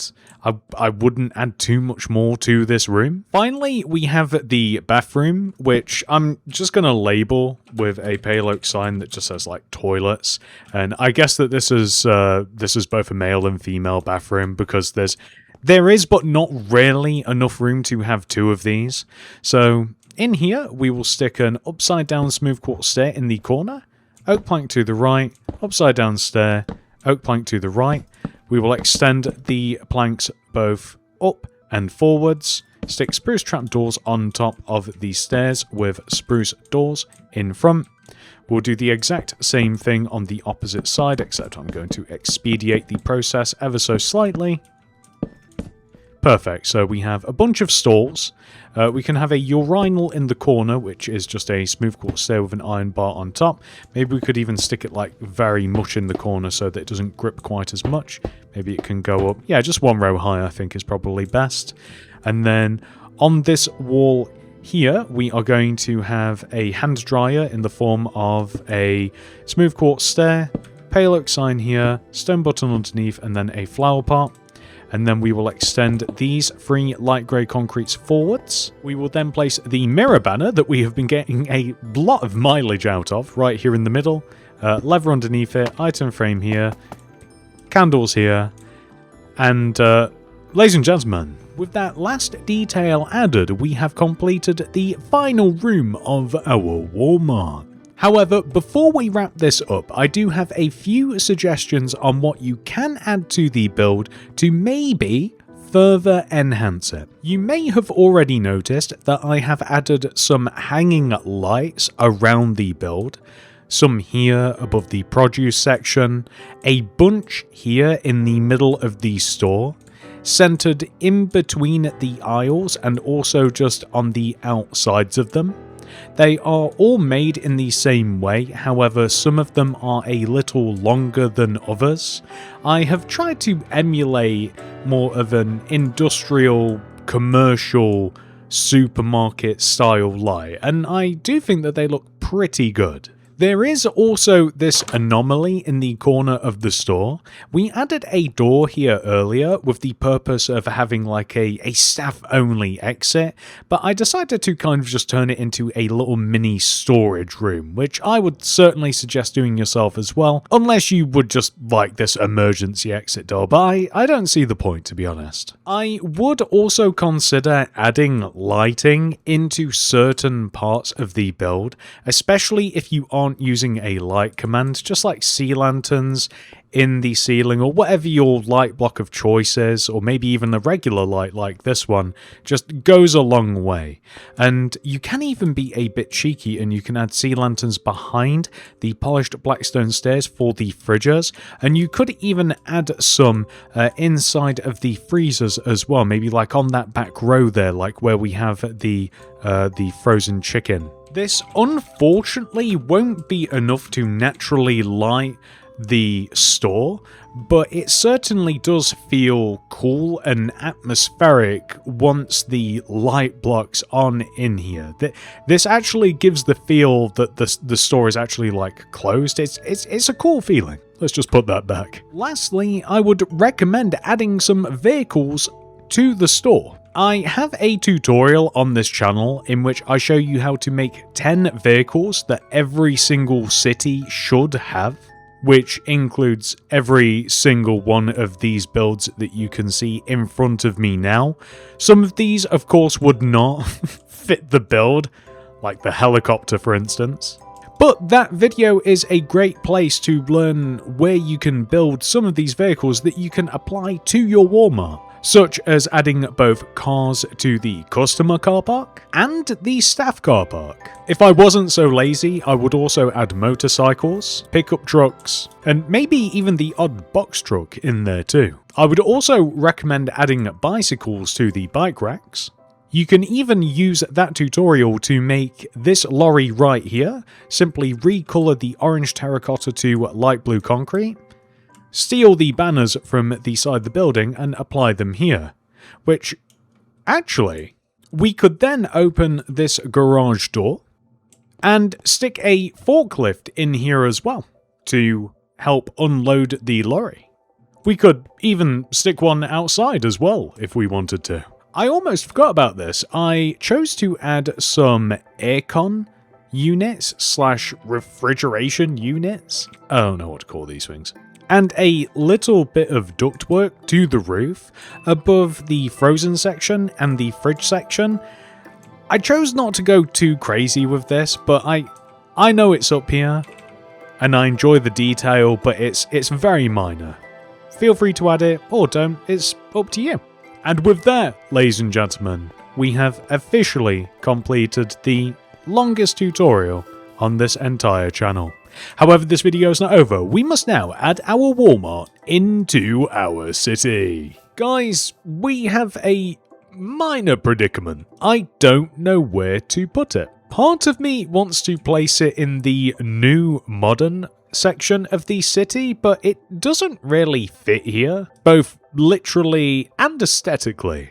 Part of me realizes that the best place for it would be in the new suburban suburbs purgatory, as this entire section of the city is getting placed back where it belongs, just behind me at the end of this month. But it seems a real shame to spend 5 hours building something just to stick it in here, which I know is illogical because it is getting placed back into the city, but do you know what I mean? I think I might put it down here. I think that this is a really interesting place to put it, as it connects to 3 different parts of the city: the rural area, the business district, and the soon-to-be new suburban suburbs. It's kind of like a waypoint between the 3. I have blended it into the landscape a little bit, but I'm not spending too much time on it because, well, you guys know why. Wow, we did it. Guys, if you made it to this point in the video, write mustard and onions in the comment section, just so I know you've watched this part of the video. Genuinely, thank you so much for watching. I hope you enjoyed this video. See you guys in the next one. You may be interested in becoming a channel member. You can click the join button that will be somewhere on the screen right now. This does cost money and is a monthly subscription, but you do get some perks. The first of which is a download link for my city design world. This has every single build that I have placed in my city, arranged in order, and labelled. This perk also comes with schematics for the mods Lightmatica and World Edit, so you can easily reference and copy and paste these builds into your worlds in any way that you'd like. However, if you're not interested in any of that building business, the highest tier allows you to download the most current version of Mini-City. There are also some minor perks, including loyalty badges displayed next to your name whenever you comment something down below on my videos. Depending on how long you have been a channel member, you gain a more prestigious helmet, with the highly coveted gold builder's hat being the most valuable. And that's it. Thank you so much for watching. I hope to see you in the next one. Goodbye.